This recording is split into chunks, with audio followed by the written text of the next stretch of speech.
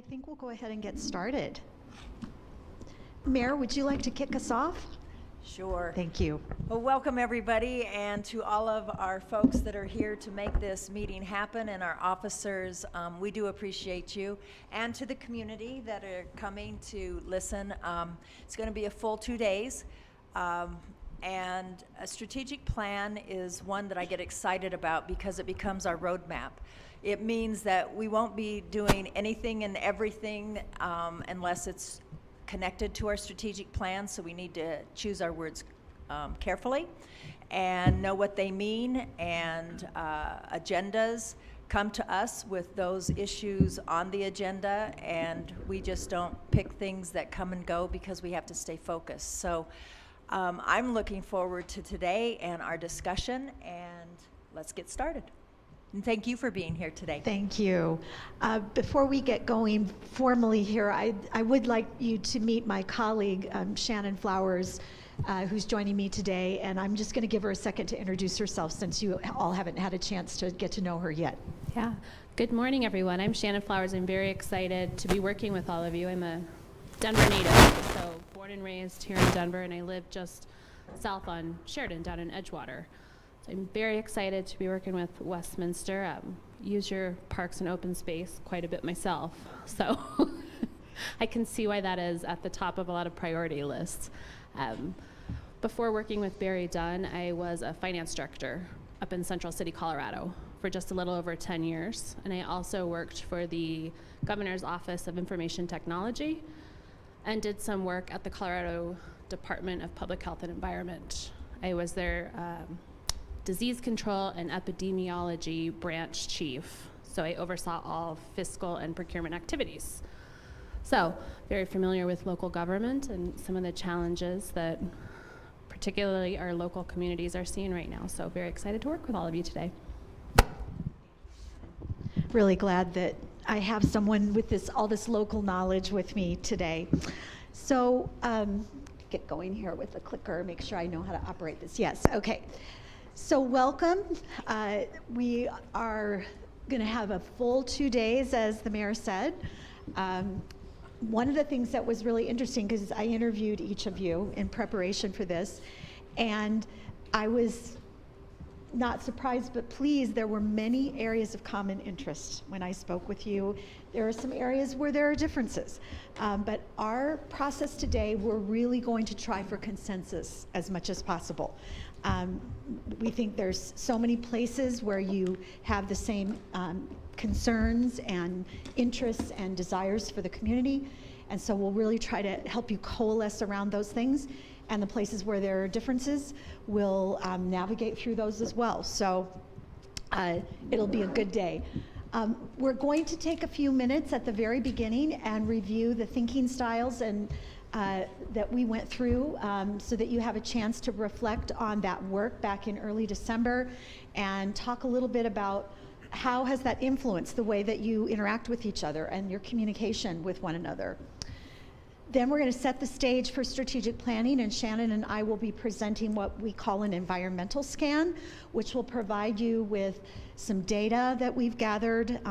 Part of it was gathered last year as part of last year's strategic planning process, and some of it we've added to with new data and statistics, and creating a nice foundation of understanding of the current environment of the city. Then we're going to work on developing the mission, vision, and core values. We'll spend some time figuring out the strategic goals, which are really the primary drivers for what you're going to focus on. We'll probably be into day 2 before we get to objectives, and then we'll have a reflection and closure at the end of each day to make sure that the process is going well, and give you a chance at the very end of the day tomorrow to talk about the next steps that you want to take. Questions about our agenda? We'll negotiate breaks, so we'll try to notice when it's a good timing, when there's a natural break, but please, if you feel like we've gone on too long and you need to take a break, just let us know and we'll let you control that. All right, these are our objectives for today. We want to build on the team development that you all did in your December retreat, which was really effective. considering the data and input we gathered to inform the process. And then at the end of the day, tomorrow, we want your strategic plan pretty far along. We won't be doing a deep dive into trying to develop performance measures this weekend, but we want to have enough guidance from you that we can do that following the retreat and work with staff to develop those, because all of you were pretty clear. We won't have a good strategic plan if we can't measure our progress. So the performance measures part is really important, and even though you're not focused on that this weekend, I don't want you to think that it won't be in the plan, because it will. And then you need to provide staff with guidance about what is your expectation for how the plan is going to be evaluated, how often is progress going to be reported, how are you going to update the plan, what's your timeline for that. So we want to get clarity from you all so staff know what your expectations are. All right, these are your house rules. They're in your protocols. But I did want to check in on the first one right out of the gate to find out what your preference is today. Do you want to use your formal titles, or are you wanting to be more informal today? I would love to be informal. Great. So we're going to use first names. Is that okay with everybody? Great. Okay. So these are your house rules. You should be aware of these. These are in your protocols. So I'm just reminding you. You've seen them before. And I love number 7. Everybody keep your sense of humor. It's always good when we can have a good laugh, because when we're doing this serious work, it's always nice when someone will, whoops, crack a joke. What happened? Boy, this is really early in the day for this to happen. Well, there we go. There's the start of our humor. All right. So, communication styles, and I just have to call this out, Sally, because this should not say not. There's a typo in here. Active listener, very careful to try to talk about things the whole group needs to know. So sorry about that. I read that several times and going, what? No, it's wrong. There's an extra word in there that shouldn't be there. But these are the things you all shared in our retreat in December. So just take a minute and look at those in terms of each of the stylistically what you said about yourself. Give you a second to process that.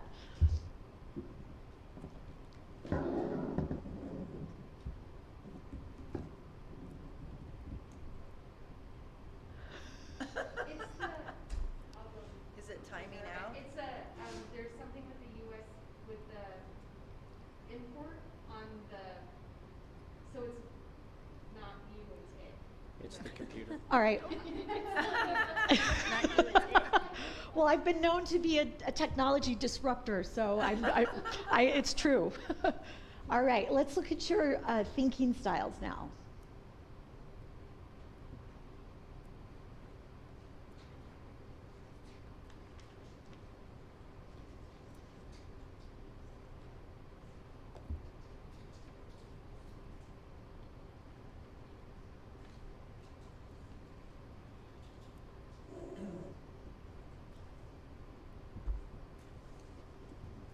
All right.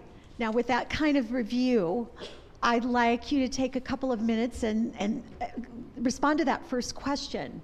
What have you noticed about your discussions and your decision making about after learning about these styles? Have you noticed things about your communication with each other in this last couple of months since we had the retreat? Yes, Sally.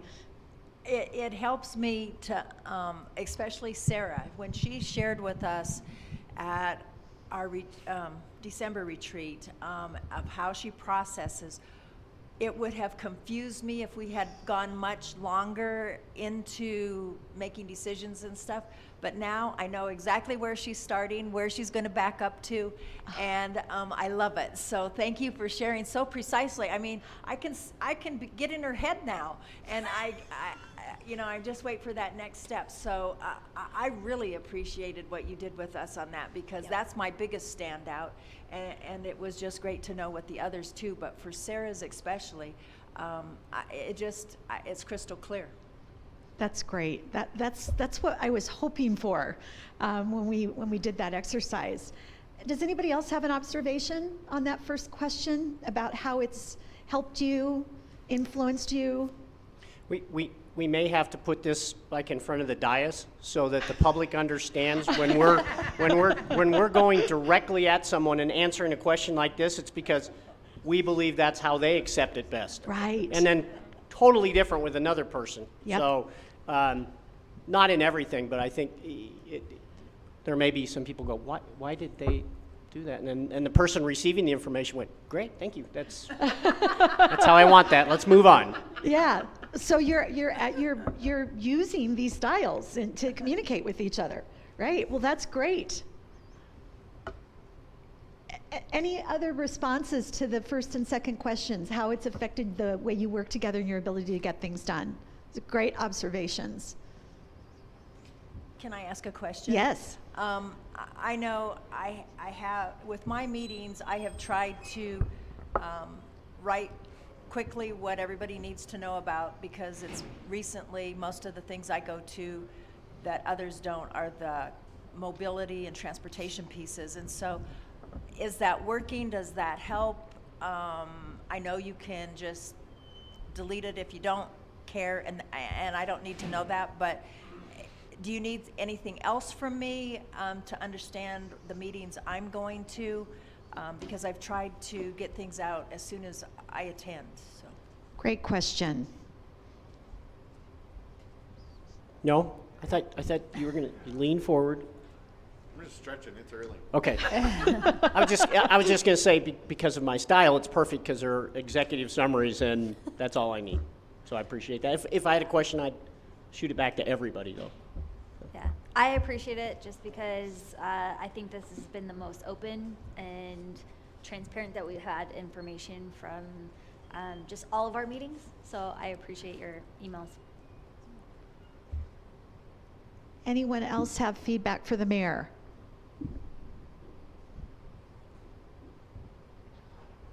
Okay. Any other observations you want to call out before we move on? I'm glad it's been useful to you. I'm really glad about that. I just wanted to say thank you for pivoting, because I know that wasn't entirely part of our exercise the last time. So, but this was really helpful because, and not necessarily because I know who I am, and how I process information. But it's helpful to understand how my colleagues process the information. Kind of what the mayor mentioned about counselor or Sarah. So I just wanted to say it's been beneficial as far as understanding how people think and communicate. It's just a personal interest of mine, so thank you. Yeah, thank you. All right. Well, I think we'll move on. So I'm going to turn this half of the presentation over to Shannon, who is going to do the first part of our environmental scan focused on the community profile. Here you go, Shannon. Thanks, Michelle. And so this first part really does give you a community profile for Westminster. And I think a lot of the information in here is not going to be any surprise to all of you. You live here, a lot of you work here, so it may not be surprising information, but I think it's good to just get that common foundation out there for everyone to use as a discussion point later on. So to start with, I just wanted to talk a little bit about what an environmental scan is and why we do it, why we think it's important.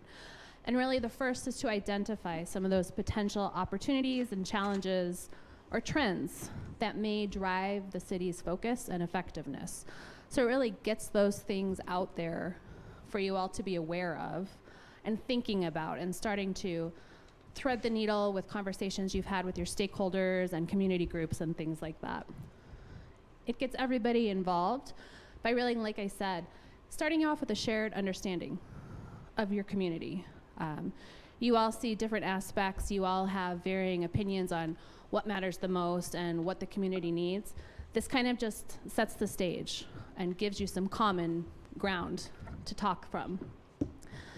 And it also helps you successfully navigate the forces and obstacles that might hinder achieving that shared vision. So there may be some challenges that have been identified through community surveys or census data or talk out in the community that you're going to want to think through as you're talking about your mission statement, your vision statement, and those goals and objectives that underlie them. All right. There's been a lot of data collected and used to go into this environmental scan. And like Michelle said a little bit earlier, a lot of the data was also built off of stuff that was done last year, and some of that work and the information that was collected.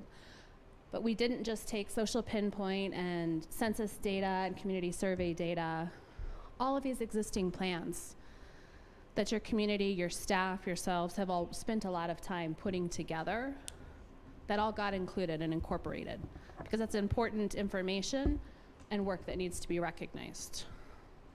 I will not go through and read all of these things. I'm sure you've all had the pleasure of reading through all of these documents on a fun Sunday afternoon or something when you have nothing else to do in the sunshine. This slide really just gives you an idea as to the different stakeholders that have been talked with about what does a strategic plan need? What does the community need? Where are those challenges and opportunities? We've talked to businesses, residents, parents, elected officials like yourselves, city leadership, and also selected stakeholders. We did interviews with approximately 35 different stakeholder groups, and that social pinpoint site has had over 67 survey responses and 38 different ideas posted. And we'll have some more information about that social pinpoint site and some of the thoughts from the community in a few slides. I'll just pause there and make sure there are any questions so far kind of about why I'm standing up here and talking to you to begin with. Yeah. Can you hear me? Okay. Yeah. On this environmental scan and the stakeholders and everyone that you spoke with, do you have demographic information? That's a great question, Sarah. Maybe I use your mic. There you go. Oh, they got me now. Okay. We did not gather demographic information because we were not trying to do something statistically valid here. We were trying to get a view from as broad of a set of stakeholders as we could in terms of their perceptions. So no, we did not gather demographic data, but the 2020 community survey has demographic data in it, and we relied on that pretty heavily as part of the environmental scan. Yeah, just in the future, whenever we do something like this, particularly when we're actually trying to hear from the community as a whole, we should be, it doesn't matter if it's statistically relevant or not, we should be understanding who we're talking to and who's actually being represented. Yeah, so I do know that we have an actual list of the stakeholders that we spoke with last February, I guess it was, when we did that work. The social pinpoint survey does not have the demographic data, but we do know everyone we spoke with in a stakeholder interview. Yep, and on that social pinpoint site, that was something that's actually come up in other communities that we've worked with. And they don't currently have a way to collect that demographic data, but it's something after a lot of questions from Barry Dunn with all of the clients we work with, that they're working on a way to do that. So that moving forward, we can, with that social pinpoint, get the demographic data.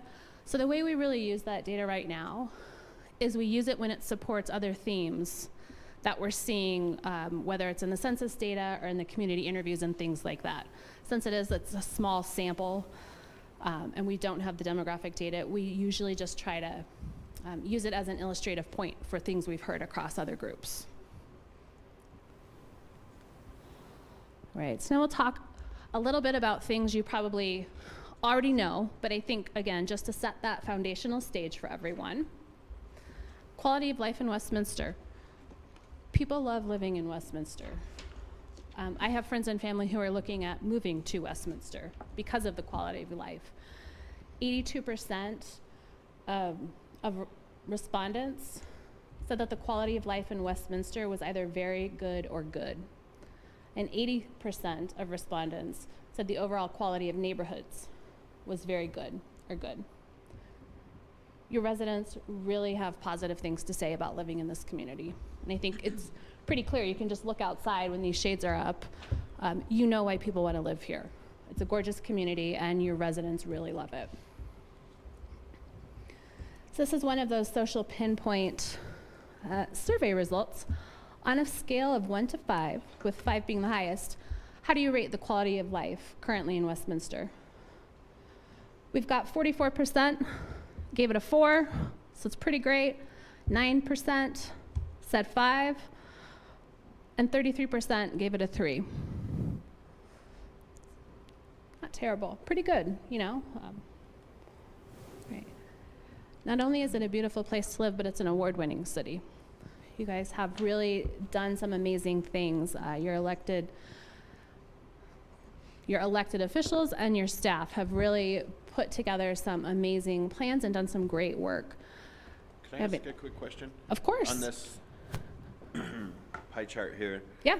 you know, we're over half of, you know, above. But how does this rate with similar cities of our size as far as like quality of life and approval?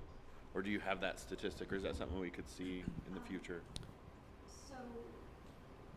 We could pull that together from the other cities that we've worked with. It's pretty similar. I think in a couple cases you're higher than a couple of other the cities that we've worked with recently, and there's also been a couple that are a little bit higher than you. But that's about what we typically see. Yeah. I think that's helpful. I mean, in terms of, I mean, if you even look at, say, any kind of national survey, the country seems to be so divided that if you get into the 50s, that seems to be an acceptable place. And I would hope that we're going to strive to be as high as possible. But those kind of qualifiers to me are helpful, because it says, you know, are we outperforming, even though this is, you know, almost 60%, or no, not even quite that.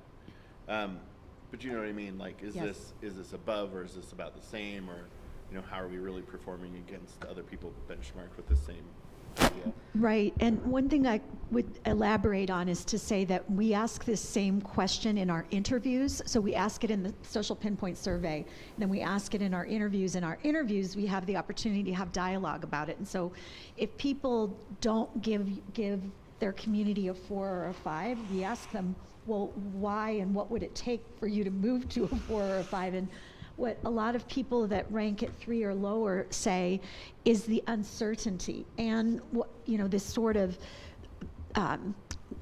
what's happening at the national level, and with the pandemic dragging on and all of that, that's influencing people's sense of optimism. Well, that makes sense. And I mean, I guess it'll be interesting to go through this, because my other thought is, oftentimes we as people, and I'm no different, is you might have the one thing that you're mad about, where 90% of the city you love, but you're grading somebody or something down because you have one particular thing you're passionate about at that time. So I imagine, to your point, you kind of dig into some of that, and we'll see some of that through this. Yeah. Okay, thank you. Yeah, and continue to ask us questions, because we do have that perspective from working around the country, and it is relevant because it does allow you to kind of gauge your city and where you're at based upon other communities that we're in, and having these same processes and conversations. Absolutely, and if there are questions like that also, please feel free to ask as we're going through, because when we take breaks and things are trade off, we can also be pulling together that comparison data. So that's a great one, and I'll definitely be doing that at the break, so you can kind of see where you land among other communities. Thank you. Yeah. All right, so a couple more community characteristics for you. 76% agree that safe and secure describes Westminster. And again, this is another slide with statistics that I think some comparison data, to your point, would be really helpful to see where you fall with other communities of a similar size. And 93% agree that beautiful parks and open space describes Westminster. That's kind of a no-brainer. Yeah. If you don't mind, like, just to point out to colleagues, like, I know some of you have been through the survey a couple times and know that although this is good and the safety numbers are good, some of the work that those of us that have been here for a couple years have been doing to try to increase the environment in the police is because those numbers are actually fallen year over year. Mm-hmm. And so I just think it's worth pointing out to people who are new to the process that you know, that's why this is something I'm very passionate about, because I think one of the number one things is a government that we are supposed to supply is a safe community. So although it's good, and I'm glad it's good and people are happy with it, we still have work to do to get back where we were. And I don't disagree. However, again, outside, what's happening down at the State House is causing people to be able to steal cars and not go to jail for it, to have 3 DUIs in one night during Christmas, and we had to let all 3 go back out onto the street because we couldn't jail them. So it's not because our people aren't doing the work, but people are seeing that no one's held accountable for crime anymore, but that's not on our police department. They're catching, writing summons, writing tickets. They don't see that justice is being served. Yeah, and sorry to belabor, but to that point, there's a couple things to me that I'd like us to continue to unpack, and this is where I ask about bringing in our partners from the county, bringing even in our partners from the State House wherever we can, and advocating for these things, because the mayor's right. We have to handle those outside indicators too, but I know before the election I had made an ask. There was some visits to roll calls that Councilor Emmons and I did, and we had very candid conversations with our people about what would help you, because there are things within our control that we could also do. So wherever we can push the needle inside the city of Westminster, be it through ordinance or resources, I think that we should do that too, so that we have the holistic approach and we're doing all things possible to make sure that our community feels safe and our people are supported in delivering that safety. So There you go. I think that's a great point. And on public safety, I think you're right. With a lot of these categories, these are kind of a broad 76% agree that safe and secure describes Westminster. But you can really get very granular, and there are certainly things within the city that are in your control and for your particular police department, and outside forces, and how to figure out where you can move the needle with those outside forces or advocate or partner with. So I think that's some great conversations and future objectives and things you can talk through. I would also say that with our community survey that we're going to put out in 2022, if there is any distinction that we need to make in the questions around safety and security, we could potentially look at those before. I don't know, has it gone out yet? I don't think so. The survey? No, okay. Right, okay. So that would be one thing. And then the other, part of my issue with looking at, 2-year-old data, and then it's not, statistically relevant or necessarily geographically representative, as we are going to have with our next survey. It's kind of like all of this is a bit of grain of salt, and then plus time, right? Yes, So, the time certainly. I commented to Michelle earlier, like I myself am looking for a house, and I have several friends who are, and the median housing prices, I was like, oh, well, this is obviously, but it's the most available data, so you have to use it. I'm like, this is clearly not where we are anymore. To your point though, Sarah, this data, when we got the last survey, it actually hit before, correct me if I'm wrong, Jody, I think it was before COVID hit. It was before a lot of the unrest hit. It was before so many of the things that have upended the world. And, so I think, it is hard. It is the gauge that we have to look at, but I think we do have to look at that stuff. And I certainly would support what you're saying about being granular, because to your earlier point, like, what is it, the things that makes you upset with these particular things, or why did we get graded down? Because we got graded down before things have really gotten a little out of hand. So, the auto thefts and all the different things that we've seen over the last 2 years, that's not even included in these numbers. It also gives you a good benchmark to start some of those performance measures and KPIs. Yeah, Bruce, go ahead.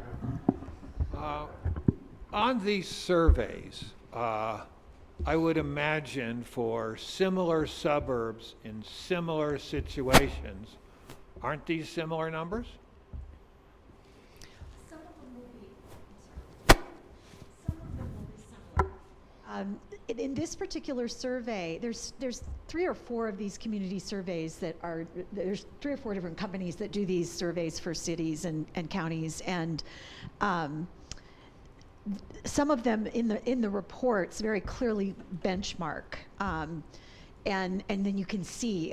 I didn't see that this survey really benchmarks you against other communities.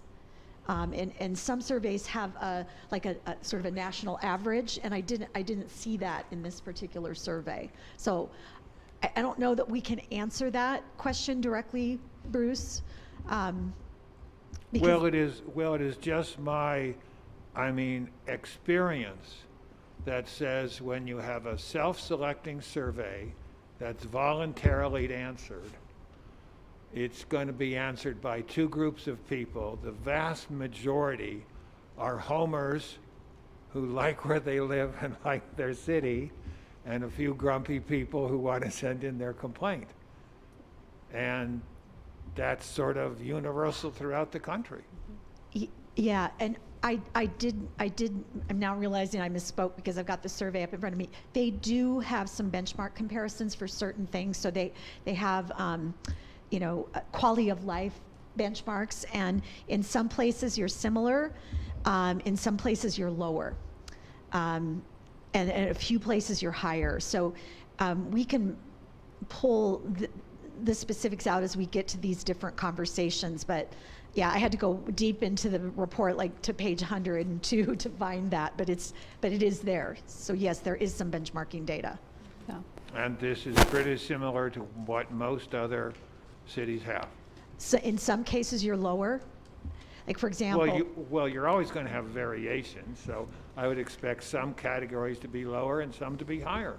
It's just the randomness of the way they heard the question and the way they answered the question. Yeah, there are very few places where you're higher. You're similar in a lot of areas, and some places you're lower, some places you're much lower, and a couple of places you're higher than the benchmark. Thank you. Yeah. We can call those out specifically as we go along. Yeah, and I think also to your point, Bruce, something to discuss when you're getting to those goals and objectives and priorities, something that resonated in a lot of the information that I was reading is communication and how you're reaching residents and stakeholders and making sure that you're reaching all of the groups, not just those who they either love it or they hate it, so they're going to respond. But how do you craft a survey that's going to get a large response to really be representative of the entire community? So I think that's a great observation and some food for thought as we're moving through the process. So a couple more community characteristics that I'm sure I don't need to spend too long talking about because you all love them and use them. The city size of 34 square miles. You've got just over 3,000 acres of open space and 145 miles of trails, which are incredible, and I think that's what draws a lot of people to this community. Your parks, you've got 60 developed parks, 5 golf courses, and 6 recreation centers. That's incredible, and I know a lot of people in the Denver metro area love Westminster for that reason. Right. This is one of the questions from that social pinpoint site. So keep in mind, Sarah, to your point, that it's a small group of people and we don't have that demographic information. But when asked which of the following words best describes Westminster in your eyes, beautiful was the top. Divided was next. Generic, overcrowded, safe. And what comes in after that? I think community and diverse kind of share. So you've got kind of a mix of some great positives and some things that generic, not necessarily negative, but maybe something you really want to figure out how to make it unique and put a unique stamp on the community. These are some more community characteristics and this is from the 2020 community survey. 87% rated it as a great place to live. And down here you've got a couple of lower quality ones. Only 54% said that the quality of public schools was very good or good. And only 55% said that it was a very good or good place to retire. So you've got, again, like Michelle said, kind of a mix of those really high-ranking things. Overall, it's a great place to live. It's a great place to raise children, yet only 54% would rate the quality of schools as good. Some dichotomy and some diversion of opinions there. For just a second, I was just reviewing this a little bit more because I wanted to share it's relevant at this place, these quality of life factors. So I just scrolled through and looked really quickly and kind of paid attention to the ones where you're lower than the benchmark. And the places where you're lower than the benchmark are sort of as an overall place to live, lower in the area of sort of citizen involvement in government, lower in safety, lower in recycling, lower in utility billing, lower in traffic. Those are some of the benchmarks where you were below the benchmark. And then one that surprised me, but it truly is in here, trails. You're lower than your other 24 communities that they benchmarked you against in the Front Range for trails, which kind of surprised me given the... But not the quality of public schools, not that we control that? And that was lower also, but no, you don't control that. But people have perceptions that city government maybe does have some control over that. Yeah, and I mean, I know that we don't, but that's one of those areas where we can work with our partners. But I am curious, like, more color around that, because there is so much national discussion about what a good education is, especially mixing COVID. There's a very stark divide, I think, in the country. So.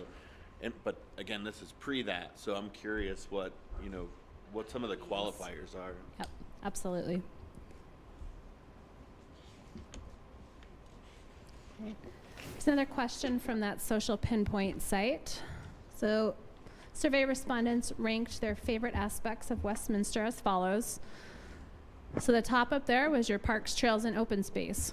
So again, kind of this dichotomy of how people are responding and who's selecting to respond to these things. Then ease and quality of mobility. So your streets, your bike lanes, your buses, restaurants and entertainment, recreation facilities, crime, safety, and security. I won't go all the way down the list. Those are your top 5. But it again just shows, you keep hearing these same things coming up time and again. But depending on the survey results or the source of the data, a little bit of diversion, one to the other. Okay. Here's some statistics, and this is the one that I was kind of like, oh, some of this cannot be true anymore. So Westminster's population, it's about 116,000 in 2020, and it's projected to grow up to 122,000 by 2025. And that's based on a growth rate of 5.18%. Median household income is $76,000, just a little over. Median home value, $340,000. So clearly, these statistics move really quickly in our current circumstances. Then you've got 92% has a high school graduate or higher degree. So a snapshot of the population and breakdown by race and ethnicity. It's got about 80% are Caucasian, about 22% Hispanic or Latino, and then that other category rounds out the top 3. Do they not delineate any further than this? This is just what the census does, and they bucket everybody else into other? No, they do break it down further. We took this from the city's website where they had just kind of grouped up. Those other groups, sometimes the percentages are so tiny that it's not even, doesn't really say anything to call them out. I think it would be, if wherever we could see it would be interesting for the council to understand. Yep. I know that and I don't know, some of it you might not be able to break into, but like Native American or, and there's a couple that I know we have some populations, and when we work on our inclusivity stuff and trying to reach into certain populations that might be less open to traditional government, would be good to understand, because that would help that group as they do their outreach efforts. I'm actually looking right now, and that's a really good point. We're working with a community in the Midwest that has a very large Hmong population, and so it's and the Hmong community interacts with government differently, and so I think you're making a really good point. And that's how we are. We have very large Hmong population. We have some good leaders in that population who are very connected to some of us, which is helpful, but I think it's just as helpful to know which ones, if there's ones that we haven't made some inroads with, so that we could try to work on it. So I just pulled this up really quickly. This is from the 2020 census data. 1.9% are Black or African American alone. 0.9% American Indian and Alaska Native alone. 5.9% Asian alone. 0.1% Native Hawaiian or other Pacific Islander alone. 3.9% two or more races. And then the Hispanic Latino is what's up there. And what did we miss here? I think that's it. That's as far down as they break it. Great, thank you, that's helpful. Yeah. Although this is older census data, right? So we have updated, No, it's the 2020. do we not have ACS? I guess not. Okay. 2020 is census data is the latest. Okay. At this point. Okay, thank you. And I also think worth noting out in that is there must be a lot of people who object to government labels. Because you have at least 6% who must have been one of the categories, but they didn't like it.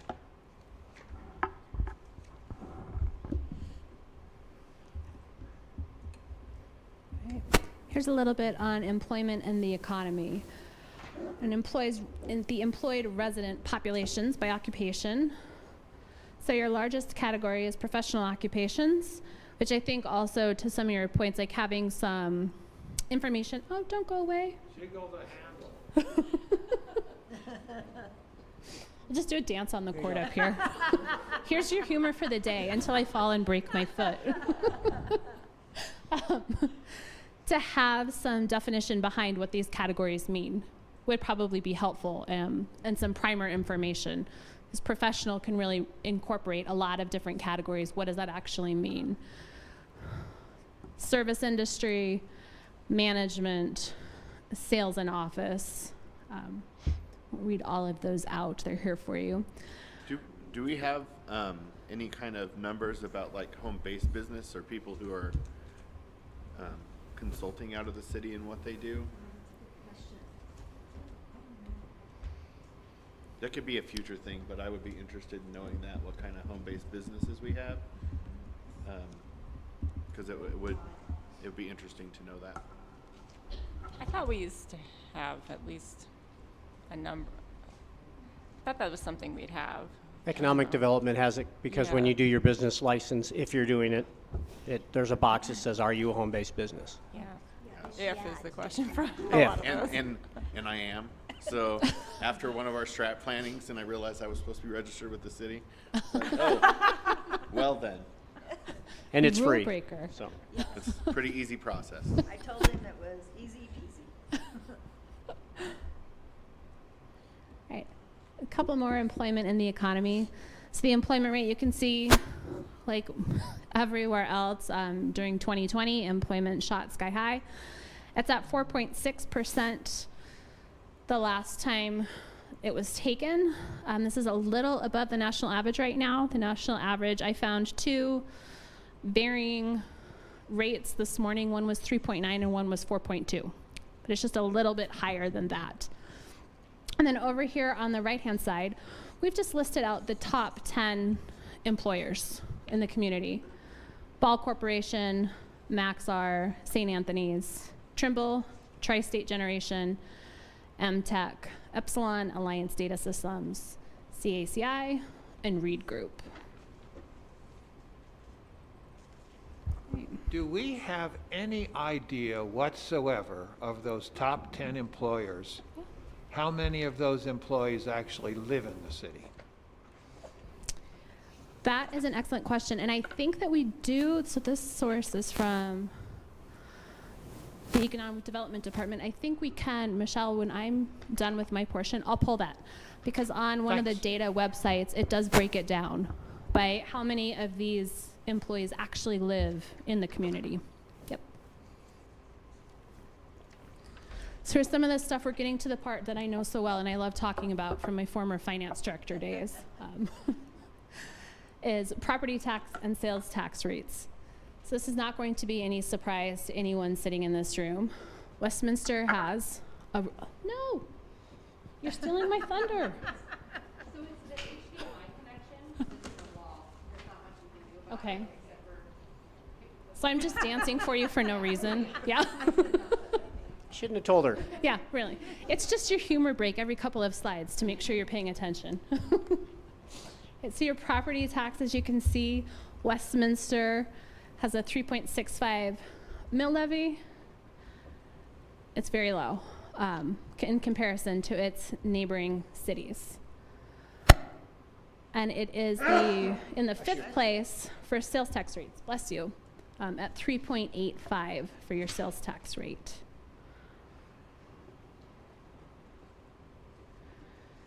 This is a pretty simple slide, and I'm sure going through your budget process, you've all seen these pie charts and these statistics a million times, so I will not dig too deep.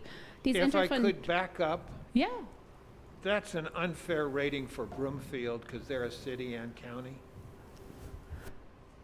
that's a great point. Because if you add in the That's an county excellent rates point. for us, it puts us even above Northglenn. That's true. Yeah, Northglen's all- that's an excellent point to point No, out. it's Yep. not, No. not above Northglenn. Yep.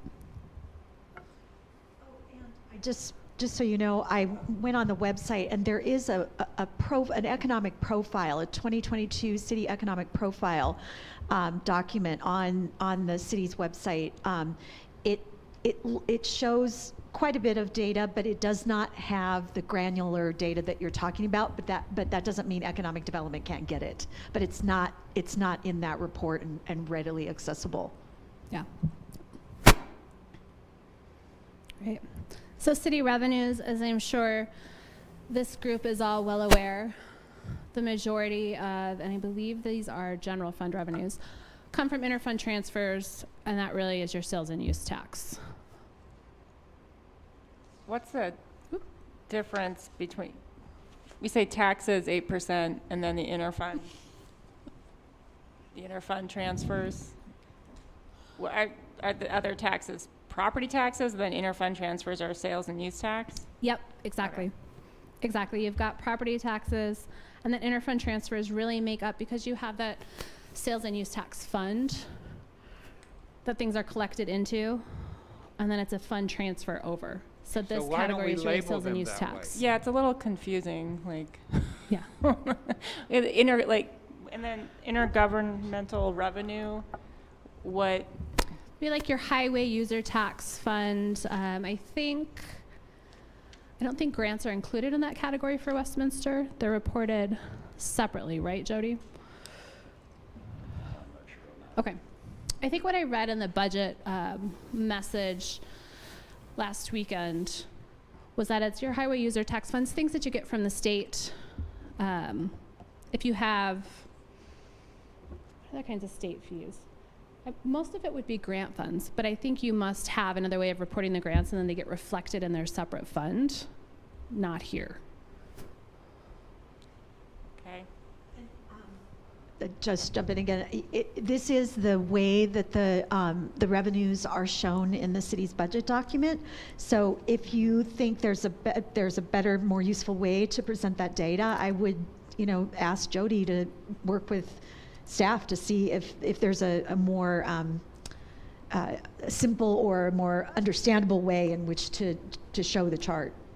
Yeah, I mean, I work in city government, and it would just be helpful but obviously not in finance. I know everybody has their lingo, but as a document that should be legible for everybody. And I'm sure there's definitions in the budget document, so I'm not gonna, but For graphics like this, yes, it would be helpful. Yeah, I agree. And it has all of the breakdowns and descriptions of what make up the categories in language underneath the charts. But I think to your point, and maybe if it's you have an internal document like this that staff is really familiar with, and then you have a public kind of a budget and brief document that's really understandable for people who aren't in government and speak the lingo all the time. And it goes back to transparency. Yes. This document is for our people. And not only does it need to have properly labeled categories, but it needs to have a dollar amount.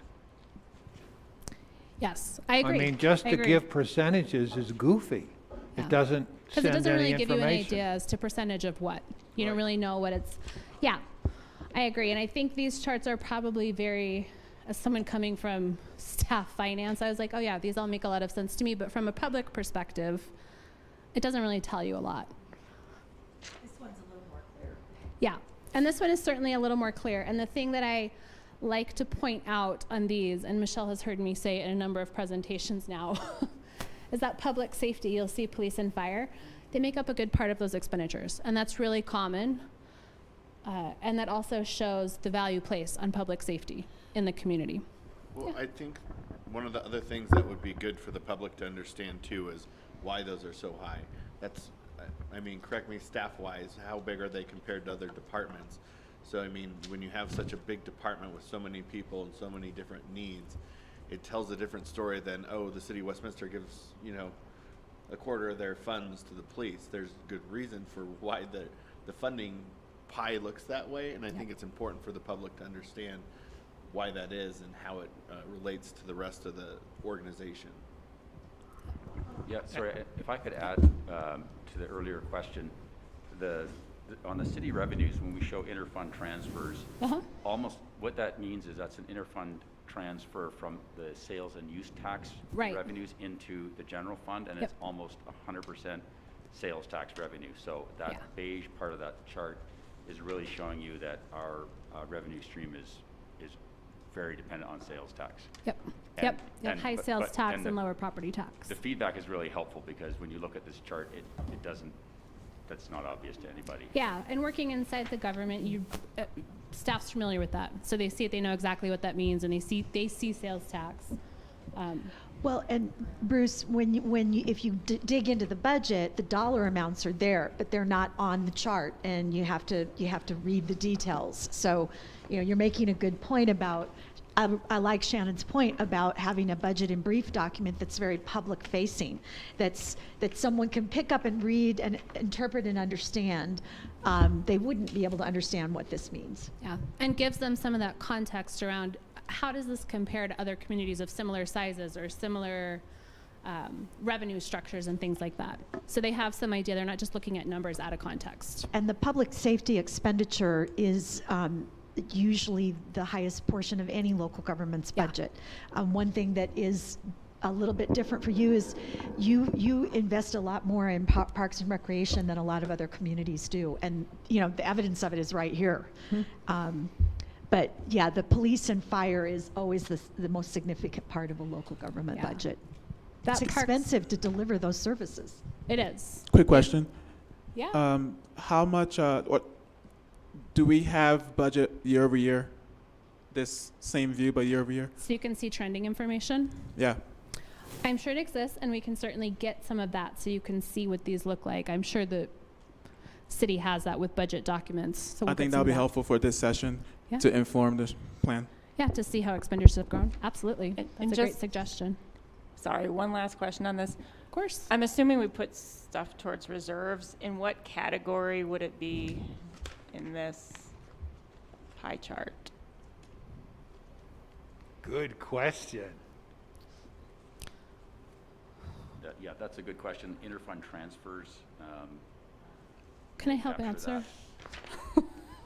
So generally this is... And there's another thing I'd like to add. Yeah. Is this is only on the operating side. It's not at all on the CIP side, is it? And we spend, what, about 120 million in expenditures, but don't we have something like 80 million to 100 million in CIP? Which is capital improvement projects. Yep. That would be excellent to add. And I think to the question of where reserves would be reflected, it probably wouldn't accounting-wise be reflected in your expenditures. That would be something that you're putting into fund balance or specific reserve fund category at the end of the year, but it's not considered an expenditure. So it wouldn't reflect on this chart. Okay. So can we have the balance sheet view for this session as well? Yeah, To balance show that? sheets. Absolutely. Yeah, and those balance sheets do give, I think, why a lot of staff traditionally show revenues and expenditures. It's because those are the kind of month-by-month daily transactional data. That's a little bit easier to understand. And then you take this data and it gets rolled up and translated into those balance sheet information that is more, better depicts a community's financial health or fiscal health. This is more transaction budget data, and then those balance sheet statements really give you a view into, if you look year over year, hey, our net assets dropped, or our liabilities increased. What was going on here, and what are we aiming for with reserves? Shannon, when we get to a place where I'm taking the lead and Shannon can dig into the budget document, I'm in there right now. It's a 294-page document. I'm looking for that year over year information that Obi is asking about, and it's not jumping out at me, but that doesn't mean that it's not here. It's probably in the CAFR. Oh, the CAFR. Yeah, so I can pull it. I know it's on the website. I can pull it. You know, if you go back to Mayor Pro Tem's comment on that previous pie chart, with police represents about 25% of our workforce, so it's relatively accurate with respect to absolutely. that, and all the associated costs tend to be reasonably consistent. So I would just make that confirmation. Yeah, Bruce. And I'd also like to add the comment that we have done away with the central charges. At one time, central charges were would be 25% of that graph, and staff made the decision a couple of years ago, it must have been, to move away from that, and that is so much better to truly understand the costs of each service. Yep, absolutely. Makes it much easier to understand when you do away with those. All right, so we will get some additional revenue and expenditure information for when we have those discussions a little later on, so you can see some trending information and some balance sheet information. Okay. Here are a couple of statistics, and this speaks a little bit to some comments earlier. How do these numbers rate to prior surveys? And so you've got 85% of respondents said that fire protection was either very good or good, but you'll see that this arrow on the right-hand side, it decreased since the last survey. Just my own observation, something that would be helpful here is to put maybe over the arrow or something what the percentage decrease was, so you can see that comparative trending information, right? Right. At 77%. Drinking water quality is very good or good, 71%, police protection, and 61% emergency preparedness, which decreased again. But yeah, go ahead. And this may not be something that you put in the city survey, or citizen survey, but I would be interested to see, especially over the last 2 years, what the calls of service were COVID related. You know, and if we had any kind of time sense over the last 2 year period to see like any spikes in those, because I know, especially in the beginning, that was a substantial amount of load, or at least that was my understanding. So I'd like to understand how that impacted those services, so that we can pair that up when we see the next citizen survey. Yep. That's a good point.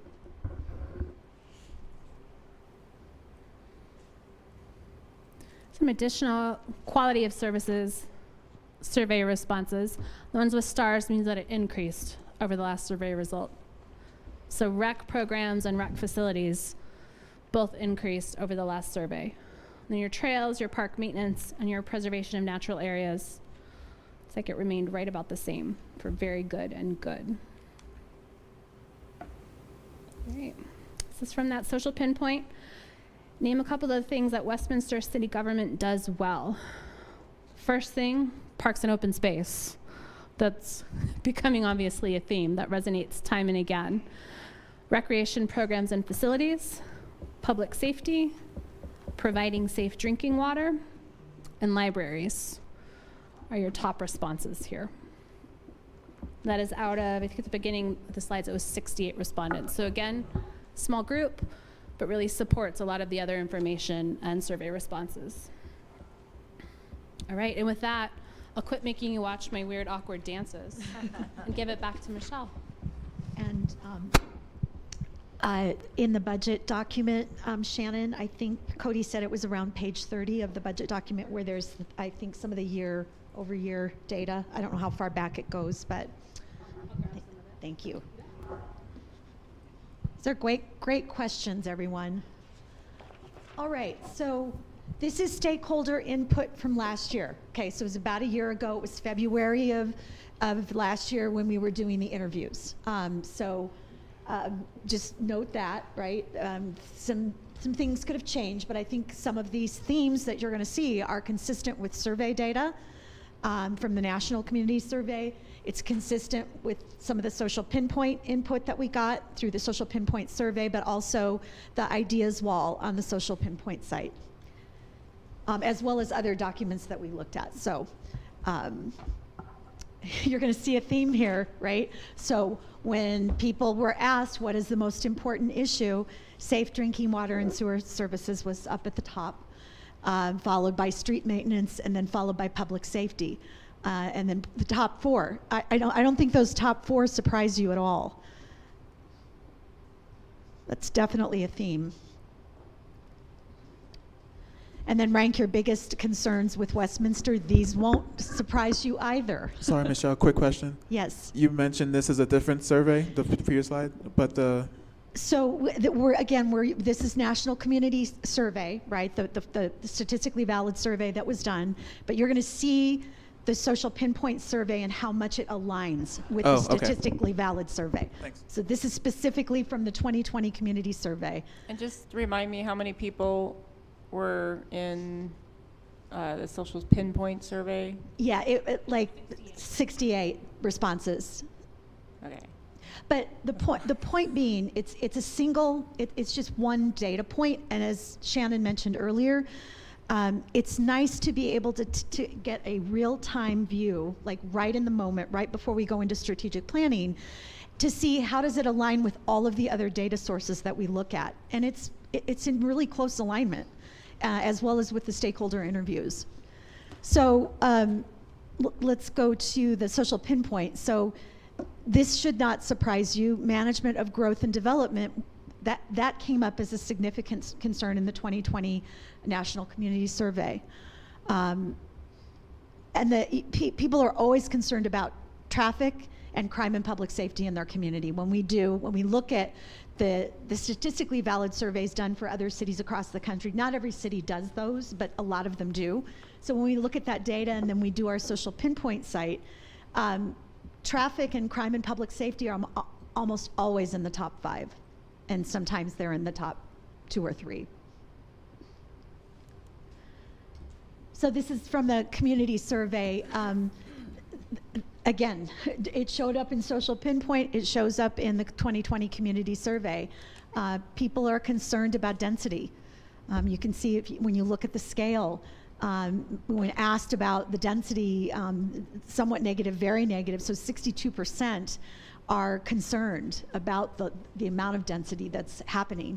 At the same time, what's interesting about this, I'll present in a slide, people are always also concerned about having enough housing. So there's this push and pull between growth, right, and not wanting to become too dense, but also recognizing we need more housing. So it's just that strange, oh yeah, this was a slide I wanted to show you.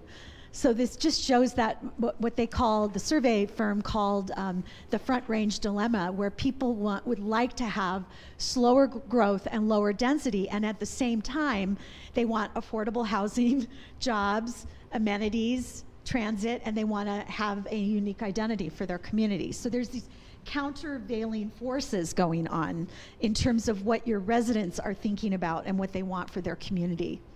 And again, the affordable housing, people named it as the #1 way you could improve the quality of life. However, when they actually asked people to rank what is the most important thing, it ranks 12 out of 15. So you can see the sort of competing views there. But really, Michelle, wouldn't you say that's a function of the way we asked the question? I don't have the survey question in front of me right now, so I don't know how the question was asked, but we can look at it because we have the document. See, because you said if the survey said, sorry, if you asked the people to put a value weight on it, it ranked way low, 12th. But if you ask them what's nice, well, lots of things are nice. Yeah, we'll have to look and see how the survey questions were worded around that topic. We have the documents, so we can let you know that. So we actually interviewed businesses last year in February and actually had some good conversations. There was a variety of representation of types of businesses in that stakeholder group. And they were saying, in terms of being able to recruit the types of workers and workforce for the jobs that they're trying to fill, the lack of an epicenter with amenities to compete with the neighboring cities was a challenge. That some of the people that would maybe want to take a job in Westminster maybe wouldn't take the job because there wasn't enough to do. They also feel that the economic base for Westminster needs to become more diversified. And then they talked about some competitive disadvantages that they face as they're trying to, grow their businesses here. And cost of living was definitely a factor. They said, Westminster is becoming an increasingly more expensive place to live, as is true of many of the Front Range cities, right? As the population, the whole metropolitan area expands, and some people want to leave Denver and come out to this place where you have these types of views, and that's driving costs up. Can I ask? Well, and I don't know how this feeds into the survey, but I mean, I think this is one of those push-pull areas for us, because the idea that bringing more people that can't come here because it's not affordable versus taking care of the residents who are already here, that have already invested in living here, I think we have to decide which is the priority. My preference is the priority is taking care of the people who have already invested here. At some point, we're going to run out of land and resources. We only have so much water, so much land, and ability to provide services such as police and fire. So, I mean, that's got to be part of this conversation when you talk about affordable housing. And I think, to me, the push-pull is what we saw in some of these recent hearings, is people don't want density. However, if you want to provide things like affordable housing, that equals density, because that's the way that they make those calculations work. That's the way that, those federal dollars work. They want to get the most bang for their buck. So it's just something I want to at least have us think about. And obviously, that's my view on it, but we certainly were elected by the people who already live here to make sure that we're taking care and being good stewards of the things that, that the city does, so. The one thing that was a takeaway for me from talking with the businesses is that there were a couple that said, if I can't get some of the needs met that I have, I might be forced to leave the area. And so there's that balancing point between taking care, as you said, of who's here and how to keep the business environment friendly enough, right, to keep the businesses here that are here. Michelle? Yes. What were the details of the sales and use tax conversations? Basically, they just said they're too high. I mean, it's just that simple. That's what the businesses said, they're too high. This was an actual business survey that was done by Left Brain Concepts that we also tapped in as we were doing all of our data gathering and review. And these were the things that in that survey they wanted to prioritize services that the city is providing or could provide to foster growth in the business community. And what they put at the top of that list is promoting Westminster as a place to live and shop, and then serving as an advocate for local businesses came in second, and then financial incentives. Businesses always want that. So that's usually going to be in the top 2 or 3, and no matter where you go. Regarding the surveying of businesses, did the city conduct it, or was this in partnership with our chamber? Or I believe this was in partnership with the chamber. Okay. And it was a study that was paid for by this. No, it wasn't. It was city. Oh, okay. Okay, so it was contracted by the city. The city contracted by. Sorry about that. Yeah, contracted with Left Brain. Yeah. Okay. Thank you. It's been a while since I confused that. Thank you. Again, that same survey, and definitely heard this in the interviews, in the interview with the business community group. They talked about the top 2 over and over and over again. That was a really significant theme.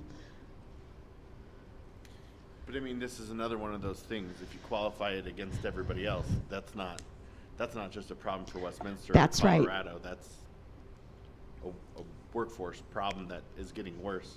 Yep. And what's interesting, it'd be interesting to know how businesses would rate this now, because we know how challenging the environment is. In my home state, we have thousands of more jobs than we have people to fill them. It's just flipped on its head. When will this be done again? Because I mean, that's a really good point. This is another one that says this is 2020, but I know for a fact I've seen businesses actually closing their doors, and I mean, some of them aren't, they're service jobs. They can't get people to be wait staff, and so Yep. they're just throwing their hands up at it. Yep. Yeah, we're reassessing this coming through COVID, thinking we need to do our surveys very early in January, and of course before this strategic plan session. So with the fundamental changes that have happened through COVID, what used to be relevant data, a year later is just Right. not relevant at all in most cases. So we were not able to get out in front and get a survey done before the end of January this year. In terms of how many businesses we heard from, do we have that number? How many responded to this survey? I'm sure we've got the document saved somewhere. We can check that out. Okay, well, I would just say in the future, one, we should work with our chamber. They have like 400 businesses that are members, and probably could still access more so that we can get a really strong representation from the community. And also, I'd like to add in that when it comes to the city working with businesses, we should be as outgoing and helpful and transparent and easy as can possibly be. But when business whine to us about the operation of the free market, oh, we can't get enough low-paid workers. Well, that means you're going to have to pay them more. That's the way a market works. And the city shouldn't be interfering in that. And I don't think necessarily here they were asking for the city to do anything. They were just saying that finding a skilled workers with the qualifications we need is our biggest concerns. This came from themes from the stakeholder interviews. Here's where schools came up. Schools ranked lower. Schools in Westminster ranked lower than the benchmark in the 2020 National Community Survey. Be interesting to see if those numbers change at all with the new one. Do you remind me, do we have that broken down with the school districts? Because did they all do the same, or was it, because we have 3 school districts within the city? I don't know how the survey handled that, but it will be in the appendix, and so we can look that up. Again, I don't think any of these things are going to surprise you. The equity and inclusivity did come up in the interviews as something that they felt the city needed to work more on. And then this other one that didn't show up in a lot of other places, but more mental health services, and the perception, at least from the stakeholders we spoke with, was we need that. Our young people are underserved.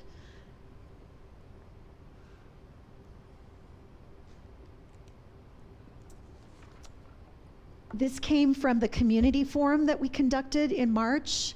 It wasn't heavily attended, but we did have, but the people that did attend really engaged in some pretty meaningful conversation. And again, I think you'll see a series of themes here that run throughout all of the different data sources.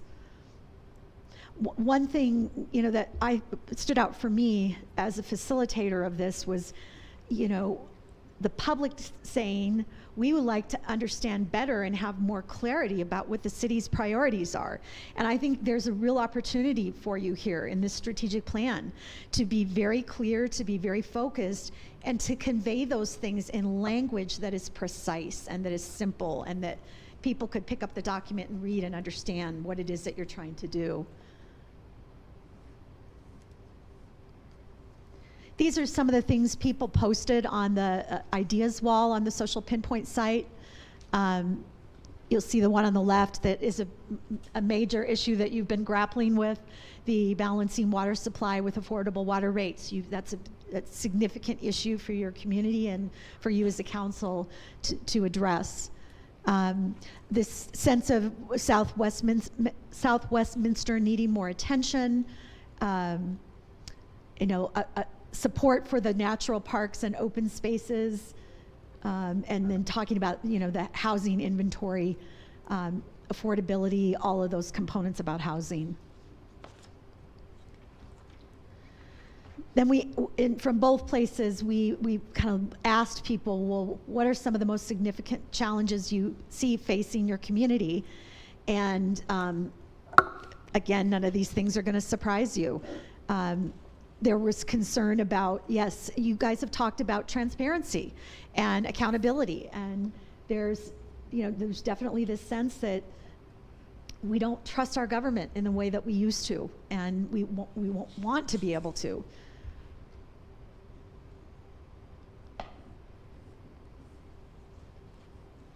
And then these are in rank order from that social pinpoint, but remember, this is, a small sample, about 68 respondents, but cost of living and housing was at the top of that list. Wait for this to come back. Oops.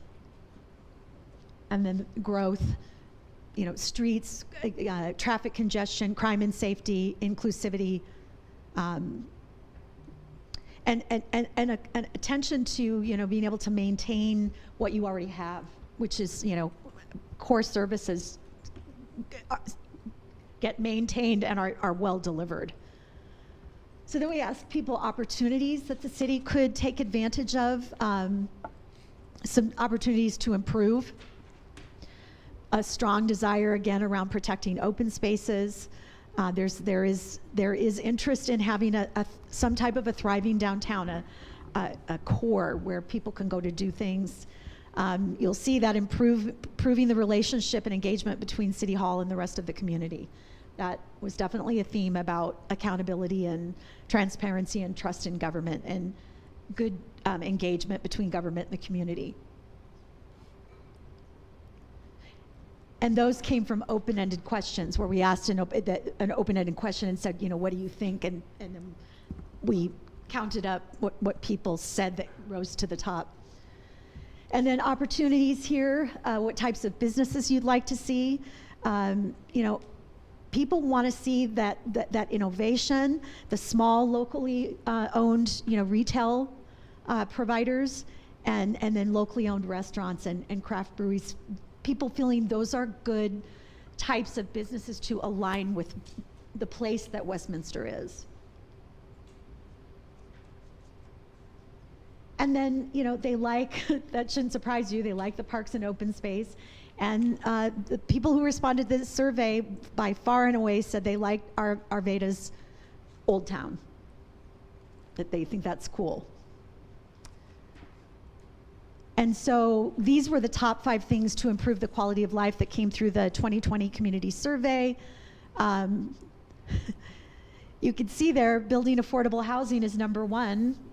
Again, that theme of open spaces and parks, making the three that are there all together, they were tied for third place. That's why they're showing up that way. Same thing with number 4 and same thing with number 5.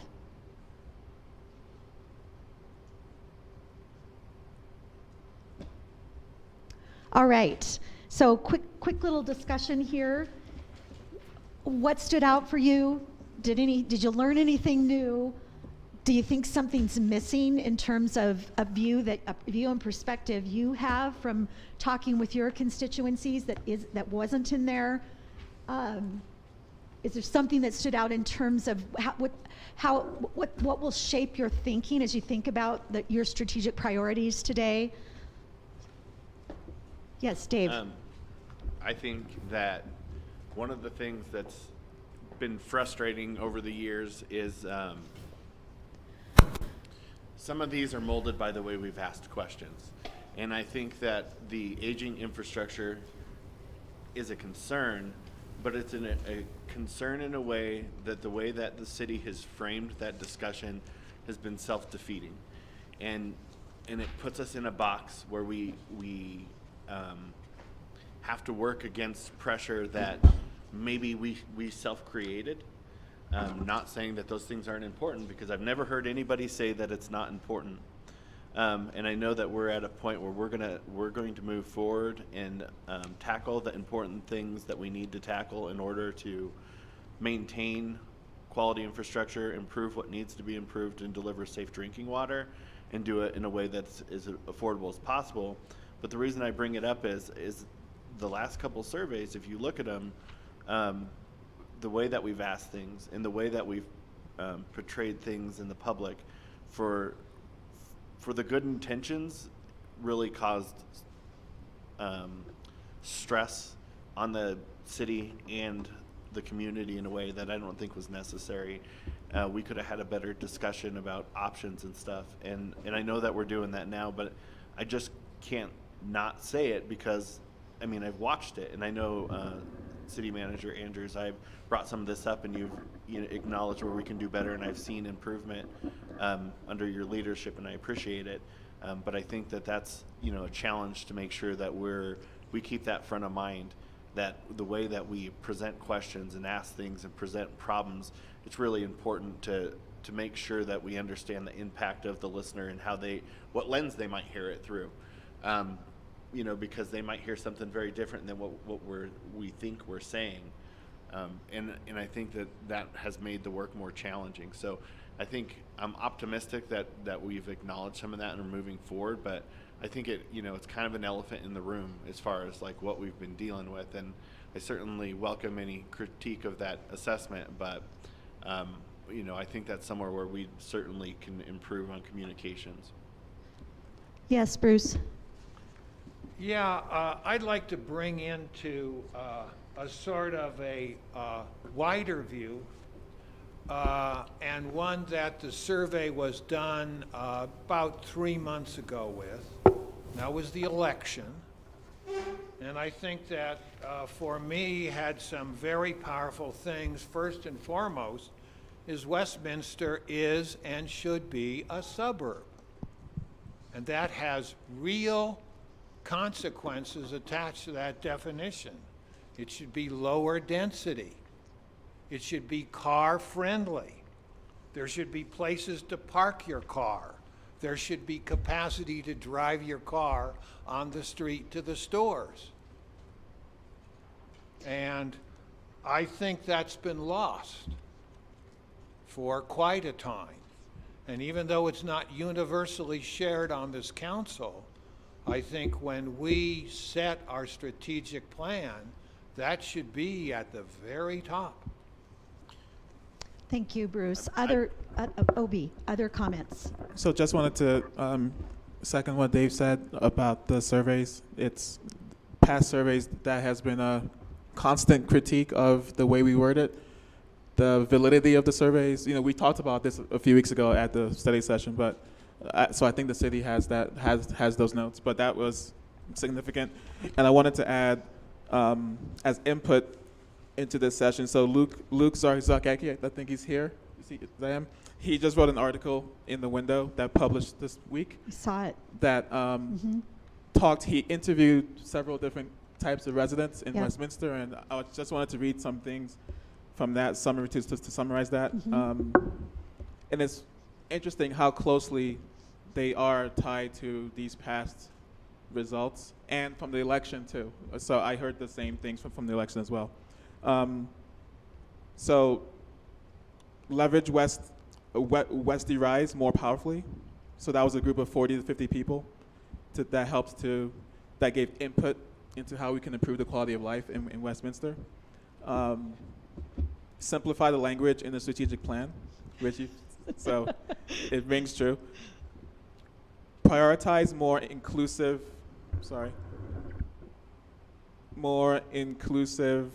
bilingual communication should be something that we think about as well for our 22% Hispanic community.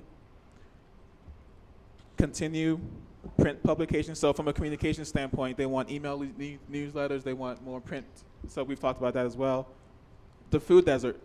I don't think I saw it up here, but that's something critical that we need to think through, how to get more grocery stores and more food access, particularly for South Westminster.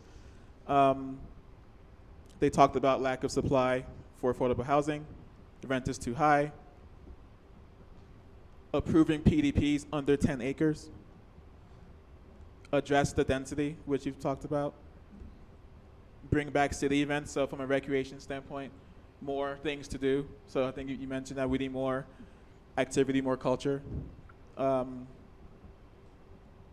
Complete our incomplete trails, maintain our water infrastructure, make water affordable, educate residents on conservation programs, change zoning to allow more nonprofit opportunities, balance car lanes with bike lanes, so more bike lanes, which I also heard on the campaign trail as well. Folks want to be able to travel through our trails if they were more connected without having to use a car. Update the code. So from a business standpoint, our municipal code is restrictive, right? So reduce the bureaucracy from a red tape standpoint for our businesses. Create a group of councilors, chamber members, and business owners that takes steps to support the local economy. So having a dedicated task force, that's a very interesting idea. Make sure our police and fire are strong. Rise in homelessness, so address that. Address the rise in crime. And prioritize common sense over politics. Just wanted to add those from this article. I think I read that article and I was struck by how much of what was in there was reflected in all the different data points that we've gathered from it. I went back to this slide on the concerns of parents purposefully because a lot of what you talked about when we met with this group of parents, a lot of what you talked about, they talked about, and we definitely heard about the food desert when we talked with parents. So I just wanted to go back to that slide because I thought it captured a number of the things that were in the article that the window did. So back to our processing of this. Oh yes, Dave. A couple of things on both what Bruce and Obi had said. I mean, I think there's a couple things. Like, I appreciate the article that Lucas did. When I spoke to him, I shared with him and I mean, I think it was smart what he did as far as asking each of us to give us a handful of, call them supporters of our campaigns to speak with. One of the things I shared with him that I think makes that difficult is I have such a wide diversity of people who supported me with different things, as we all do in a diverse city, that it's hard to encapsulate what a whole city wants in an article. And I think that going through this strategic planning, and I know I talked to you about this in our one-on-one, is what a strategic plan actually is. And I think that this is where we could really improve on what we've seen over the handful of years that I've been on council, because ultimately a lot of these things that we hear from people are just pieces that support a strategic plan. So we really have to decide what the pillars of our plan are, and then we leave these things to the staff to figure out how you support that strategic plan and encompass the things that the community wants. The other thing I would add is the things that not just they want, but that are in the stead of local city government, because there are things that we do and there are things that we don't do, and the things that we don't do, a lot of these, as important as they are, I've obviously been a big advocate of mental health. That's another one where how do we support our partners in the county and say, is it space? If we gave you some space inside of a city facility, could you provide services? There's a lot of ways that I've seen that we've done stuff like that successfully, but ultimately it shouldn't be us taking on things that are, a different role of a different government or a role of the free market. And I think that's where we could really come up with a effective strategic plan, realizing what our lane is. The Westy Rise one, I appreciate the folks that went through that process, and I think that Councilor Azadi, Obi, you would appreciate the fact that I have some concern about that group because it wasn't picked by council. If I recall right, that was mostly a group appointed by the former city manager that actually I personally didn't really know about till they were down a path. So how those folks got picked, I know that there was some diversity as far as business community leaders, people from different boards, but it didn't have the fingerprint of the voters in the fact it didn't have the fingerprint from my recollection of this or the former council, at least not as a body. I don't know if it might have went down deeper, but I do appreciate everything that's in there, and I think it is interesting to your point that it does match a lot of what themes that we have, but we do need to figure out which of those things should actually be in a strategic plan, or those are things that the staff can decide, does this support the overall strategic plan and things that we actually have any control over. Thank you. Other comments? Yes, Sarah. So I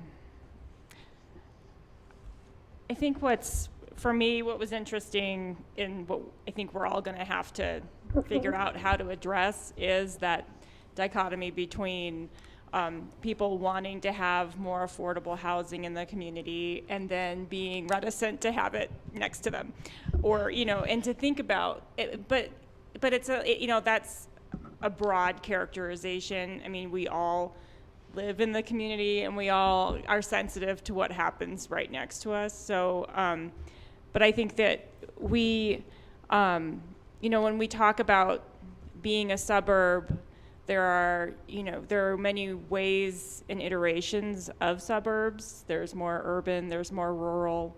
Who are we? And what do we already have the foundation for? And I think in reality, we need to be thinking of ourselves as a community with a variety of places that there are many different contexts and ways that those places are defined. And when I was on staff several years ago, I took a look at how much of our actual developed area in the city is just single family, and it's about 66%. It's about 2/3 of the land is just residential neighborhood. And I think that's really not much of that's going to change. We only have 5% of our land area is remaining that's developable, and it's pretty tight land. It's not the easiest properties to develop, right? So those are going to be unique instances. I think we have certainly had more redevelopment occurring in certain areas in the communities, some change, some build out of those last remaining spaces that have been kind of construed as open space. And I think that becomes more visible to people. They're like, oh my God, that's been a field forever, and now it's something else. And so we are kind of, in like every community, as we're starting to fill in those last spots, we're all kind of feeling it. And I think that there's a heightened sensitivity to it because it's more visible. Yeah.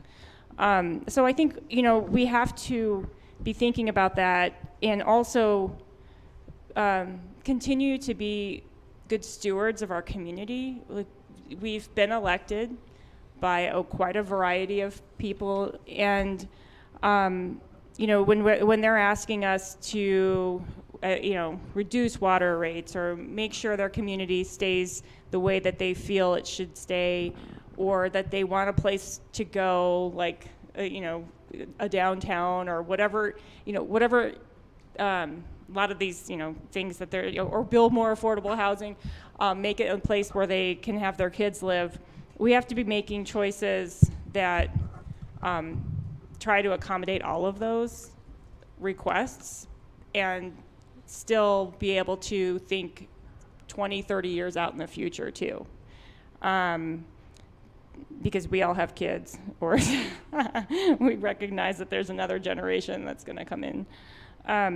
And I really like it doesn't come up, is it on there? More culture and arts in Westminster, but that has that gives a lot of value to community that we don't typically, we kind of gloss over it often when we're just thinking about just keeping a city alive. But when it's truly alive, it's got people who are feeding it in terms of, bringing art to us, bringing experiences to us. So that's something I do value. And finally, Dave, you were talking about, connecting, while we don't provide the services like mental health services, I think we can be a good connector and facilitator, whether it's mental health services or financial health, financial health services, or whether it's businesses needing assistance to thrive more or to have people start businesses. So if we can look at ourselves as a connector and a facilitator to help our community thrive, that would be something I'd like to see. Rich. Thank you. One thing, looking through all of these and on almost every page, we all have needs, wants, and desires. But this body has to, one of the first questions that I always ask myself, is that need, want, or desire the proper role of local government? What is our critical pillars to our strategic plan? What holds up the pantheon? How many of those can we concentrate on? What can we afford? But more importantly, is that our role? And so in some of these, yes, that would be nice. We can't deliver on that. Yes, that would be nice. We can't deliver on that too. And yes, we already collaborate because we are part of a greater metro area. We look at some of those things, for instance, from a cultural standpoint. We'd like an Arvada Center that's broke most of the time. And so, but it's only 10 minutes away. We'd like the US Bank Center. It's 20 minutes away from one end of town to the other. So those things are already interconnected in our greater community. And so that's a positive from that side, because each city, we're not out in the middle of nowhere. We're not on an island. So that's a positive from that standpoint too. But is it a function of the market, or is it a function of government? And if we concentrate on those core things, that we make sure every part of our community has ADA compliant sidewalks and gutters, that their roads are good, their infrastructure is great, the water comes on and is drinkable and of high quality, and when they flush the toilet it goes downhill, and are they safe in their community? Those are the big pillars. If we do all that right and people feel safe, they feel secure, they have a great place. Open space too, we've got that open space. A lot of the function of that too is just, we have a great location here. We look out, there's the mountains, that's a great thing. We have a lot of trails already, we have all those things in place, and we have financing available for it too, because our residents keep upping the tax on that. That's great. But how do we come back in this pillar, make it easy to understand for staff and the community, and make it a truly functional document? And so that's the question that I'm going to ask throughout the entire weekend. Is this the proper role of local government? Yes, Nancy. No, go ahead. I agree with everything that you said, so I won't repeat it. But as I read this early in the week, and then my sewing area, and I had lots of jobs to do this week, so that's where I process. And I guess what I'm going to bring to the next 2 days is we know we have a divided community. They've told us so, we've heard it, we know it, we feel it. And so we know as a council, we've already identified, we know we need to be out in the community. That's in the process of happening. I don't think our first one's until March, but anyway, we have that. But that, no matter what we decide our strategic plan is, the core for me is going to always be, how do we continue to bring us back as a community? People are not begging, but their hearts are aching for that. They don't have that.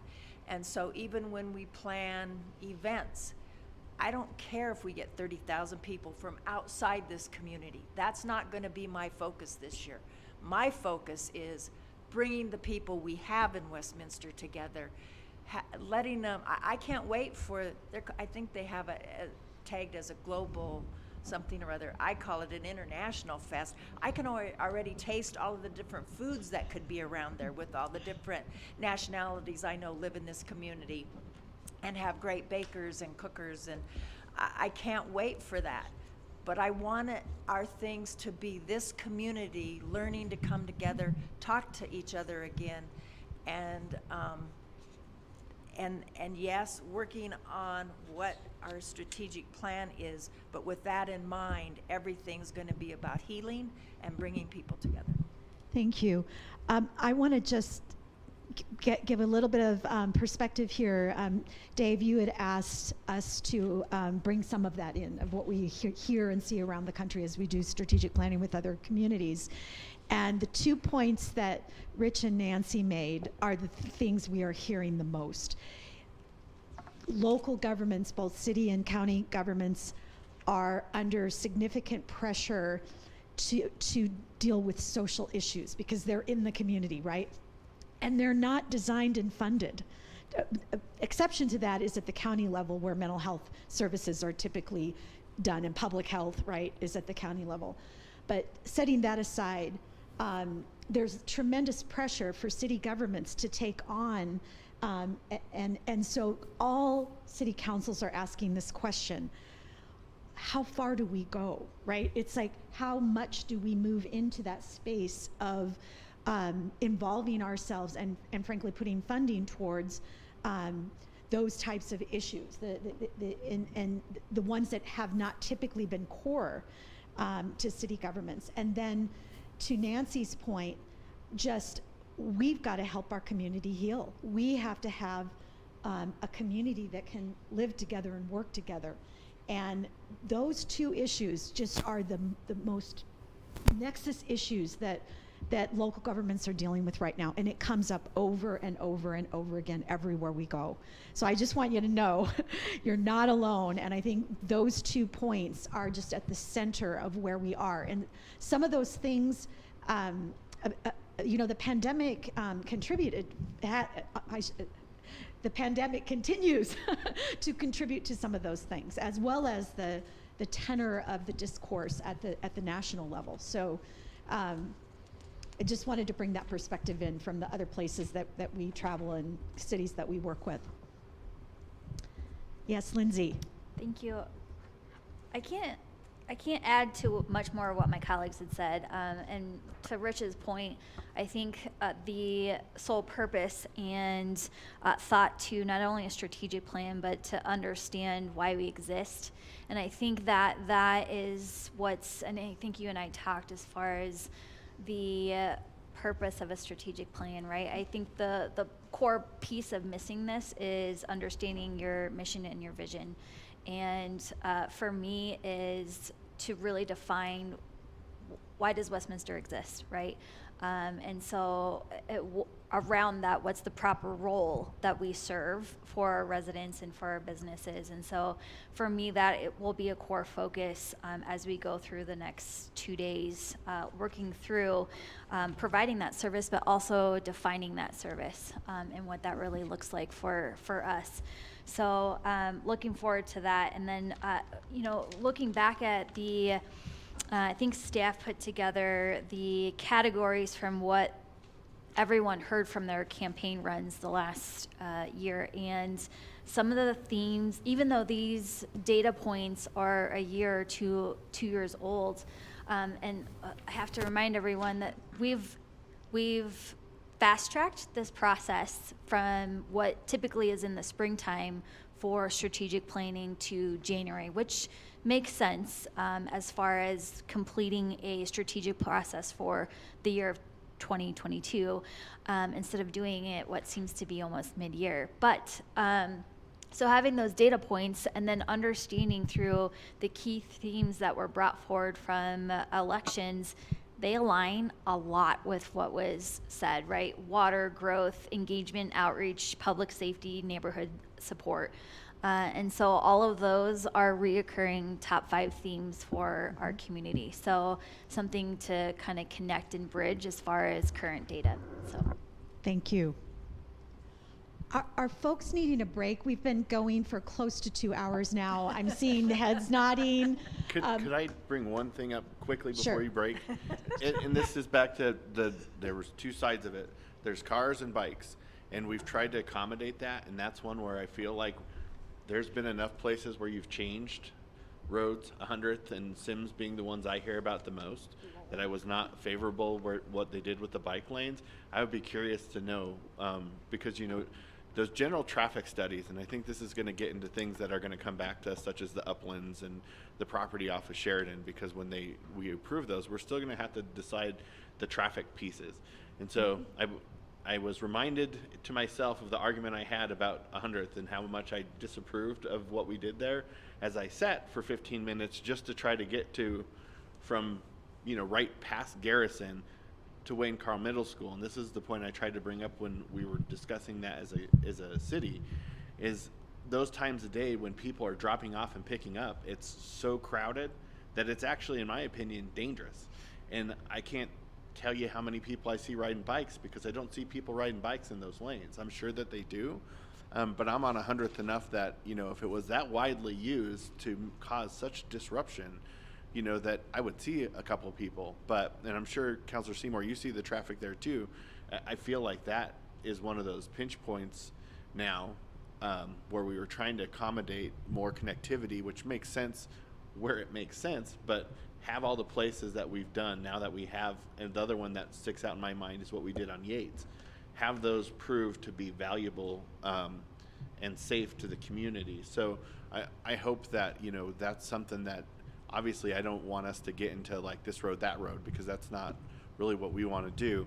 But in the overall goal, when we come up with something like we want to be more connected, we want more bike ability, that we're not giving up needed ability, because the reality is people need to drive places in the city to drop their kids off, pick them up, go to the grocery store, all the things that people do in a suburb.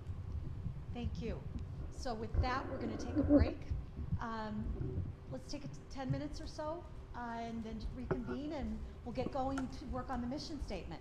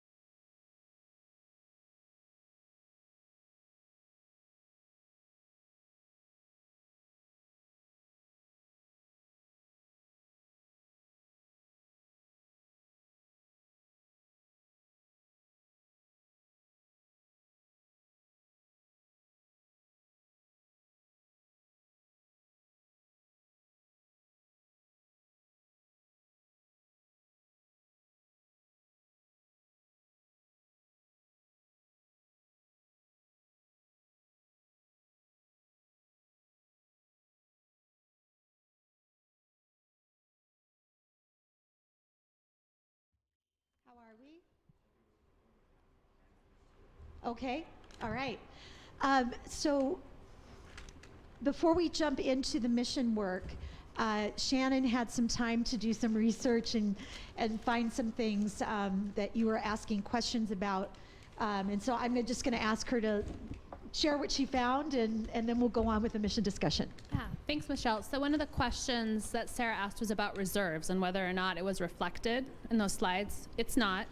Cody gave me some information, and I found in your budget documents where it is reflected, there are specific reserve funds that Westminster has where money gets set aside. So those transactions are not considered expenditures within those graphs. And if I could clarify, the reason for that is that the reserves are topped up, so the general fund, the operating budget is currently not feeding the reserves because they're all topped. Yep, exactly.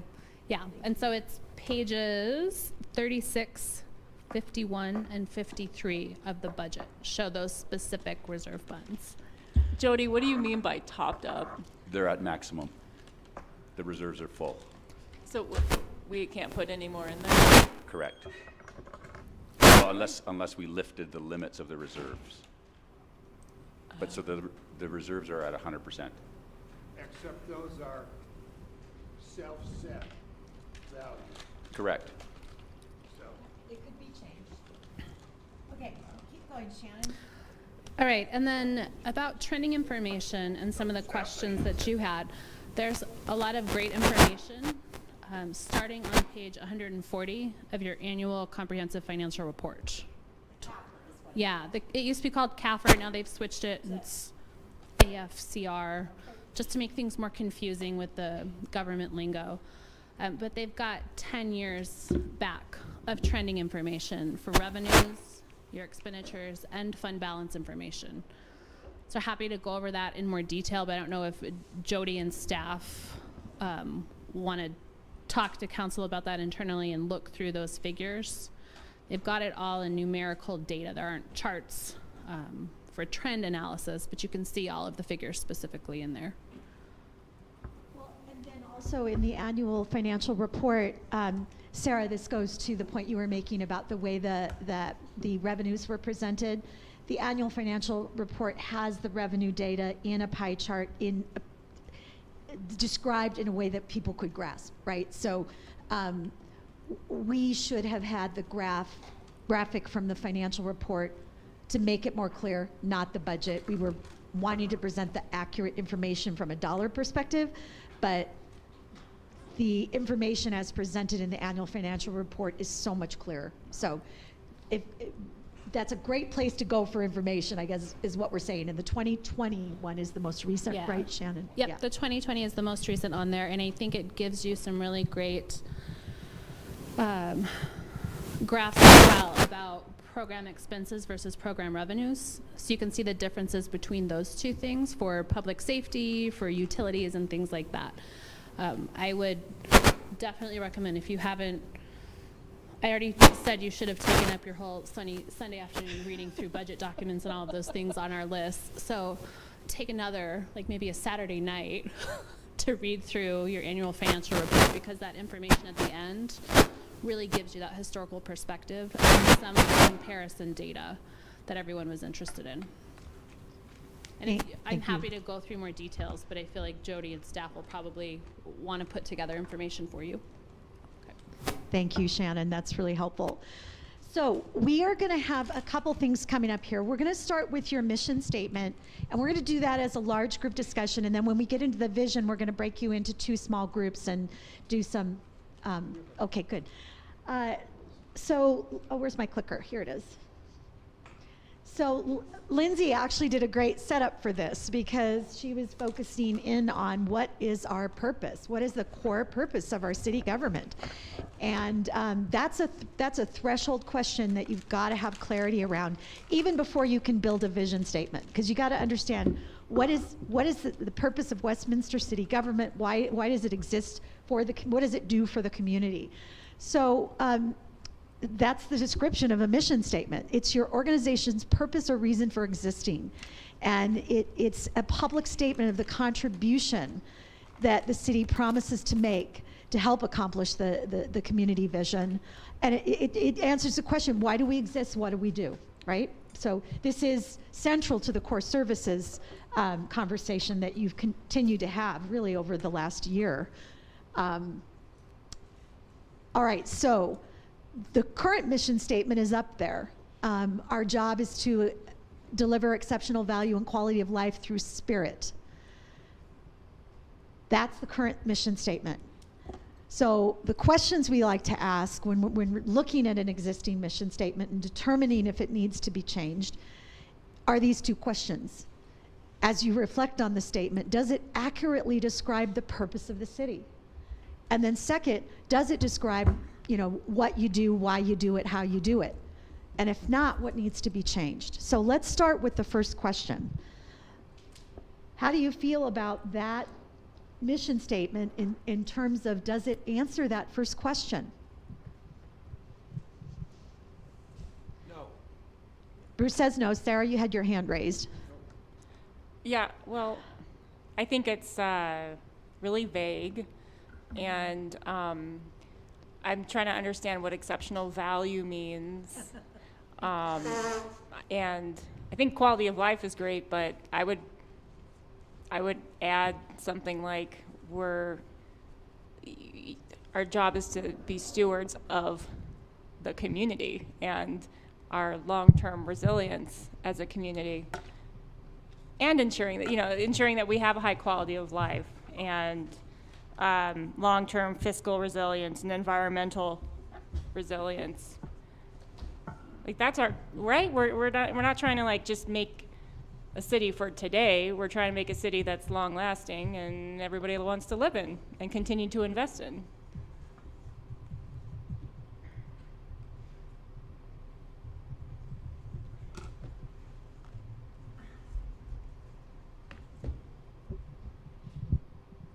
Dave. I think sounds pretty feel-good statement that doesn't say anything. And it sounds harsh because it is, and it's meant to be, because to me, these things are great, and it's kind of just like a strategic plan. You have your pillars, and the things that we do feed into this. So these are more how we should do our mission. This isn't what our mission is. Right. So these are all great, and I love our spirit values, but I think they're an important part of our organization, but they're not our mission. That's right. That's how we show up to work every day. Yeah. As an expectation. So I certainly would think that our mission statement should reflect the fact that our job as a local government is to deliver core services, and however we want to spell that out. Because I also don't think that you need to be super wordy. So how that would be my preference of, a mission statement that speaks to our mission is to deliver these core services. And I like all the stuff that Sarah said about, delivering a sustainable, long-lasting future for the city. I mean, all the things that we should be doing should be part of, how we deliver those services, and the end result is obviously a quality of life improvement. But even when you talk quality of life, this is the portion of quality of life that we can help as a city government. So I think that it has to encapsulate that. Yes, and just to make a fine point here, the only how that should be in your mission statement is sort of like an overarching word like sustainable, right? Those truly are values, and values are separate than the mission statement. So I appreciate that you called that out. Rich. Thank you. That's what I was going to say. I think anytime we get the how or through, then we're at the next stage. This is what we're going to deliver, and then a period. Then those other things can. I have no problem with spirit values. I think that's a core principle and direction. But and we can't. That's if we look at our current strategic plan, we keep getting into commas, semicolons, and then we just keep going. And that's not a strategic plan to me. And then there's always words that we can spend hours on. I have no problem with our job is to deliver a high quality of life for our residents. Something like that. I'm not going to stand on that mountain But I'm just saying an example, and then I don't need a comma after that. So then we can build on the next pillar, the 3 pillars, the mission statement or the vision statement, and then we can start building the rest. But yeah, I think it should be easy, and it should be ingrained on a coin someplace. Other perspectives? Yes, go ahead, Obi. I would second what Rich said on quality of life. But I have a question related to the vision. Is that the next slide? Yeah, we're not doing the vision yet. I'm just curious what that looks like in relation to the mission, because one of the things too is we get really convoluted on structure and process when our residents just want us to communicate the what and the how. So just even having a mission and a vision and is something we should think about as well. How do we simplify this? We have a mission, and then we just get to, here's the pillars of our plan. But I'll let you Well, get the vision first. I think that the reason to have a vision statement is it's your direction where you're headed. It's a description of a point in a place or a point in time that you want to get to. So if it would convey the things that you want to have be the same, right? The things you want to retain, and it would convey things that you want to be different, right? So a vision is an aspirational look ahead. The mission is the core of what you do. So the two are really important in a strategic plan, but they're very distinctive from one another. I was just thinking that the strategic plan itself was going to have an aspirational It will, element and to it. that's the vision statement. Okay, Yeah. got it, thanks. Nancy? Combining those two, because the community needs to understand that by law we have core services we are to provide. So provide core services for a high quality of life combines those two. Love it.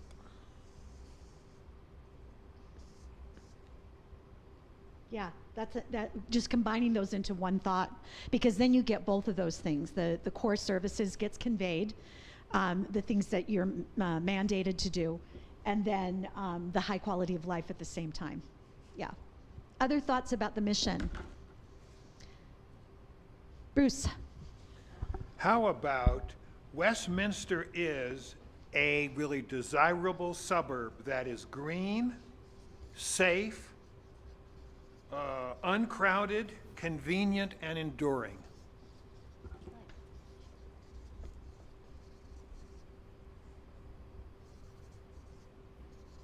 Okay, you'll have to catch me up here. So that is, what comes after the is? Did you say green? That is green, Yep, safe, yep, uncrowded, yep. convenient, and enduring. Guess we're asking some people to leave.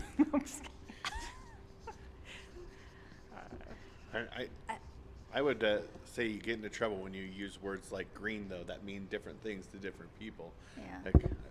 Like if we get, this is where it goes off the rails. Anytime I've sat through these is, and I don't mean this to be offensive, but when you start throwing those qualifying words in, when you have a city is 113,000 people, well, hell, if it was 100 people, they're all going to look at it with different lenses, and that's going to say something different to all of them.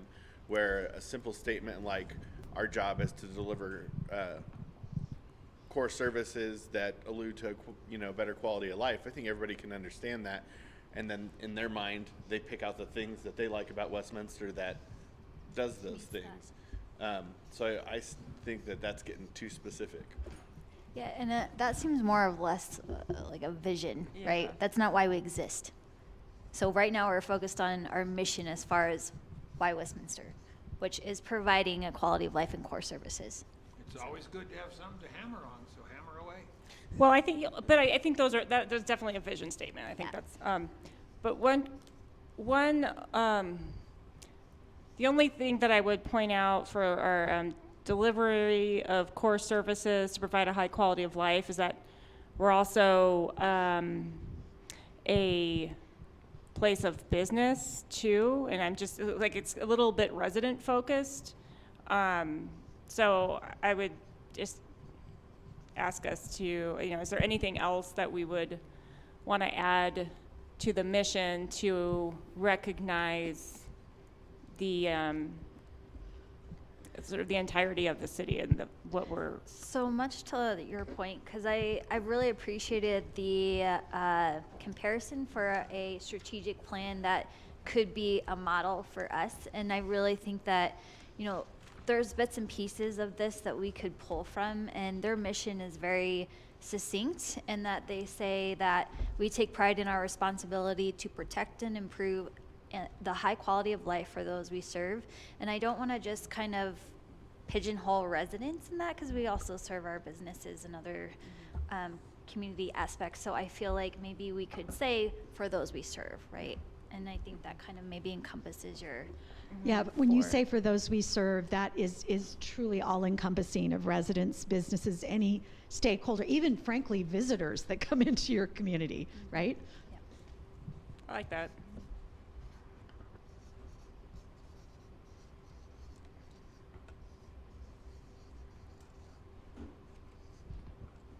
Can we, sorry, Go ahead. can we clarify what core services are for residents in this statement? Because I think we all kind of agree on what it is, but I don't think so. if we want to remove the ambiguity here from the whole statement, let's be clear on what core services are and what quality of life is too. And OB, it was like we were channeling each other, because I was just going to say some communities like to include in their strategic plan, either in an upfront sort of one-page description or at the back, a description of the city's services. And I think that is really important to note. It doesn't have to, you don't have to list every service in your mission statement, but somewhere you might want to have a 2-paragraph description of what it is that the city does. So I think it'd be great to list what are the city's core services. David DeMont, what are the state's core services that we are under? Police, fire, water, roads, and parks and open space. As much as we love them, that's not something that we have to do. That's something that this community has decided that they want. So that is a priority because the community decided it to be. And I'm putting a line there not because it's unimportant, but because it's not something you're mandated to do. Is that Yeah, at the end of the day, if we were in a really bad place and we said we have to close down this rec facility, that would be a horrible thing and the community would be upset. But if the trade-off is we can't operate our fire department anymore, it's a clear choice. Obviously that would never happen, but I think it's a pretty clear-cut example of that would fall to the list of we can't fund it versus those top 4 things. Well, do you have roads? I think expanding water to water and sewer and Yeah, utilities would probably be a better word for it. Yeah, public works or something. But that's our bare bones. But is that our mission as a community? If we're talking about if we have high quality of life, I would say that we are recognizing that there's something above and beyond that. And so, to your point of recognizing the city, the Parks and Rec piece, and some level of economic resilience or activity, or that, when we're thinking about how do we fund our core services, there's some, if we don't have sales tax revenue, we don't do our core services. So, there's some aspect of the circle of life of our community that we need to recognize and understand that that's a core activity. If we aren't fostering business activity in our community, then we're not giving ourselves enough to generate. I 100% agree with what you're saying. It's just a matter of these are the things that this body has to have a plan to make sure that we deliver. Those are things that we partner in a good word you used is foster in my mind. But if we don't deliver these things, there is no quality of life, there is no housing here, there is no business here, because we didn't do the things that a city is expected to do. The things beyond that aren't things that we shouldn't try to do. They're just things that they're by the wayside if we don't do all this. I mean, and they should be by the wayside while we do all this, in my mind, because this is just the things that we're responsible to do, and as far as what core services are, in my opinion. Rich. I'm always afraid of a hot mic. Bringing us back to our mission. Here again, we've got all kinds of commas and semicolons going here. We've got to, if we say core services, or if we say quality of life, or if we say deliver exceptional value, whatever we say, is that then we define that in our strategic plan, because here's pillar number 1, core services, boom, boom, boom. Pillar number 2, a mission statement, if it's past one sentence, it's of no value. We can define, you can define the research back down in the notes. That's right. Yep. I agree with that. It's just we were talking about like defining in more detail the core services. So that's, and I don't know if we, I think for sure we need more discussion on what is a core activity. And I'm not disagreeing that there's some life-giving safety, security ones, but there's also, again, that ecosystem of how do we fund it and how do we deliver it, and we have to recognize that as part of our mission. And I don't think it's in that statement per se excluded from that. But as we move forward, to just recognize, we have to work to get money to provide housing and serve and pay for our, that's. Yeah. Just to add to that. Yes. I agree with what Sarah's saying, because even if we provide core services perfectly, but we spend $20 million on vacations for ourselves, right, of city money, just a silly example, but residents wouldn't expect us to do that. They would want us to be good financial stewards, regardless of their tax revenue. So I think economic resiliency is the number one, probably most important thing, because everything else falls under that, including core services, including quality of life. And I don't actually think the current sentence works, right? Because so it says, our job is to deliver core services that lead to a high quality of life. But to Sarah's point, it doesn't. It does, but it's not the only thing that would make a resident or a business feel like they have a high quality of life. It's one thing, then there's a bunch of stuff above that, right? So maybe my suggestion would be, can we just say high quality of life? Because I think residents do expect us to do core services, but not just core services. I don't believe that a resident's quality of life is only dependent, or solely dependent on if they get their core services taken care of. So a couple things. I'll just offer some insight, not the answer, but so number one is your strategic plan can include things outside of your core services if they are strategic. So if you think that there's something about the business climate in Westminster that you want to improve and you have some ability to do that, that could possibly be a strategic priority or an objective within your plan. So it doesn't necessarily mean that only core services go into your strategic plan. One. Another thought is, does core belong in the mission, or is it services? So if you say core, does that limit you only to core services? So Bruce has had his hand up, so let him go first and then Dave. Right. I think core, from my point of view, is essential because it gives a priority, a hierarchy to the services we do. And I think that should be first and foremost, and I would want it there. Dave? I agree, and I think all the things that you guys are mentioning, I think I encapsulate the way that Rich encapsulates it. That's not at this level in my mind. Those are how you might deliver the core services. If we want to make sure that the economic sustainability and all that stuff helps us deliver the core services, yeah, of course, I think that's something that needs to be in our plan. But I don't think it needs to be in the mission statement. Just like I actually would still advocate, like our job isn't to make people's life happy or to 100% give them a quality of life. It's to deliver these core services that they expect a city to deliver that alludes to that portion.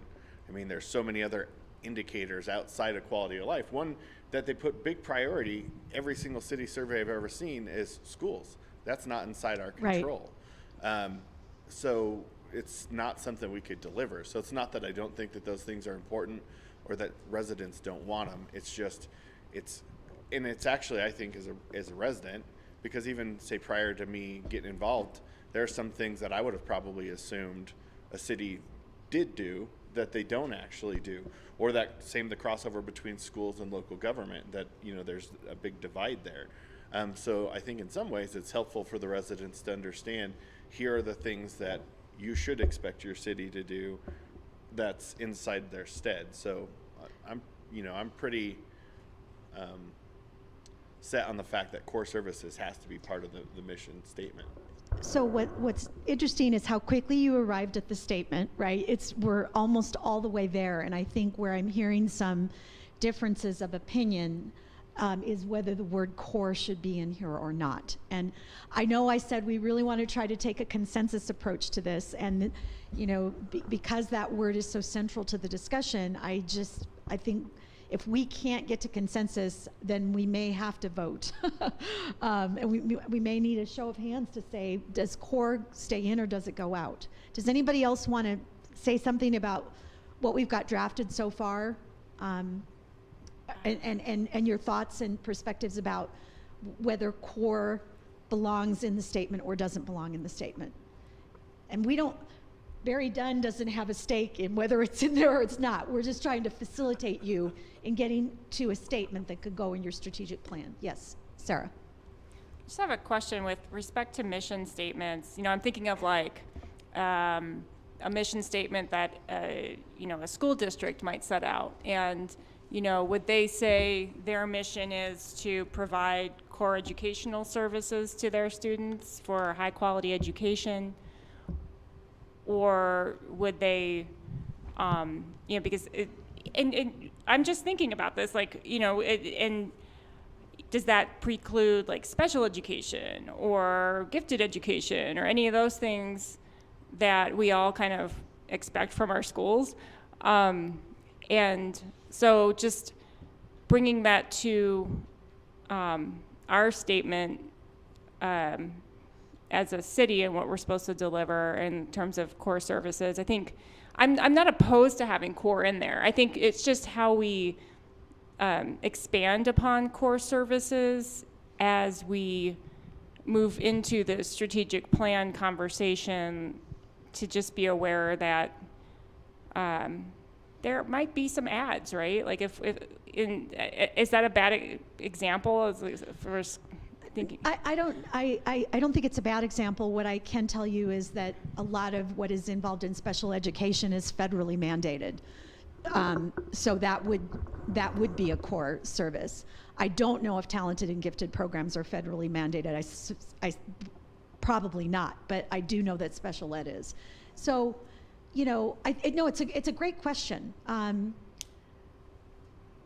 Is there anyone here that just either can or cannot live with core in or out of the statement? Okay, Rich, you want to say something? And I have no. Nope. I have. Core essential. I have no problem with either one of those words, but you know, we deliver essential services that give our community the opportunity to thrive. I like that, Rich.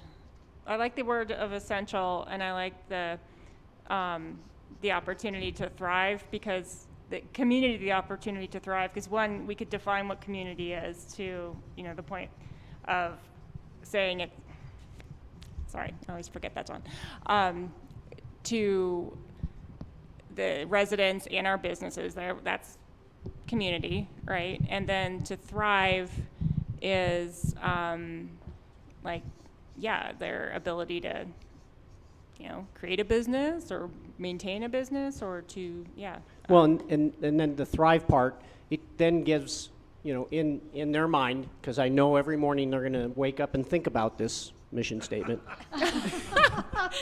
is that, you know, thrive is then by person. You know, they have control. You know, it's quality of life is pretty big spectrum depending on, you know, the person, the family, the business. And so, you know, we're here to provide that opportunity to thrive. For the business standpoint, how can we get out of their way? How can we, you know, do that? Same thing with residents too. So here's the, So I Go ahead, will just want to third that. I love that, because the key there is give the community the opportunity to thrive, right? We're not saying that one leads to the other, but we're saying that we give them the opportunity to get to the thrive part, right? So I love that. well, the part about the giving the opportunity is it's saying you can set the conditions for that, right? You can set the conditions that create opportunity for your role as a city, and then people then take it from there. So I think so Rich has offered this new version. Our job is to provide, I have core/essential services that give our community the opportunity to thrive. So I think we actually don't need to decide on that word today, essential core, if we want to leave the discussion and come back to that, because we're gonna review this again tomorrow, and this plan isn't final until you adopt it. So typically what we do is we get close enough and then we move on, and then we pick it back up to where we got to come back and look at the mission statement and say, okay, are we happy with how this is worded? And we haven't made our choice yet between core and essential. We don't have to answer that. We don't have to get that one word right today. Should it be the city is to provide instead of our job? The city's job, How about saying Westminster's job? Westminster's job. Excellent. I really don't think the argument's over what we call it, though. You could call it essential, you could call it core, but if you don't agree with what those are, you know, and that really is probably a discussion for down to the other pillars, but the original question was what we thought those were, not what we call them.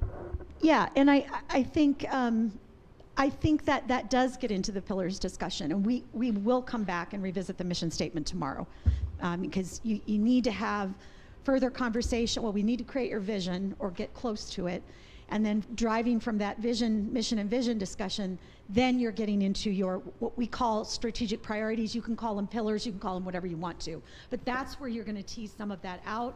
And then once that comes forward, we come back fresh in the morning and we review the mission again and the vision statement. So, are you guys feeling good enough about this that we could leave it for now, knowing that we're going to come back to it? It's close enough. Okay, I'm seeing thumbs up. All right, so I'm going to turn the vision activity over to my colleague here, and I'm going to put these chart pieces up on the wall and get them out of the way so we have room.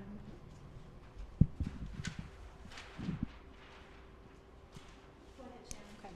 Go ahead. Thank you. Busy myself with this. All right, so I think, Bruce, you gave us a really good place to start with talking about vision, because one of the examples you had, oh, nope, you're good. Oh, we're gonna do some small group breakouts. Excellent. All right, so we're gonna move into vision statement. Mission statement, what's the city here to do? We just got ourselves really close to that mission statement, and for a vision statement, it really defines your future state. It's that North Star vision. You take that mission, where do you want to see yourselves in 10 years? What do you want this community to look like 10 years from now? All right? So the current vision statement, we are a thriving community of safe neighborhoods and beautiful open space that is sustainable and inclusive. So the first thing we're going to do, we're going to break you into 2 groups, just 2 small groups, and have you talk through these questions. What is your ideal vision for how the city will look and feel 5 to 10 years from now? What specifically will be different? What do you want to keep the same? And what do you think the people of the community will be experiencing living in Westminster?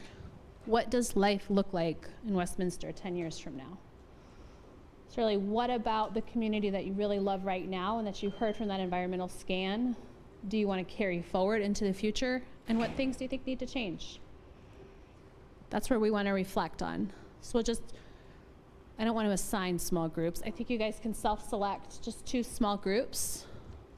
And let's just take 10 minutes, 15, 20? Okay, and then we'll close it out for lunch. And if Yeah. you get done, like 20 minutes, if you get done early, then we'll just go for lunch. But you need to appoint a scribe. You guys are familiar with this process. And You see the sticky notes. And the idea is that you are going to communicate one thought per card, right, of your vision concept. So we're looking for vision themes or descriptive words that describe the future, okay? One idea per card. So break up, appoint a scribe, somebody who can write legibly. Don't appoint me. There we go. All right, so go ahead and organize maybe one group over here and one group over here, just to give you a little bit of space to have your conversations. You've done this before.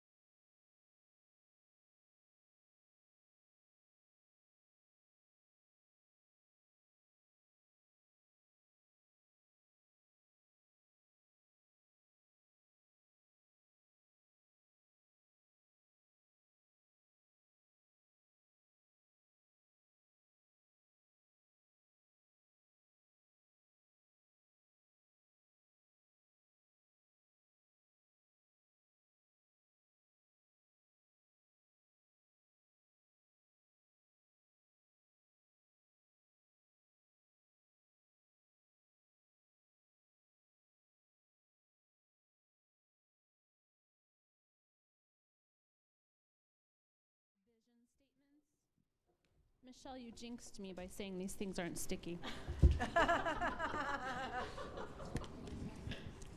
They're not fail-proof. Let's just put it I'm going to post them, read them out, and then post them 20 more times to get them to stay up here. All right. So, I'll be at the ready with the glue stick. great. So from our green side of the room, we've got the things that they thought were important to incorporate in a vision statement: beautiful, safe neighborhoods. Yep, there it goes. Right up there with you, Shannon. A sense of belonging, cohesiveness for the community and for our post-it notes, diverse, vigorous economy, a rich and resilient environment, our home where everyone belongs. Yeah, that one. And attractive destinations. Right. Look at that, you only had to do it with one.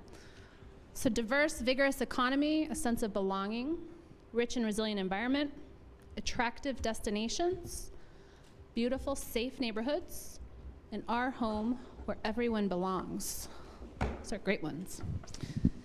Right, and from this side of the room, Just in case. we've got well-maintained, economic and cultural diversity, a strong sense of community, rebuild unity, and a sense of safety. We're so far apart. You are. I don't know how you'll ever come Show that we're to any kind of agreement with these ones. I'll move out of your way now that All right. these are sticking. Yeah, I feel like both groups really pulled together and pulled out the things: strong sense of community and unity, our home where everyone belongs, a sense of belonging. So having that community feel that everyone feels like they're a part of, and not just residents, Because we but stole businesses. their stickies and rewrote it for them. We spent the rest of the time talking politics. The sense of safety came up for both groups. In both groups, economic and cultural diversity. So these are things, what resonates with me is that these are things that are important right now and valued in the community, and things that you want to see in the future too, right? So how do we take these? We're a thriving community of safe neighborhoods and beautiful open space that is sustainable and inclusive. How do we craft a good statement for the vision out of these things? A sense of community and belonging that provides public safety and economic and cultural diversity. What's going to take you from where you are right now with those things and move you forward?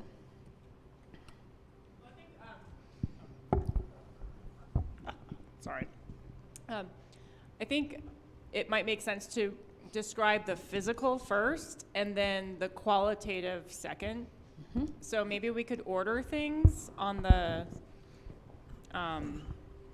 it's like what kind of a place, and then what does it have going for it?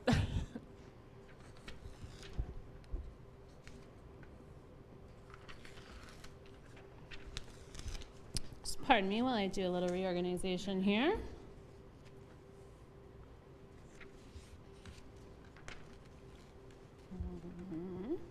Safety.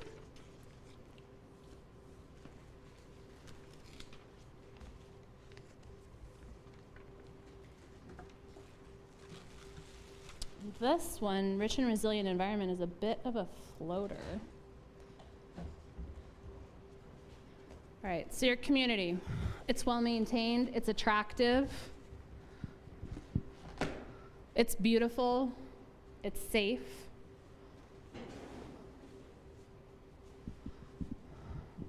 Thoughts? What do we got from this side of the room?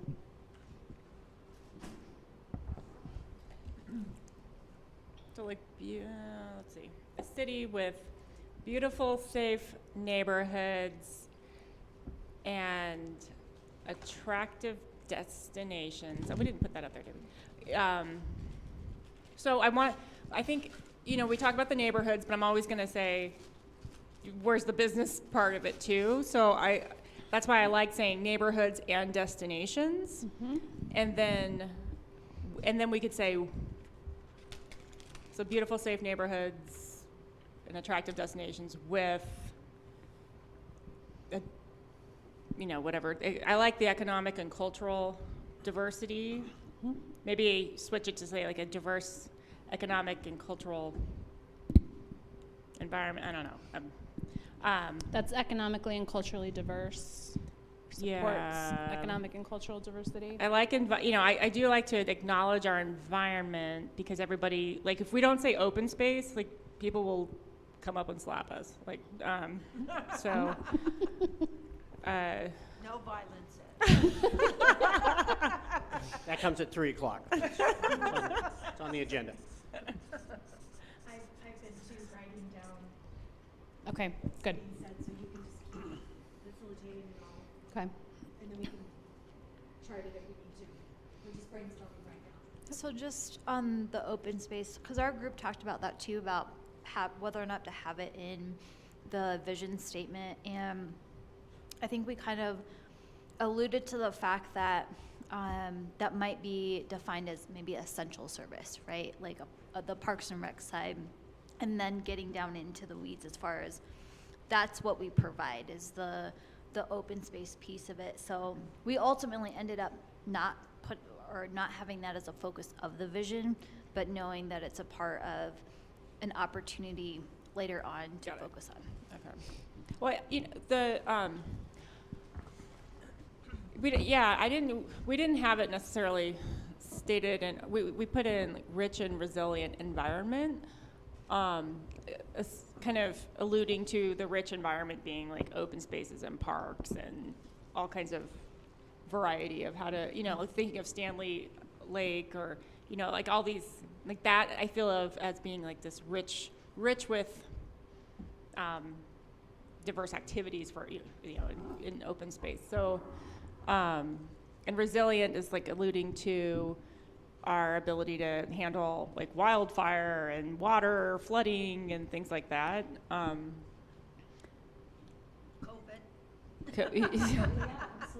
Yeah. What was that? No. Okay, and didn't we really call out really vigorous businesses?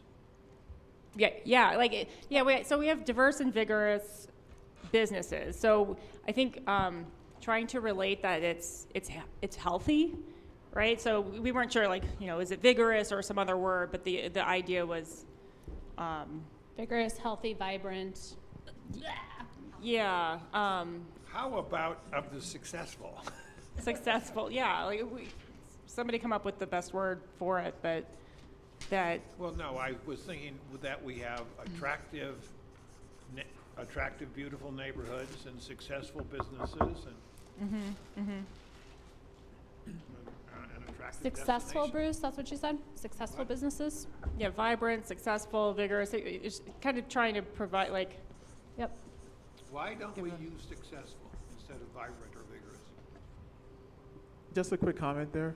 I think that economically diverse, and we talked about this too, that we think that it encompasses setting the right conditions for our businesses, right? Without going too far, right? Because we don't want to say that we are going to ensure your success as a business, because that's not really what we're here for, right? Right. But we are here to set the right conditions, Right. for them to have the opportunity to be successful. So I think it might be a good middle line of making sure that we have a diverse set of businesses of different kinds, mom and pop shops, small businesses, and also making the conditions right for those businesses to thrive, like reducing the regulation, et cetera, so that they can open up shop and be successful. So I think that's why we landed on economic diversity. I think that would play aligns with what the business community told us in our interviews with them, because they use the word, we need to diversify our economy, and we need to have a business-friendly environment. So if you use the word diverse, I think it would align with how your business community sees it. Go ahead, Dave. I agree with most of that. I think there's a challenge around making sure that we're not prescribing like what mix, because, and the problem with that is those need to be market driven, because if we, and I've seen this, and I think there's been some examples the mayor and I recently have, I think they may be brought up to Jody. If not, they will be. There, but there's like businesses in, say, in the TOD area where we want that to build up. There's a particular business owner who has tried to fill half of his building because that's what's, you know, going to help his current business, but it doesn't necessarily fit our current vision. So, you know, he's had a hard time filling that spot and getting approved by the city. I think that's self-defeating. And I think, you know, this specific business owner, if I talk to him, he purposely bought the property knowing eventually it would get developed, and he would move his current business out of there, and whoever subleases his other part of his building would have to find something else. But right now, the challenge he has shared with me is we want retail there because that's the future. But right now we can't support retail because we're not providing that, like the environment like you're speaking about, because we still have a lot of crime in that part around the TOD, especially because that used to be industrial. There's a lot of homelessness. It's just not built up that way. So he can't fill that space and get the kind of retail that long term we want. And he's, from what he shared with me, there's been 2 to 3 businesses that the city have said no to that would have been viable tenants for him, and would have been businesses who would have been selling and providing sales tax, you know, for our long-term goal. So like I'm always hesitant where we get too prescriptive. I think that you're right that we want to create the environment where we have a good business mix, and if you're a startup or a mom and pop, that this is a city you want to come to and do that business, but not to the point where we're turning away other viable solutions, because that shouldn't be our role in my mind. That's letting the market run, and as long as it's, the line is this something that's going to cause a safety concern? If it's a safety concern, that's a different thing, and we do have to step in. And I could think of examples I've heard about, say, if it's even an environmental concern where I can't remember what the business is, but I remember reading a couple years back where there was a manufacturer who made basically like hot sauce. I don't remember which brand, but it was they weren't mitigating the fumes that came out. So yeah, it came out as a concern for the city because it was starting to become a health thing. So, you know, I could see that being a place where you make sure if that business is going to come in that they do proper mitigation. Otherwise, you wouldn't allow it. But otherwise, we really should be quite that neutral partner. I think that's a great comment, and that really, so I think in terms of a vision statement, leaving it open like this suits that well. And then perhaps when we talk through goals and objectives, you can define it and say, fostering the business community by providing, yeah, you name it. You guys figure it out. Yeah. So I like this one a lot. Diverse. Hey, Shannon, can you talk into your mic so just to make sure? Oh, yep, sorry. I'm waving my hands all around now. You can't hear me. Sorry. You can just watch my hands and watch me do weird stuff up here. Okay. So I'm thinking something along the lines of, so we've got what the city looks like. We need to incorporate the environment and the open space into this, but we're a community, we are a well-maintained, beautiful community that provides safe neighborhoods, attractive destinations, and fosters a diverse, vigorous economy. I know that's a lot longer than anyone wants to hear, but I'm just trying to thread it together so you have something to think through and narrow down. Let me try it. The other idea that needs to get incorporated in here is that sense of belonging, where everyone belongs. I think that needs to get woven in there as well. if you guys are in agreement with what's up there, I think Shannon and I could go away and draft a couple different versions of this that you could react to tomorrow. How do you feel about that? Are you got good kind of consensus on what's up there? What needs to be included, and we'll wordsmith it? Yeah, we'll Great. wordsmith it. We'll bring you back a couple, 2, 3 different options, and then tomorrow we can review those and fine tune them. Sound good? All right. Good. And Excellent. Excellent. Then let me just move these to the side, Michelle. See, you guys are good. You did your You're mission like focused. that. You are did your focused. vision like that. Shannon, were you going to do? Was I going to do guiding principles, or were you? I can't remember. I think you're going to do principles to stay aligned. Okay. Yep. Okay. You're right. Thank you for reminding me. Okay. The next part of what we're going to do, you have in your current plan some guiding principles. Where did I put my clicker? There it is. And I'm going to put that slide up here. Whoops. Okay. Yeah, that'd be great. Thank you, Shannon. So guiding principles are the precepts that guide an organization through all of its circumstances, irrespective of changes in goals and strategies. These are sort of the expectations about how you're going to carry out the city's business, your expectations for the way in which services will be delivered, the way in which you will think about different alternatives that come to you. And they're also incredibly important as guideposts for staff. These are a little bit different than core values. Core values are very much internal to the organization, and they set the culture, and that's the way, the behaviors we expect of employees. Guiding principles are more like, this is how we're gonna, these are guardrails around which we will think about things and our decisions, and will guide actually what goes into our strategic plan. So we did quite a, I mean, you were recalling that in your small group, Rich. You might recall this too, Lindsay and Dave. We spent a lot of time last March or April, whenever we did this, talking about the guiding principles.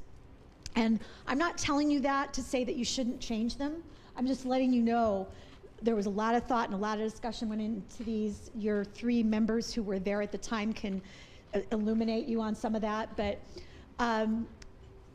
the questions that we like to ask around guiding principles are, would they provide you as a city council, city leadership and staff in city government with the guidance to know what would be expected of them in carrying out the vision? And then the second question is, do they convey to Westminster residents what they can expect from their city government?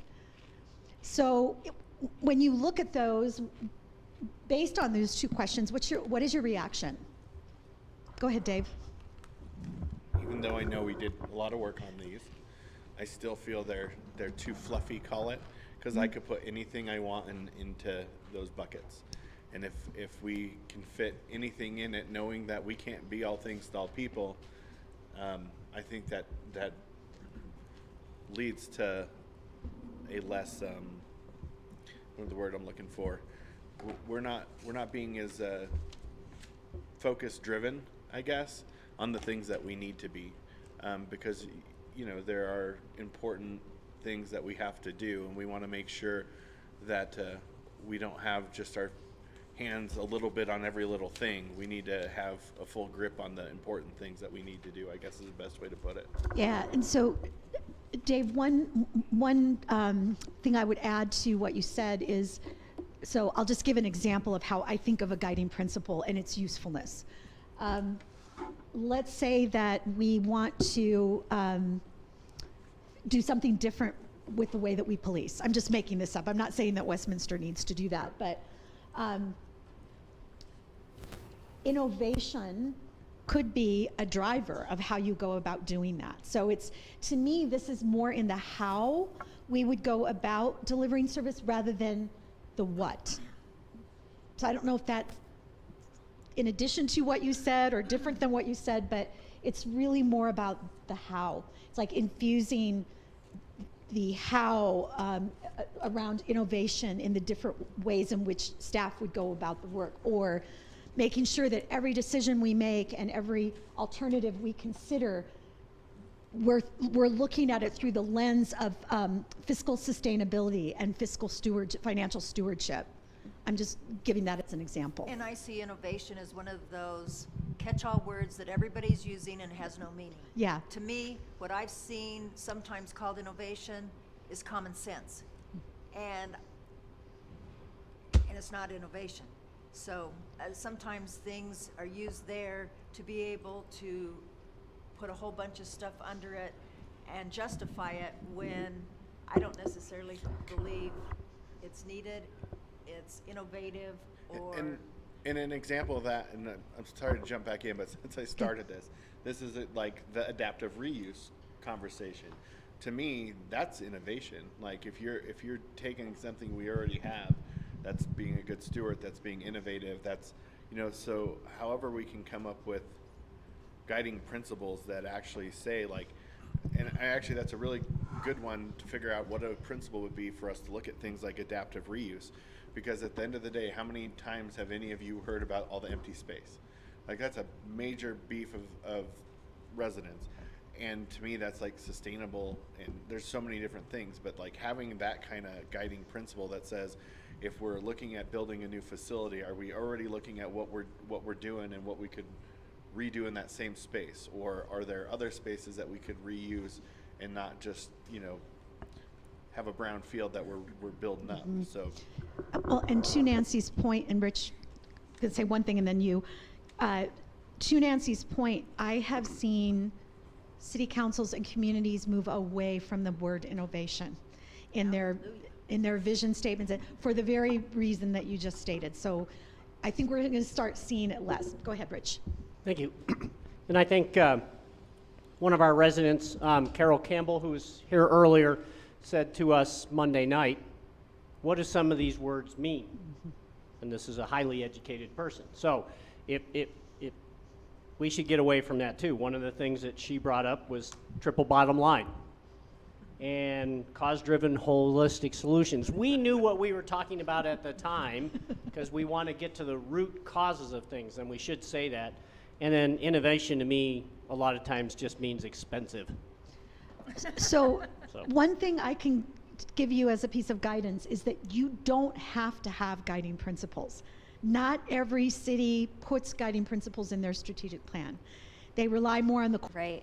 And so I think that, and just looking at the models that were given to us in our packets, I do kind of like cherry picking some of the spirit that we have from previous. I mean, that's a spirit like service, innovation, but I think that maybe we can kind of redefine and maybe define the word differently. So I really like this, the ones that they have in this one. It's, together we thrive. And I think we've talked since the beginning that we started today is we need to kind of unify our community, right?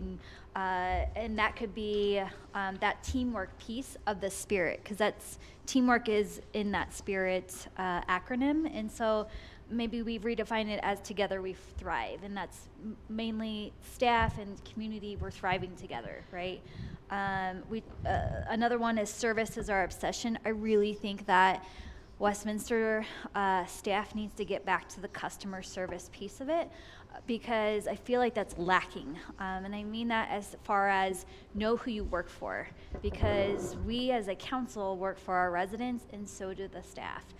We just direct how that is implemented, and so I feel like the service piece is key. Own it and deliver it. That goes back to the spirit integrity. I think that it's important for us to understand when we make mistakes and learn from them, because our biggest, I think, Rich, we were talking about this the other day, I think with the biggest things that we learn is from our mistakes. So own it, and then moving forward from that, and then so just kind of redefining, and maybe we can come up with something else, but I don't want to completely throw out the spirit values, but I really truly feel like the value is more important than the guiding principles. I think these are a lot more descriptive in and of themselves than the guiding principles. And I think, Lindsay, what you're reading from, so your colleagues know if they haven't figured it out yet, from Milton George's strategic plan, which they, their council was very specific about the values. They really drove the values, but what they didn't do was they didn't, they named the word or the value itself, and then they said, we believe that if we give this exercise to staff to come back and help describe the behaviors that are needed based on those values, and that's what we did. We facilitated to get to some statements that were not your average, you know, plain old way of describing the value. And so that was a joint effort between the city council and the staff to come up with a set of values that actually named the behaviors and said what it looks like. And they were really, collectively, the staff and the council were really happy with that outcome. So I love the idea of maybe saying we'll move away from the guiding principles. You don't need to have them in your strategic plan. Not every plan has them. Using these values, which already mean something to employees of the city of Westminster, and maybe using some of that extra description to tease out a little more about what these mean. Nancy, and then Bruce. Oh, OB, I'm sorry. Yeah, let OB first, because he was supposed to go after Lindsay. I'm sorry. No, that's all right. I agree with everything everyone has said. I think this is one of those areas we could cut out to simplify. The one thing I would say, though, is from a equity standpoint or equitable decision-making standpoint. So you and I have talked about this too, Michelle. So I'm not sure where that would fit, but values so whether it's values or principles or whatever it is, it still has no teeth. And I'm a big fan of giving things teeth. Is it measurable? Is it something that we can actually track and make sure that we're hitting, right? Mm-hmm. Because even if we give staff a set of values, those values are, I mean, if I was a staff member, I would say, oh yeah, that's what everyone believes, isn't it? What's the big deal? Why tell us these things? It's what I think the value of having values would be is if it was measurable, if it's something we can actually track against and say, here's what we believe in, and that gives a signal to the city that, hey, your city believes in these values, which is good, right? It gives them some direction. But at the same time, here's how we're doing against them. Here's how we're doing against equitable decision-making, for example. And one of the things that I wanted to bring up to this group specifically is regarding that, I think we have an opportunity to set some criteria around equitable decision-making.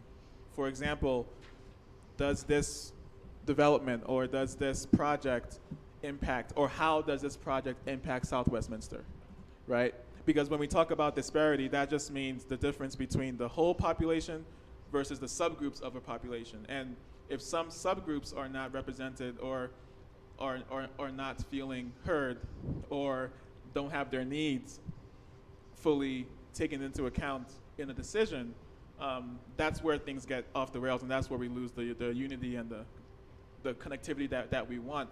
So I think if we can find a way to have a measurable goal or framework around our strategic objectives that include this new way of thinking about decision making, which is, hey, here's a set of criteria that the city has pre-answered for us, so we get the answers beforehand before we can make the decision. Hey, here's the 5 questions and the answers to them, so it gives us some input to be better informed and to make sure that every decision we make is equitable across these various groups. What OB is describing, in a number of cities have chosen to do this, and it's an option for you, is create what they call an equity lens, which is basically a set of criteria that you use for decision making to say, you know, if we do this thing, who does it impact? Who benefits? Who doesn't benefit? And then bringing that in as part of the way an alternative is presented to you. So it's intentional. There are models out, lots of models out there. You would, if you decided to do it and use it, you wouldn't have to create it from scratch. There's lots of good examples. And the way it would show up in your strategic plan, if you chose to do that, is it would get almost in place of guiding principles, it would actually say we will apply an equity lens, and it would describe what that lens is. So again, OB's bringing it up. I'm giving you an example or some description of how other cities have chosen to deal with it. So do we want to talk about that a little bit more here? Oh, so then I think Bruce, Nancy, and then Bruce, and then Sarah. And all right, so We'll just go around the table. let's just go around the table this way, because I'm losing track of who put their hand up first. Well, and I'm not sure where this goes, but I have to you've triggered my brain, so you can put it on a side sheet or whatever. Whatever we do, and it may not need to be here, but somehow it will be 3 months this coming month since this council was elected. And we've locked horns with I can think of 3 different areas of our city that have to come to us to present and blah, blah, blah. And so we need trust. We need to have open communication where it's okay to tell me we didn't look at 3 or 4 other places. We only looked at this one. Here's why. Tell me that. Don't make me keep asking and feel like I am spinning in a circle, asking the same question, getting the same answer when my question isn't what the answer is coming from. And so I don't know how we work with Jody to, or if he's the one that helps everybody understand. I just want honesty. If I'm saying something that is just out there, just because I'm seated as a mayor, help educate me. That's okay. We need all of everything that's coming into their decision making that they're sharing with us, but just because we may come up with something that they didn't think of, it's not a bad thing. Let's just take a pause and let's think about it for a minute. But I know we've locked horns with at least 3 different areas of our city and divisions, whatever you want to call them. And I don't know how to get that trust back and to start working as a team instead of us versus them. Maybe some element of reestablishing or establishing some shared expectations and understanding. And this may help if we just yeah. We have all of this and in have place. that. But I just have to get that out. Yeah, and have that shared expectation and understanding kind of be something, maybe it's a goal or objective underneath one of these pillars that leads to that trust and open communications. And that you work with Jody and his staff to really figure out what the expectations of each are, what your needs are as a city council, and kind of resetting. I think someone said it earlier. Lindsay, you said it. You both are here to serve the community. And that's ultimately the goal, why you're elected and why staff is working. It's to do what the community wants you to and needs you to and be responsive to that. So maybe it's having that conversation and setting some of those expectations and getting that out there, and then it undergirds one of these. Let's go around the table. So I don't know if it was, Lindsay, did you have your hand? We'll just go around. Just really quickly, I know that there's been talk as far as throwing out guiding principles or even throwing out some values, but to me, the values is the expectation piece. Mm-hmm. It's how you deliver your goals and objectives under it. So I wouldn't be supportive of throwing that piece out, because it's the expectations on how you deliver the service or the goal or the whatever we're trying to accomplish. And your KPIs then come in your goals and objectives on how you're doing that. And so I think it's very important that we have these values established in our plan. So, Bruce, you're next. Right. On trust is built by actions, not by words. So words aren't going to build any trust at all. It's actions. And when we don't collaborate with the members of our community in tangible decisions we make, that doesn't build trust. But anyway, I would prefer to keep 4 of the guiding principles, because the innovation I don't think we do much of, and I don't even know what cause-driven holistic solution means. What I would like to add, though, is thrift in government. I want to see that. And I think a majority of the council may want to see that. And I don't think that Westminster's done a very good job of that in the past. So that's what I'd like to see. Guiding principles and thrift included. Okay, Sarah, we're around to you, and then Dave. Okay. If we do keep guiding principles, you know, if we want to talk about, you know, I'm not opposed to getting rid of like vague things like vague statements like innovation or cause-driven holistic solutions. If we could hear from staff as to, you know, what we're actually trying to get out there, then maybe there's just a better way to say it. But, you know, like, and regarding thrift in government, you know, if it's, for me, I'd like to see maybe more efficiency versus thrift as a word. That's something that's the only thing that I would change for that. But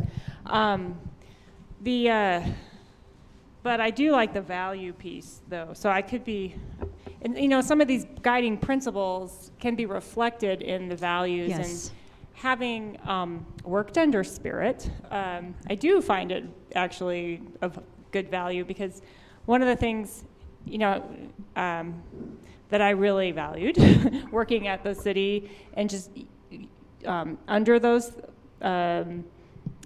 specific items is the commitment to service and internal customer service. And I think that actually made for a high quality work environment and a more productive work environment, because even within staff, we were committed to getting back to somebody, following through, showing respect.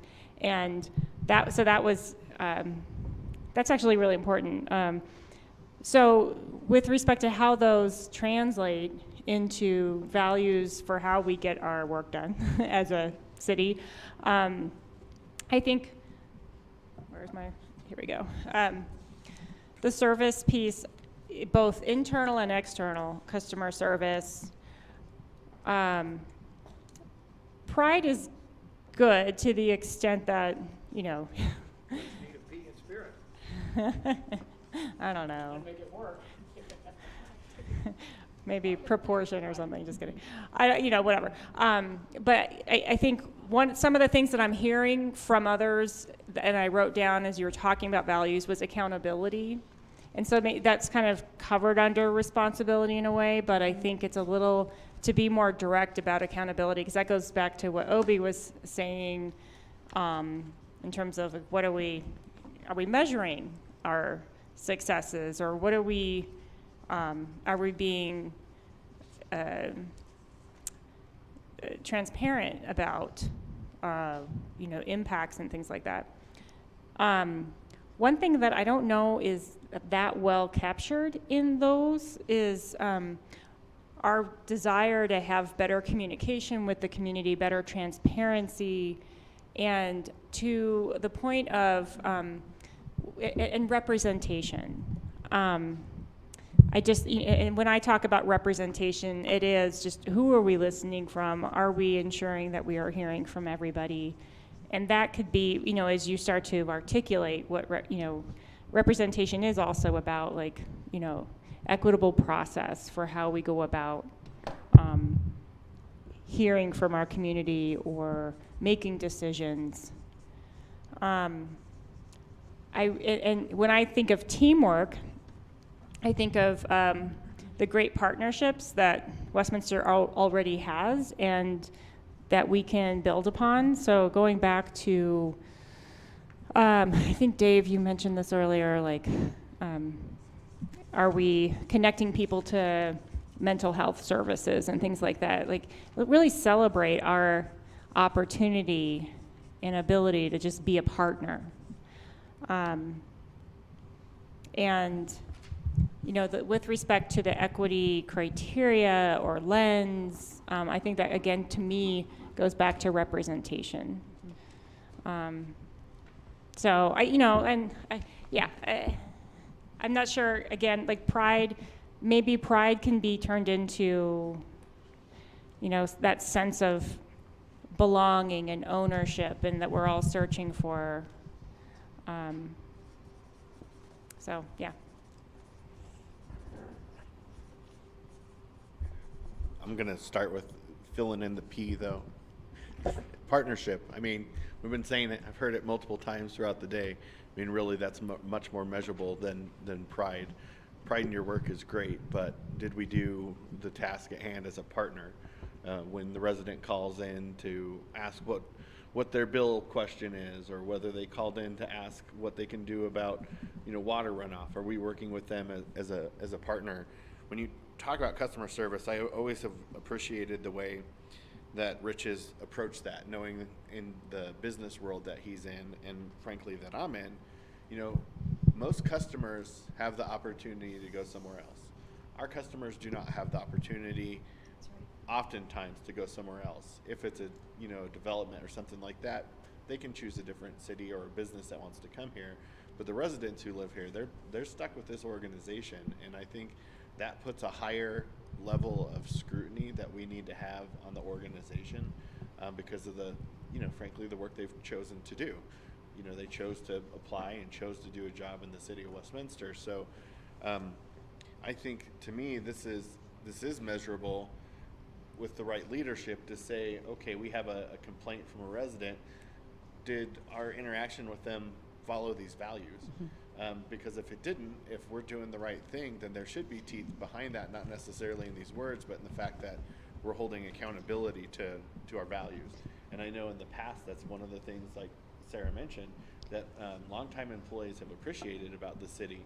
And I think that has to be across the board, that it's between council and staff, between staff, between developers and residents. So, I mean, that lens has to be universal in the way that it's used. The other two things that I would say is, as far as like equity and being inclusive, that's all about process to me, because equity isn't equal outcomes. It's about, you know, everybody getting the same starting point, everybody getting the same amount of time in a hearing. That doesn't mean that they're going to like the outcome. However, you know, and I could think of in some recent examples, like the ones that we've locked horns, as the mayor so eloquently put it, we still have opportunity to continue to bring in, and I would encourage us to bring in the most vocal of detractors to say, well, what will make this better for you? And wherever we can help drive that, I think we have a responsibility to, you know, work through those partnerships between staff and developers and the community to say, okay, we still can move the needle for you. And at the end of the day, maybe it's not 100% what you want, where maybe you wanted an empty field forever and this is going to be a development. Does it somehow have the residents' fingerprints on it? And to me, that's the equity, inclusiveness we can drive. I do want to talk about the cause-driven holistic solutions. It's always been clunky the way it came out, but I think it's worth mentioning why both myself and former Mayor Seitz were very adamant about this, and I still am, because to me this is back to an earlier point we talked about, say, crime and the things that people are really frustrated with that are outside of our police department's fault. That, when I look at that, if I'm going to apply that, it's about us talking to our partners at the State House. It's about us talking to our partners at the jail saying, we need you to allow us to jail people who should be put in jail. It's about actually looking at what is the root cause of these things that allow, in that instance, people to steal 3 cars in one day and not be jailed, or be drinking and driving, get in a crash, and us have to kick you loose because the jail won't take you. We need to be able to go at those root causes. I mean, you could take that one even further and look at how are we connecting people who maybe have substance abuse to our partners in the county. But I mean, that's what that bullet point meant. I think that it was never well articulated, because I'm not sure how you know, the right way to put it. Root cause solutions. Yeah. Well, I think some of us wanted it to be a little more simple, and it detracted into probably a 40-minute discussion that came out of that. So, but I think that is really what we should be looking at, because if we're just simply putting out spot fires and we're not killing the true fire, then you're not actually fixing the problem. And I think that that's, you know, or you take it to the water situation. Right now, what we've been asking for is there a different path, understanding a huge driver of the increases was the new plant. So how do we rethink that in a way that still delivers quality service and quality water, meets regulations above and beyond what is expected to us, but doesn't cause, you know, huge water rates. So I still think it's a great principle. I just don't know the right way to articulate it. So, well, I like what Rich just mentioned, because I remember this conversation very well, and we did have root cause solutions up there on the white chart Might have been the one who said it. at what one point. Great idea then, and I'm sticking with it. No, I think it was you, Rich. So I'm going to try to not summarize what you said, but weave together the different thoughts that are here, and see if I can move us to what we want to do next with this. So one of the charges that you gave us, and I heard it in every single conversation I had with you preparing for this, is that, and Obi, you've said it several times, how do we simplify this plan? How do we get precise language that's concrete? How do we make this plan simplified and streamlined, but still have meat in it, right? So you've got right now some core values that employees understand. And we could probably be more descriptive in those core values, and that would be very helpful. Milton, Georgia did that by sitting down and really trying to put some words to describe, well, what do we really mean by service? Well, for them, they say their tagline is service is our obsession, and they have a few more descriptions around that. I think that there's potential and a pathway we could go with this, where instead of having a set of guiding principles and a set of core values, that those two things could be merged. And we could take, without losing the kind of catchiness of spirit that staff really relate to and understand, weaving some of these guiding principles into the spirit. So that's one idea, but my point is, I think having two sets of things is going to be confusing, and it disperses it too much. And so one idea I had as all of you were talking is innovation wasn't a word that you really liked very much. And without disrupting the spirit acronym, that could be changed to inclusivity or inclusion, and then that starts to get at some of these other themes that you've brought up, and we could describe it by talking about representation and equitable process. So I think that it's possible to weave some of these guiding principle concepts into the spirit that already exists, that's already understood and known, and fold in some of these other ideas that you've been talking about: the sense of belonging, the accountability and transparency, the idea of partnerships and connecting people through not just through the city, but through the city's extensions, and then that whole equitable process idea. And Bruce, I think we could even work the thrift or efficiency concept into integrity and responsibility. And then the other thought I had, Mayor, related to your piece about trust is, if I am doing my work with integrity and I'm doing it with a high level of responsibility, trust should be the outcome that results from having done it in that way. And so I really do think these values mean something. I think we need to make them mean even more, and in a more descriptive way than just the single word. So I'm going to stop talking. That was a lot. What are your thoughts? What do you think, Bruce? Well, I want thrift to be a standalone. Sarah, would you really prefer I use frugal? Because that's really what I'm after.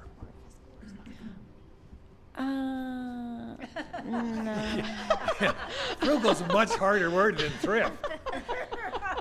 I define, you know, like it's like, to me, it's like short shrifting people, and I'm not thinking about, but I get what you're, like, I understand where you're trying to get, like, you don't want to be overspending but you want to have a smaller, maybe you want to have a smaller budget, but we have our budget, so how do we be efficient with it? Well, basically, to put it straight up in really understandable terms, I'd love to see us drop the sales tax 1%. That's really what my goal would be, to run a city that's efficient enough to lower our sales tax. Jody, you also had your hand up. Oh, sorry, what I was going to do was just point out the origins of Spirit. We've used those as not as guiding principles, but as core values for our workforce. And so they were a staff-initiated set of core values about 20 years ago. And what we use them for is to recruit, and then we hold our employees to those for performance evaluations, and those who don't match our core values don't stay with us. And they're foundational to, and when we go into the marketplace, we hear back that the city having these core values and holding our employees to them is extremely highly regarded. And so good point. I just raised that as a distinction between that and guiding principles for the city, potentially. Yep. Because in our workforce, and when we do interviews, when people apply, we ask them which of the core values they identify with the most. And the most common ones that they self-respond to are teamwork, integrity, and service, typically. And so I just would add that as a perspective to the discussion. I think that's really important because now that I understand, they were totally staff-driven, and they've been around for a long time, and they really shape the culture that you try to create, and that you bring people into alignment with that when you're doing your recruitment process. I think it would not be a good idea to change them. So maybe we need to, the conversation is, are we going to have guiding principles, and if so, what are they? Dave, and then Rich. Well, I think that, to me, though, there needs to be some line between the way that council looks at core values and the staff. And so I do think that they should align with what our core values and how we approach what we do as far as policy, because then we're expecting the staff to go carry out whatever policy we set in place. So you would think that we want to have the same core values in order to push forward. And so to what extent that maybe they can be elaborated on or improved and not ruin the overall intent, which I haven't heard anything here today that does that, makes sense to me. I wanted to also quickly talk to Bruce's comment about thrift. I mean, in a perfect world, that'd be great, but I think that just simply saying we need to take less tax isn't necessarily, to me, thrift or being financially conservative, which is an important thing to me. But it's what we do with those tax dollars we already get. Are we always having to borrow money? Are we at a place where we're not carrying a lot of debt? I think before you ever would talk about anything like decreasing a tax revenue, you have to look at those kind of things. Like, do we have debt? I mean, you look at things up in places like Weld County, which obviously is a county, but they're at a place where they are able to cash fund everything. We're not at that place, so I couldn't imagine decreasing the sales tax. But at the same time, in principle, I agree with you. Like, I want to see us, and I don't know if I would use the word thrift either, but I think it's just, are we being financially responsible with the tax dollars in a way that we're making sure there's not waste in every single thing that we do as a city government? Go ahead, Rich. I believe we have to have guiding principles because that passes down to everything that we do. And they can be very short and concise. We don't need to put any more than this. Cut out the ones that we don't like. I do like the principle that Bruce is bringing along too. Frugal has some negative connotations. I won't take credit for this one, but economical, thrifty, economical. we have, this is not our money. It's our residents' money, and it's not to the federal government standpoint, but I am at times shocked at the difference between what government spend and the private sector spends for the same job. So somehow we can, if we can weave that in there, I would appreciate that. We can keep the guiding principles, absolutely. They are Michelle, different. before you get a little too far into that, Yep. can you tell me, well, like, what the guiding principles will do as opposed to like a value? Because for me, I mean, not to kind of to Obi's point as far as not Yep. getting too big, right? Yep. If we get too big, then it becomes convoluted. Yep. And so can you direct me as far as a straight line on a guiding principle versus the value? Yeah. The core values of an organization are staff-driven. They are they are how I should be behaving, right? They provide me with guidelines of how I am to do the mechanics of my job. Like, I have the tasks of my job, and this is the way in which I am expected to go about doing that job, with integrity, as a member of a team, taking pride in what I do, delivering exceptional service. The guiding principles are really what's described up here. They are broader, as Jody said, more externally focused in terms of how you are going to make decisions, right, about what you're doing. So if let's say fiscal sustainability or fiscal stewardship is a guiding principle, and you have agreement about what that means, then when you're considering alternatives, you're going to be asking yourselves the question, well, if we do that, will we be able to sustain it over time? And what does that mean in terms of trade-offs for other things that the city does and provides, right? That's just one example. And the use of the collaboration and partnership one is you're looking at a set of alternatives, or you're thinking of making a decision, and you would say, are we partnering with others in order to do this? Or are there opportunities to partner with others in order to do this? So this is really more the principles that guide how you make decisions, and also what you would how you would choose what to put in your strategic plan. And with that definition, and thank you for kind of clarifying the two, with that definition, I would have to agree with or Dave, as far as the values of staff should be reflected in the values of council, because how then are you going to understand if you're meeting the expectations of the people and community that we represent? So I'm with Dave on that fact, as far as the strategic plan really becomes down to council to drive that mission, vision, the guiding principles, the values forward on how to accomplish it.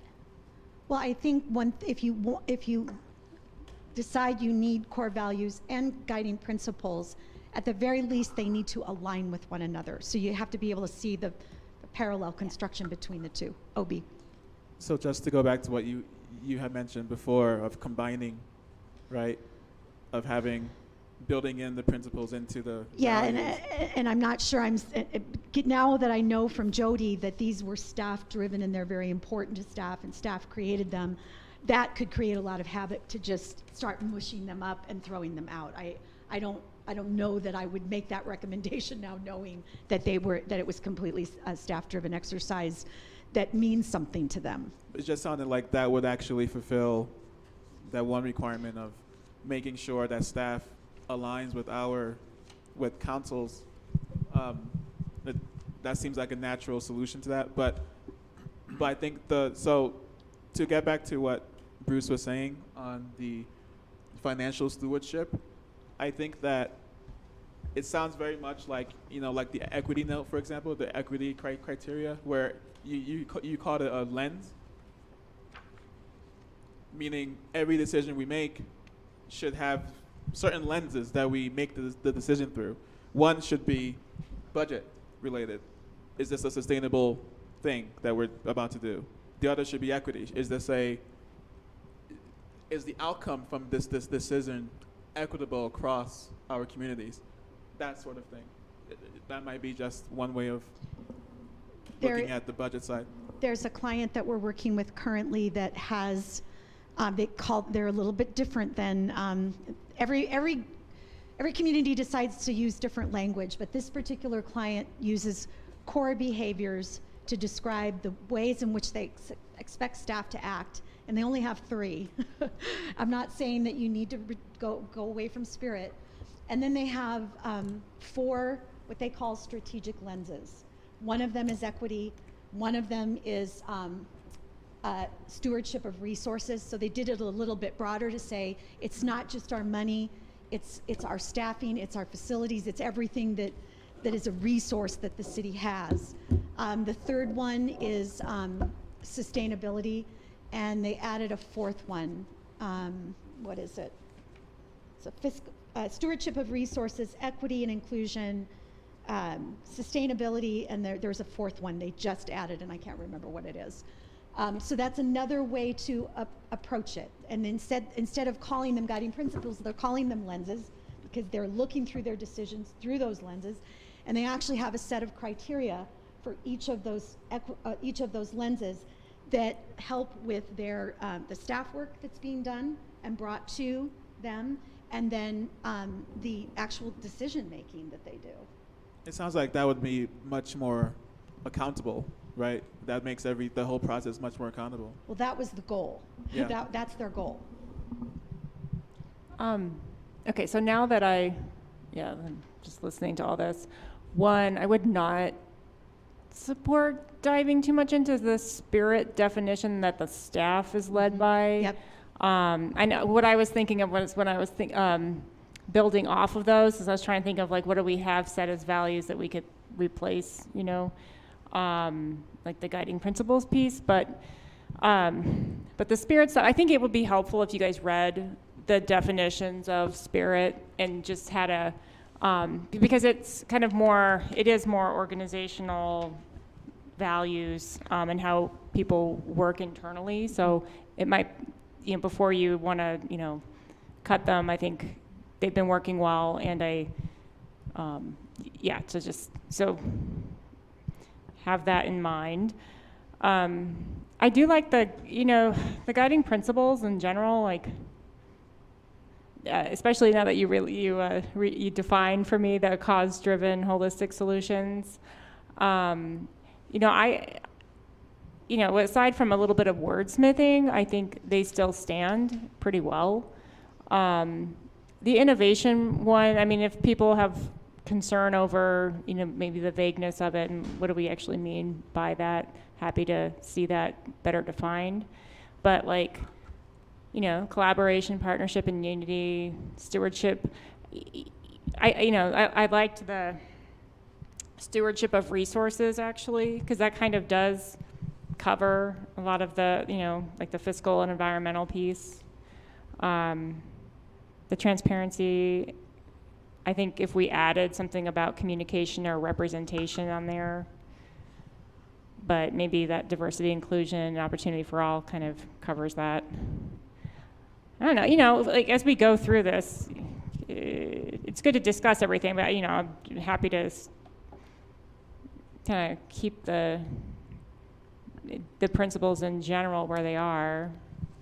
So that's a great place to leverage off of, Sarah, so that we can kind of put any fine points we need to and just get closure on this. So are people generally, those of you who aren't familiar with the strategic lens, that's a whole discussion in and of itself that I don't think we're necessarily prepared to have today, because we would need to lay out for you an example and show you how it's used. So I'm not saying that we shouldn't look at that, but I'm saying for purposes of today, I don't think we're ready to have that conversation. But are folks generally wanting to keep the guiding principles? Can people indicate, would you like to keep the guiding principles?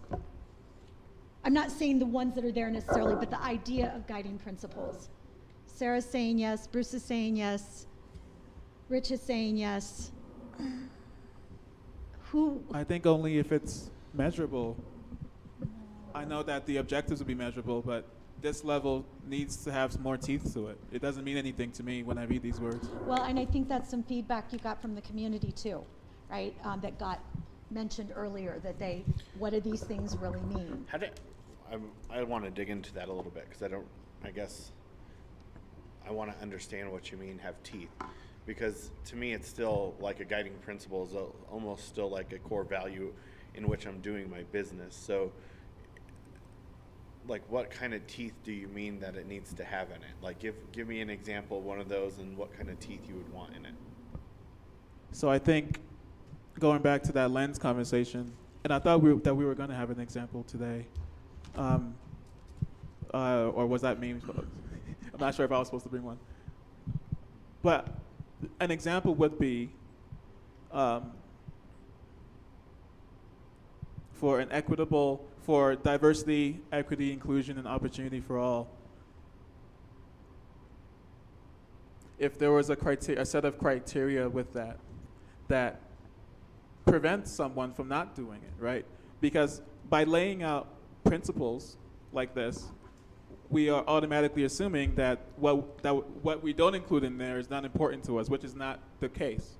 We care about many more things than just this. If you want to put something down on paper that's definitive, then we should have something that actually holds us to that. So I would say one example would be, well, decision X that you made 2 weeks ago did we take into account the impact it would have on the Hmong community? If we didn't, at least do the research to look at the potential effects of what that project would have on that community, then how could we say that one of our principles is inclusion if we have nothing to measure against or hold ourselves accountable for? So with that being said, I would not be in favor of doing that kind of thing. I think that adding those kind of criteria to the point where you're taking something that's subjective, where you feel, or Rich or Nancy or anyone on the body feels that to meet one of those principles or for it to be inclusive that we had to check off 15 boxes, I feel like we never get anything done, because at the end of the day, that's why you have a council who has 7 people who all have different brains that think differently, because it lends to a better end result. So I think when I think of guiding principles, these are things I'm going to strive to do, and we're going to try to incorporate all these different things as we come up with solutions or measure things. But like when I'm thinking about, like say, a land use where there's legal ramifications and other jurisdictions and state laws about things that we have to do in order to allow things to move forward, I feel like there's some danger in adding extra criteria on top of that. And I don't really know what that would look like. Besides, I feel like it would just allow a lot of infighting. So, Sarah, just 1 second. I want to say something here from a process standpoint. We need to figure out how we can get to some closure today on this guiding principles discussion. So I'm trying to figure out the best way to do that. And let me float a couple of ideas, and then we can arrive at an answer. I don't want us to swirl around this. I want us to make progress on finalizing, number one, are we going to have guiding principles? And if so, what are they going to be? And we might need to have a little bit more discussion about how we're defining those. But do you feel like if you broke out into small groups for 10 minutes and talked about this, that you could get a little bit more clarity? We could bring the group back together? I feel like we're a little bit stuck right now, and I'm not sure how to move us. Well, can I just, I mean. Yeah, go ahead, Sarah. Obi, I think what you're looking for are potentially things that we would have in adopted plans versus a restrictive set of guiding principles. So, for instance, if you're looking to have a more equitable process or lens applied to land use decisions, that could be something that could be integrated into the comprehensive plan. And so when you're looking at criteria for making, decisions on does this meet the intent of the the comprehensive plan, then it could, if the plan states you want it to be equitable and that we're accessing and understanding our impacts to the community, then that would be something that the staff would have to respond to when they are preparing an argument for support or no support of a change in land use, for example.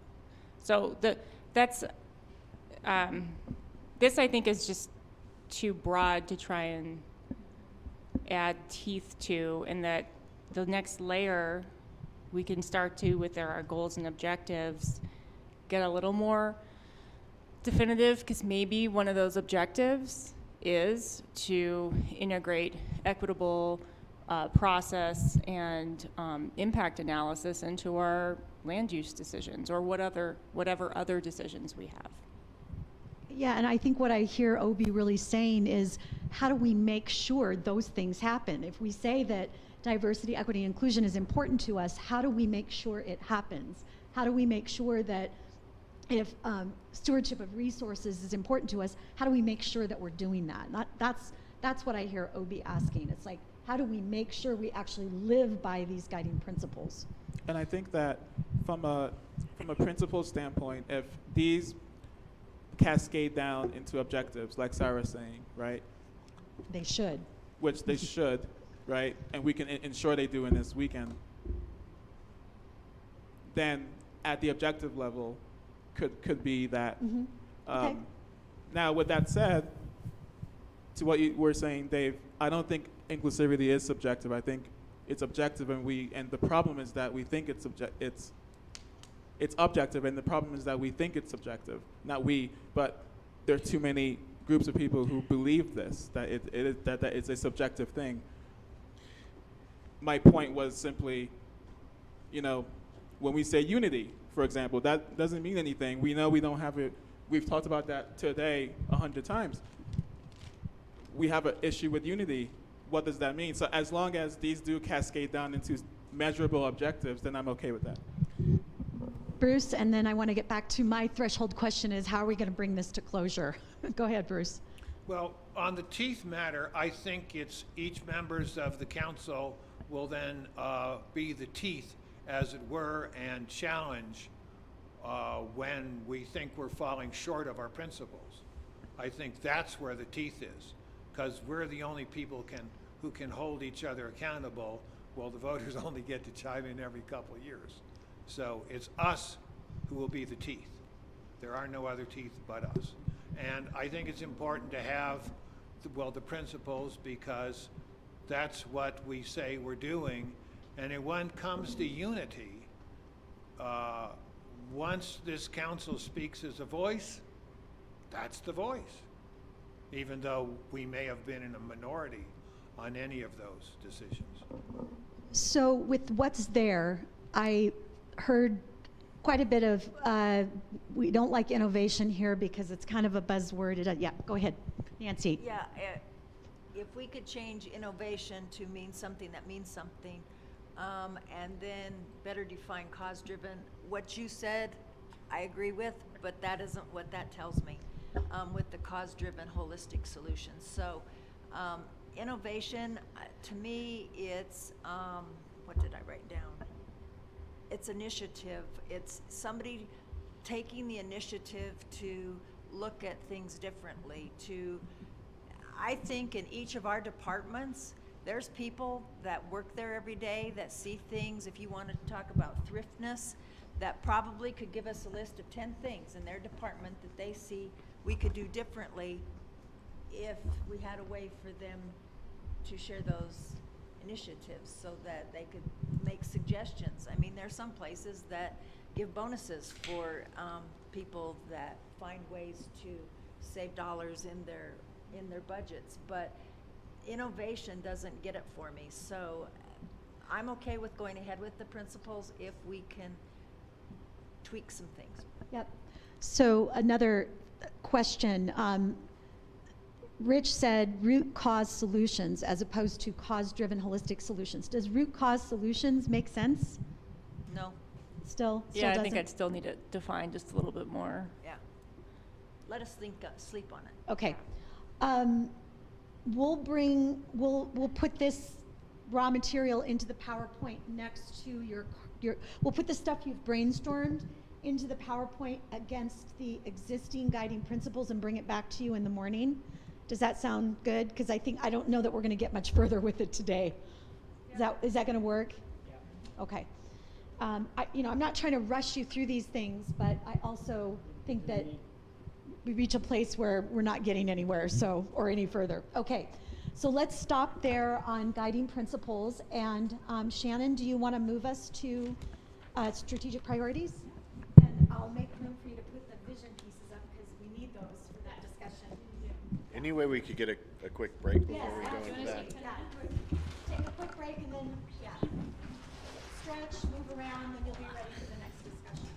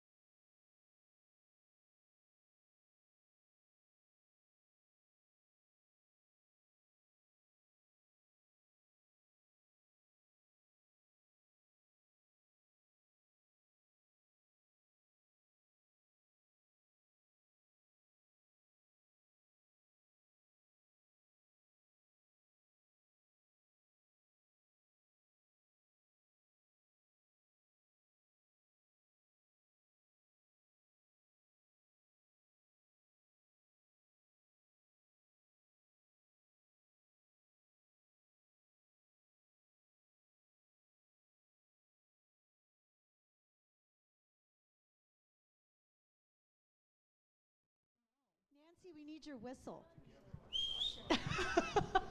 She does it so easily. I know. I've never been able to do that.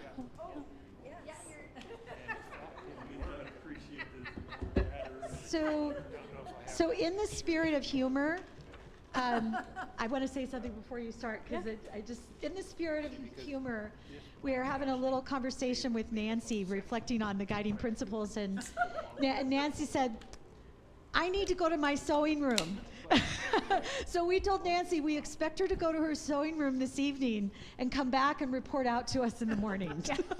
She's going to solve it all. All right. All right. Take it away, Shannon. Thanks. All right, so we are going to move on and talk about strategic priorities. And the priorities are kind of the broad areas that you want to be focusing your time, your energy, your resources to move forward your vision statement. And I know we didn't come to a finalized vision statement, but Michelle and I put back up the things that we all discussed. It's well-maintained, attractive destinations, the beautiful, safe neighborhoods. There's a sense of belonging and community. It's a place everyone can call home. It's got diverse, vigorous economy. It's got cultural diversity, and there's a sense of safety. And Sarah was nice enough to write down that incredibly long draft one that we kind of got together. So to put you in the space for these priorities, a city of beautiful, safe, well-maintained neighborhoods and destinations with a vibrant, diverse economy, rich and resilient environment, and a strong sense of community and belonging. So that's the vision that you're working towards and where you see Westminster 10 years from now. So with that in mind, we're going to ask you to break apart into two groups again. Different groups. Okay. Yeah. Make new friends.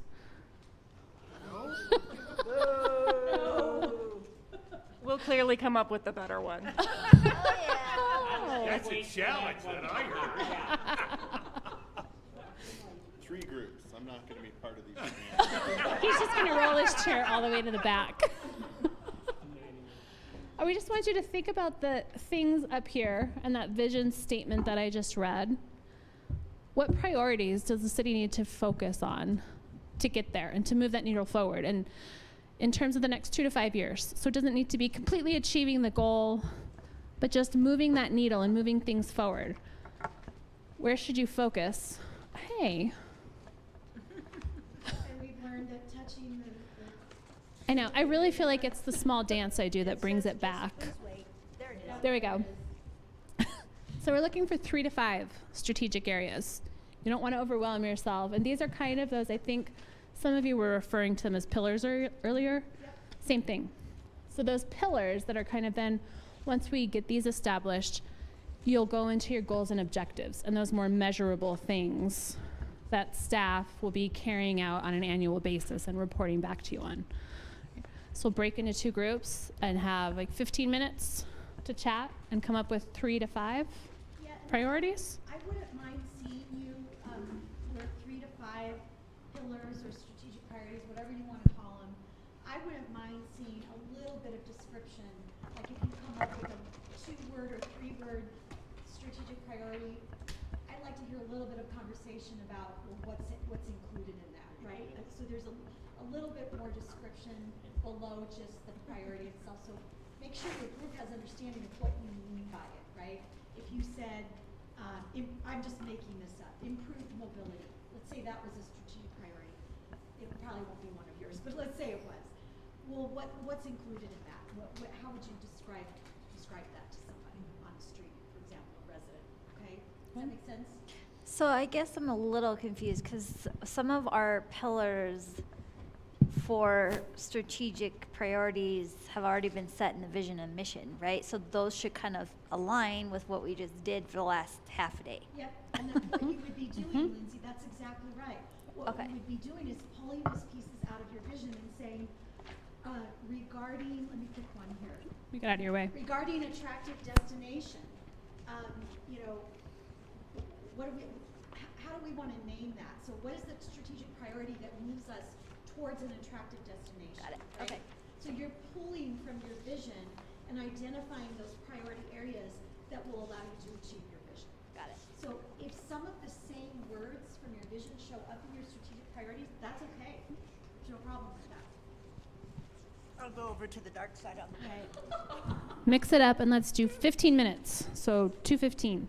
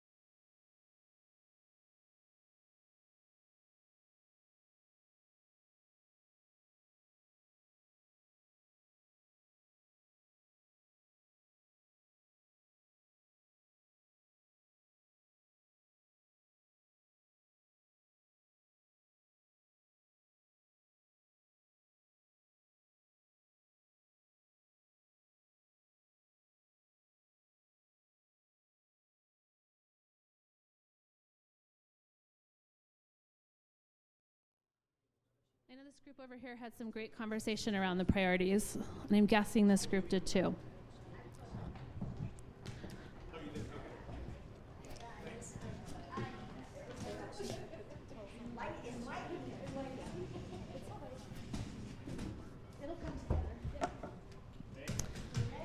All right, I am going to put these up and read them out, and then we'll just have some reactions and discussion between the groups. Oh, thank you.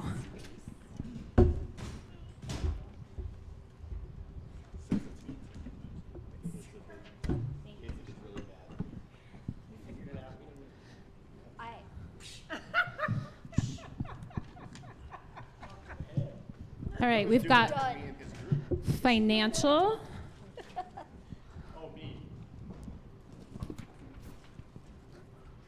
Oh, son of a gun. Foster a sense of place. So this really brings in that connected unity. We also had some great conversation that I'm sure your colleagues will share with you about some broader unity, Westminster-wide, not just within neighborhoods. I didn't hear that. Not just within neighborhoods, when we were talking about having a unified sense for the entire city. Empowering residents. And proactive public safety, which includes utilities, open space, police and fire, and both with and in the community. Economic resilience, a thriving community, business support, diversity of business size and industries, and business representation and facilitation and advocacy. Right, community resilience, access to business resources, access to housing, supportive housing, and other supportive services. Stay up there. All right, a safe city. Well-staffed and equipped and trained police and fire, increased double co-responders, increased homeless navigator, and work with county partners to have services available. Quality of life, parks, golf, open space, recreations and activities. And infrastructure, water, roads, 2040 comp plan, sidewalks, and trails. What are some reactions after hearing what the other groups have put up there?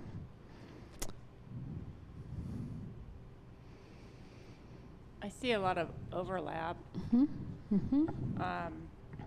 Like, I could see foster a sense of place kind of being mixed with quality of life.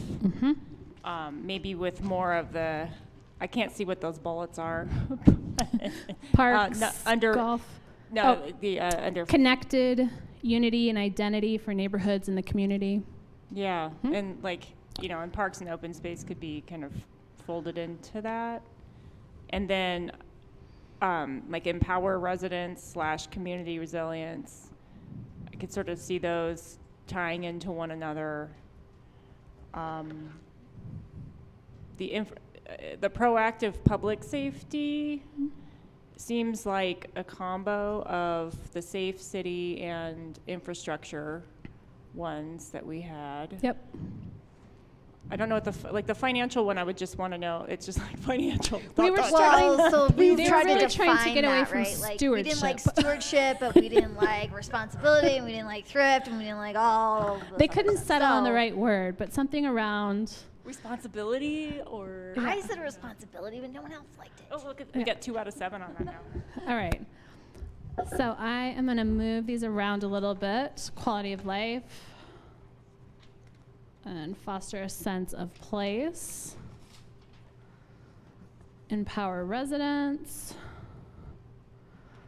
This infrastructure. Proactive public safety. Safe city.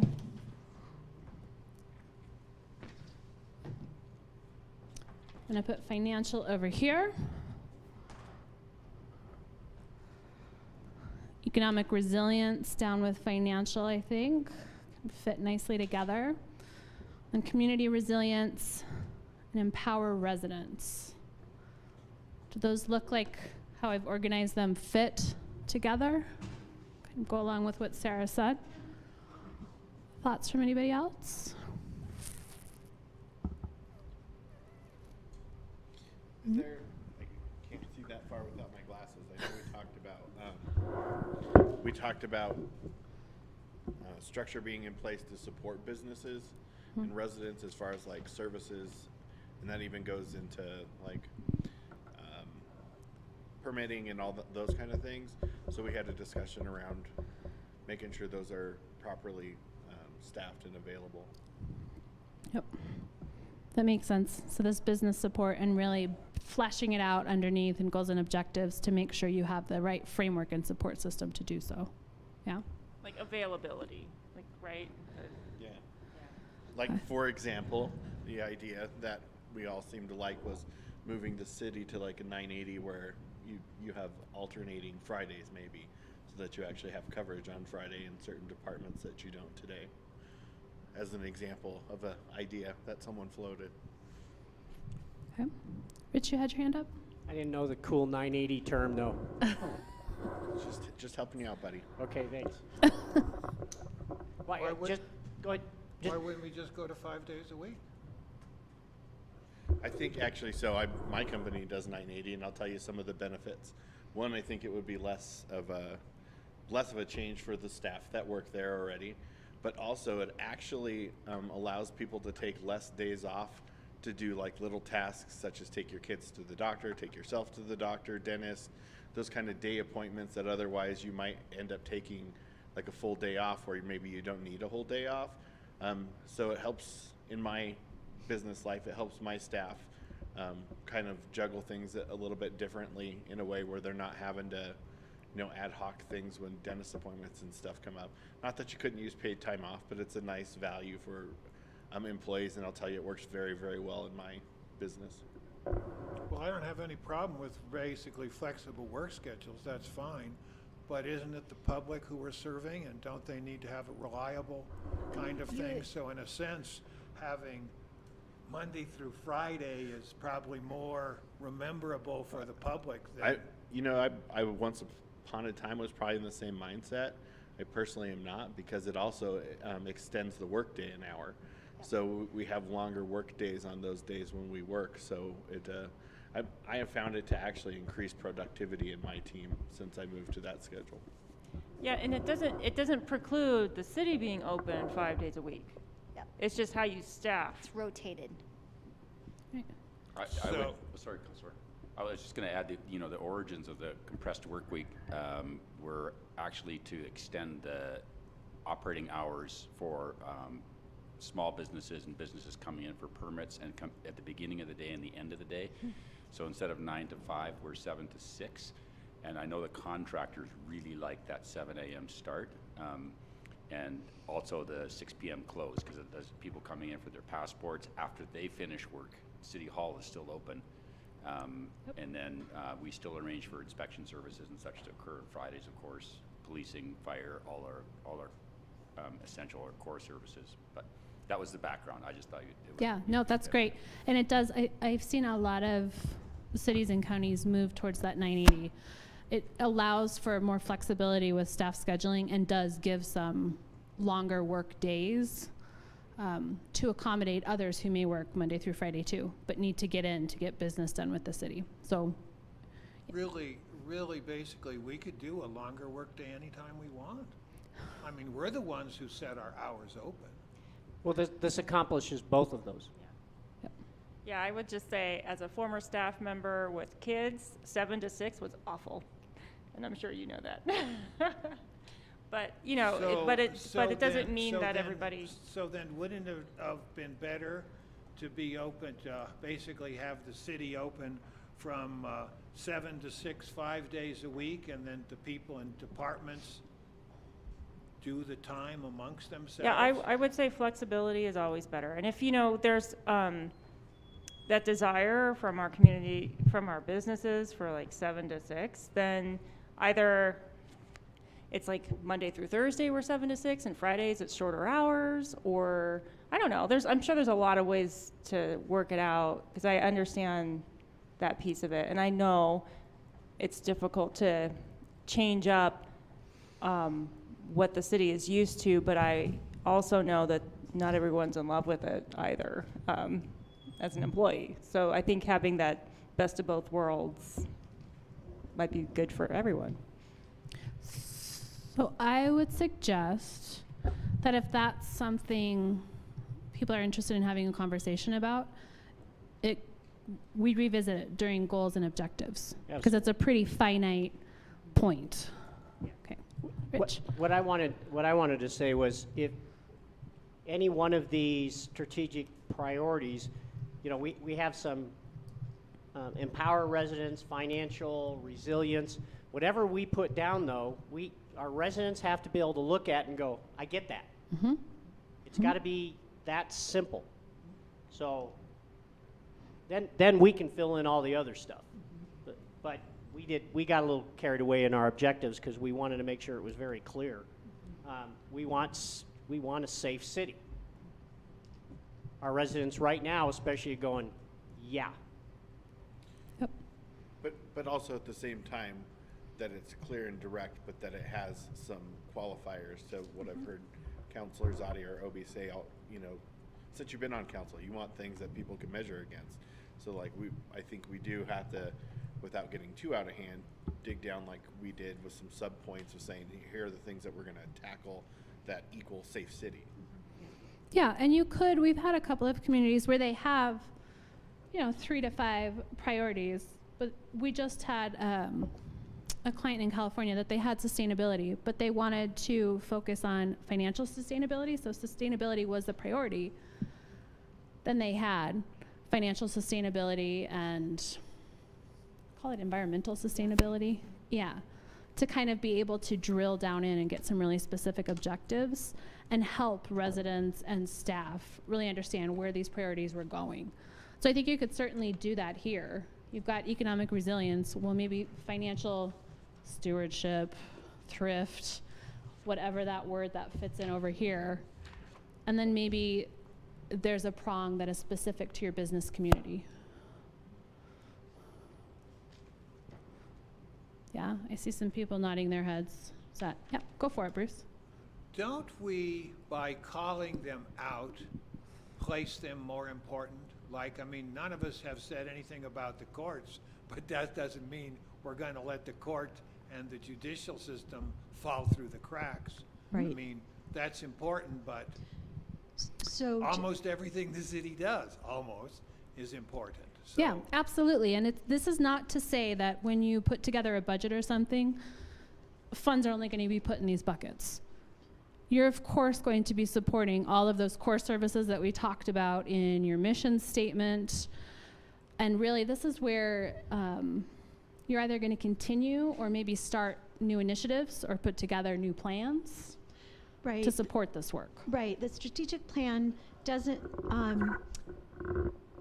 really deal with things that are ongoing, that you're planning to do, that you're always going to do, unless you're going to do them differently somehow, or you're going to put more emphasis on it for a particular reason. So if you feel that crime has become an issue in your community, you want to raise it up to you're always going to fund police, but you're raising it up to a strategic priority to say, we have some specific things we want to do around this, because there are issues that need to be addressed, and if we don't address them, we will not achieve our vision for our community.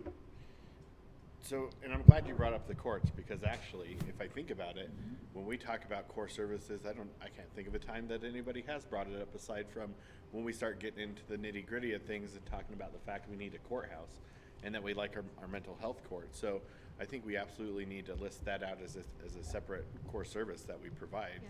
I mean, especially council, that's one of our 3 employees is the judge. So to move that out wouldn't make sense. And down the line with the goals, I think there is one that we want to look at with the courts when we start talking about the graffiti problem and stuff, just to make sure we don't forget when we get to that point. Yeah.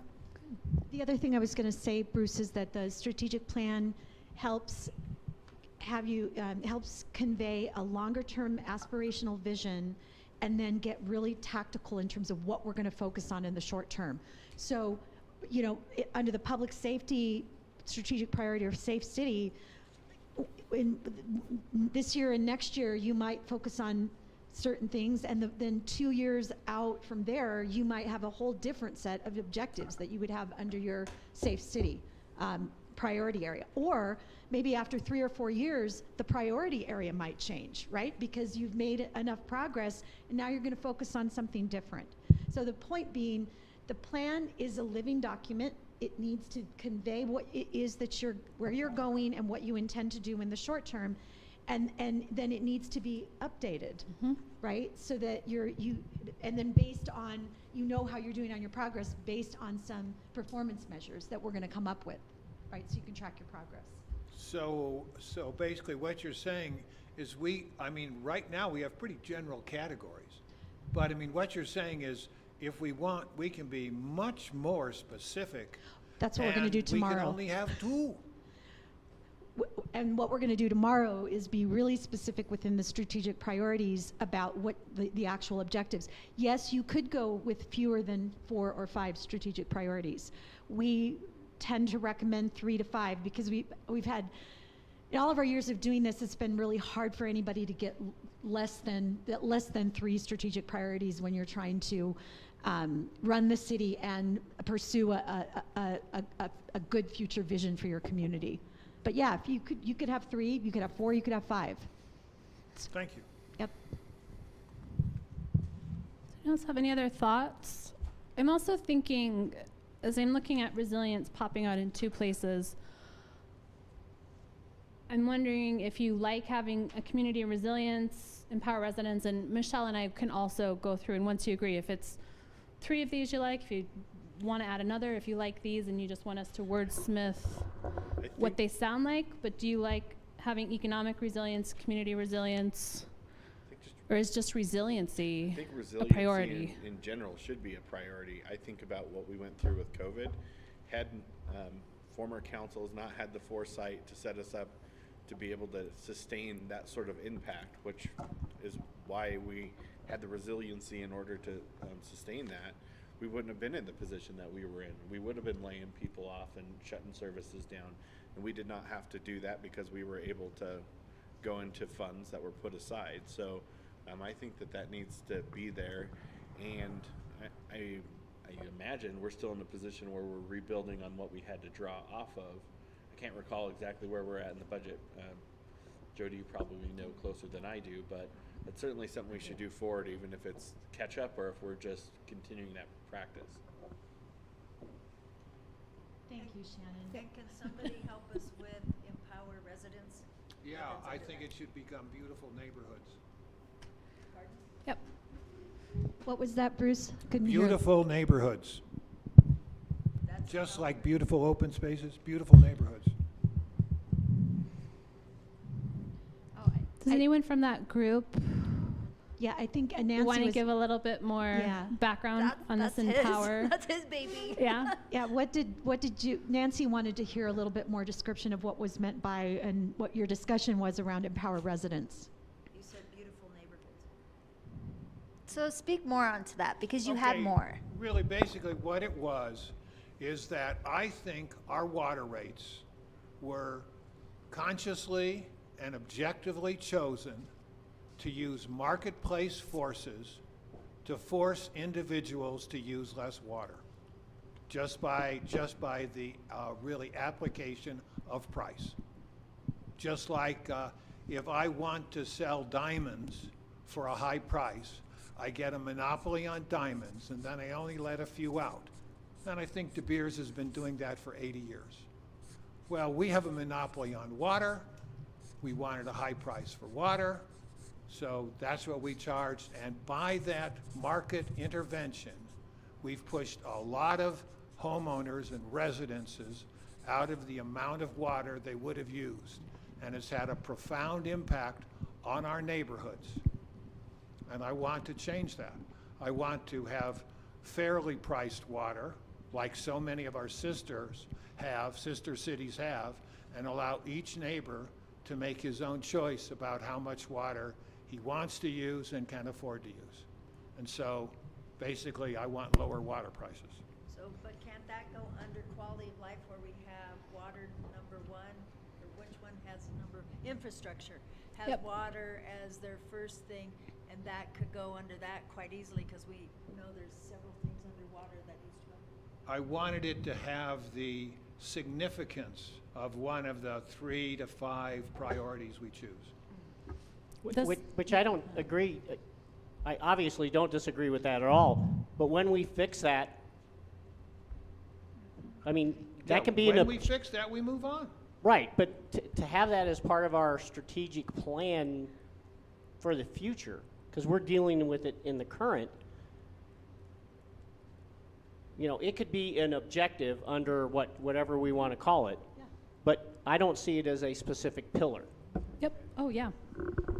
So if I'm looking at what's up here, just to feed it back to you, and I'm trying to, an economic, so if you merged resilience into one priority, then you've got safe city / proactive public safety. That's a second priority. The third would be sense of place. The fourth would be quality of life. And the fifth would be infrastructure. Those are the 5. When I merge them together. I think what's missing though is the community resilience and empowering, like that whole opportunity to thrive in our business community. So that Where would. was that? That's the question I had, and was saying, a suggestion was made that you could potentially merge the two, put resilience, that into resilience. a single resilience, and then you would have objectives. Okay, so that you could deal have with the different community, things. economic, and environmental or something like that. Yeah, and you'd have objectives, and you describe in the goal statement that those things are included in resilience, and then you'd have specific objectives related For to those. each one. And then how is fostering, I mean, I don't know, but tell me, fostering a sense of place, is that exclusive of having a high quality of life? Connected, unity. I don't know. That's a good question. So would you have something like community and economic resiliency, so that it just captures? The thought was that you would just, you could say that as the statement, or you could just say resiliency or resilience, and then the goal statement would describe that those Because your things goal are included statement in is it. basically what your goal statement is, which we'll do next, and Michelle and I will kind of craft those based on conversation and provide them for your reaction in the morning.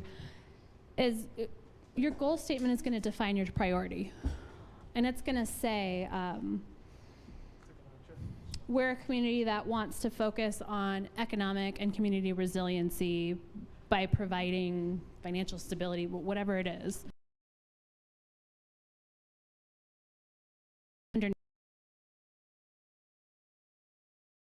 The resiliency are we talking about?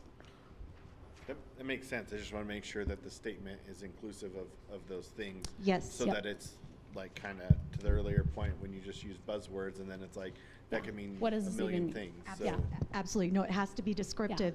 And so I think there was a question, and I kind of questioned this too. Do sense of place and quality of life go together, or are they separate priorities? Could those potentially be merged?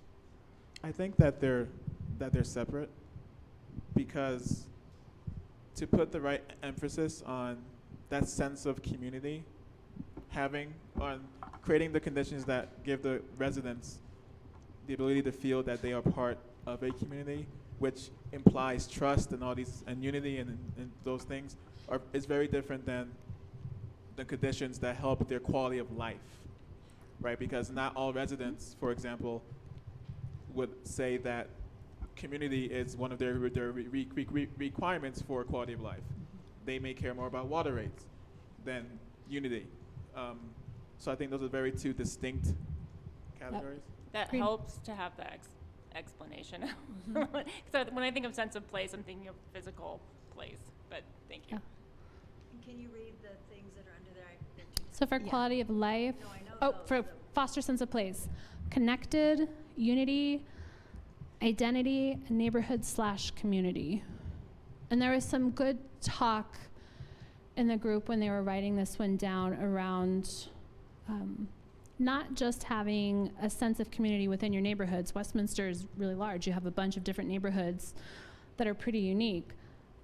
so fostering that sense of community, but also Westminster as a place. Where is that unified? Nancy, earlier you talked about unity, fostering that kind of sense of place as Westminster as a whole. Maybe if we change the word place to community or something like that.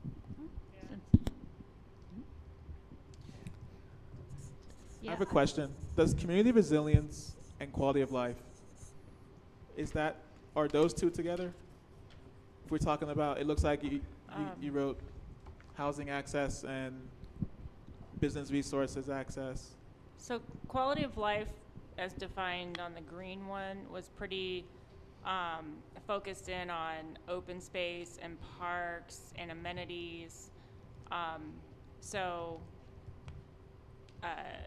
If we expanded community resilience to mean like quality of life as well, but community resilience also included like helping our residents have the support they need to thrive, and so that was like economic, like business support and entrepreneurial support, financial, mental health, housing access to supportive housing. Does cost of living fall under quality of life? I think it would be more under community resilience.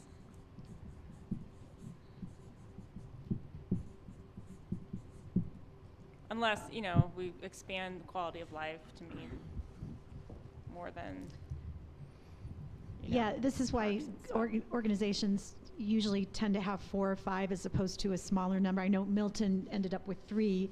They're a much smaller community than you are, for one thing. Much smaller community. They're like 38,000 people.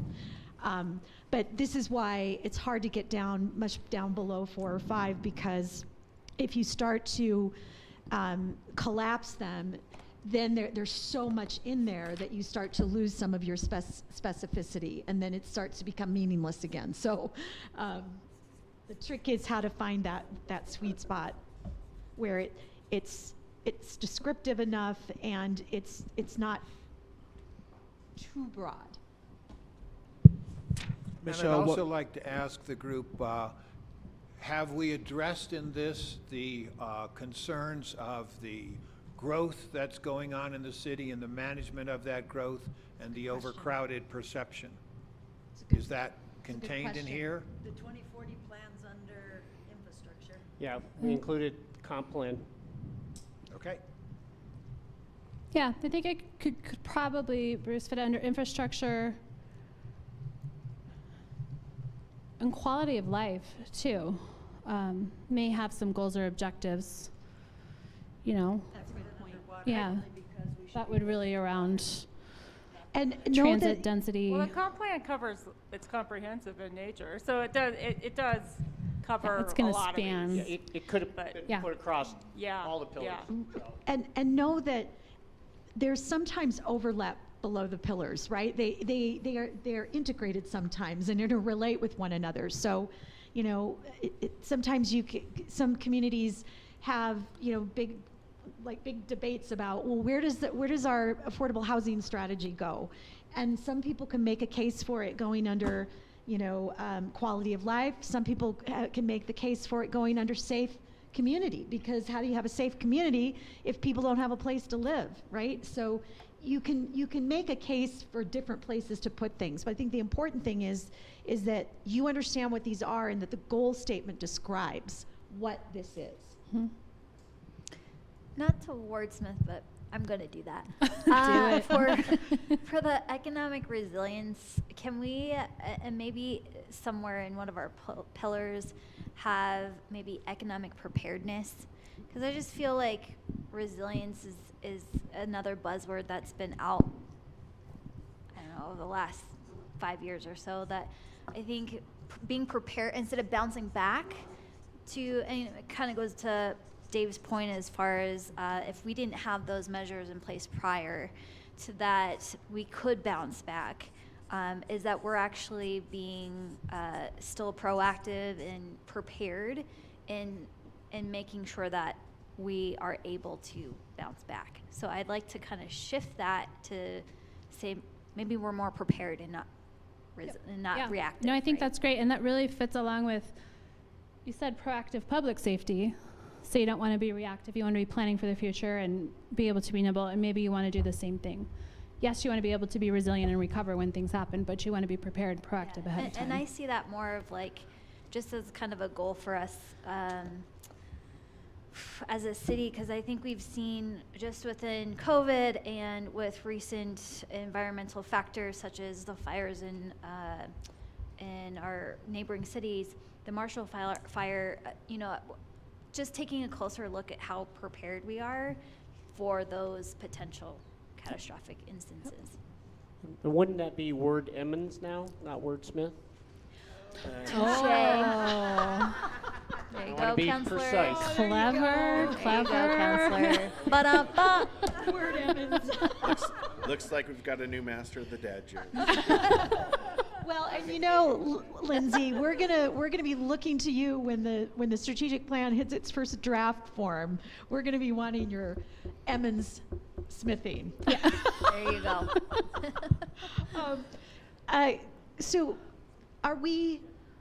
So something along the lines of combination of resilience, preparedness, proactive public safety, safe city. Obi suggested rather than sense of place, sense of community, quality of life, and infrastructure. That's 5. I think we've moved one of my ideas into sense of place, but I would contest that the word home somewhere in there. Home to me is a very welcoming term, and it says it gives a sense of belonging. And I'm thinking, as I think about it, when I look at one of those things that I was surprised how low welcoming scored in that survey. So just as a point for people to think about, if we could somehow encapsulate that. Sense of place kind of gets it, but I don't know if it wholly gets it. Second home. Yeah. So, does that sound like an okay number for? I'm like, that's 5. And again, we can revisit this tomorrow, right before we start getting into the objectives. Say if you do more, it's too much. You don't want to do more than 5. So. Way to push the limit, folks. Jody, how does it sound? Thanks for asking that. So now that we kind of have our 5 priority areas or pillars, I don't care what we call them. If you guys want to call them pillars, that's cool. So some questions.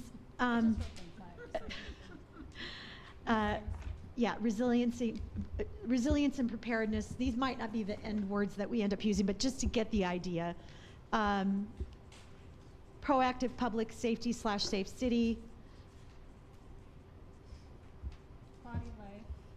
Quality of life, sense of community / place. So what I want you to think about now, and we can have a full group discussion about this, and then I think if we can have a little bit more discussion about each priority area, then we can finish up and come back tomorrow, review our work from today, and then come up with the objectives. So when you think about resilience and preparedness, if you were to think over the next 2 to 5 years, kind of more broadly, what would you be hoping to achieve? Without going to the objective level yet, but what would you be hoping to achieve over the next 2 to 5 years in that strategic priority?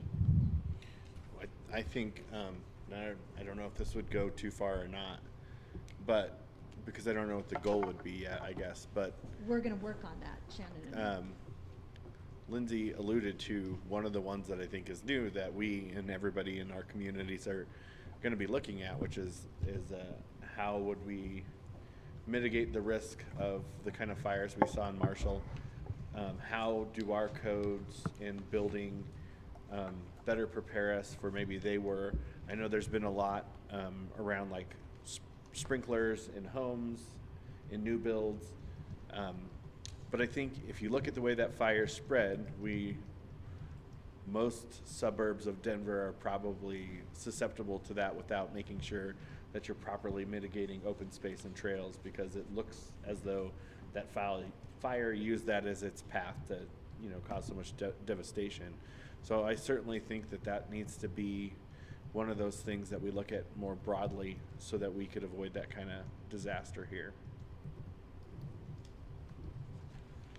What else do you think of kind of, not just 1 or 2 years out, but more like 5 years out? What would you hope to have achieved in this category of resilience and preparedness? That was a great example, Dave, without getting too much into objectives and tactics.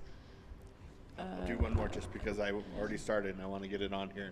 Is the plant, like if The what? the water plant, if we're going to build a water plant, what that needs to be, we do need to tackle that. And I know that that's something we probably need to tackle some decisions a lot sooner than even a year, but that's still going to take multiple years to accomplish. So I would hope in the end of the next 5 years that that's done, put to bed, and well on its way. And I would add that still allows for or accommodates a conservation approach. And yes, for sure, toward hazard mitigation, having some stronger, whether it's flood or fire. And then I think just as, just seeing what just thinking about what I'd want to see in the next 2 to 5 years is just continued diversity of affordable housing options and supportive housing. Part of that root cause kind of thing to, and what was the other thing that I had? I'm sorry. And business, a more, I don't know if it's like a more, I would say more structured business support system where both as a customer service offering, but also in terms of our financial offerings, like how can we help businesses a little bit more and have that like maybe a stash of cash or loan program or incentives for business. Something. Incentives. Yep. Okay. Rich, you had your hand up.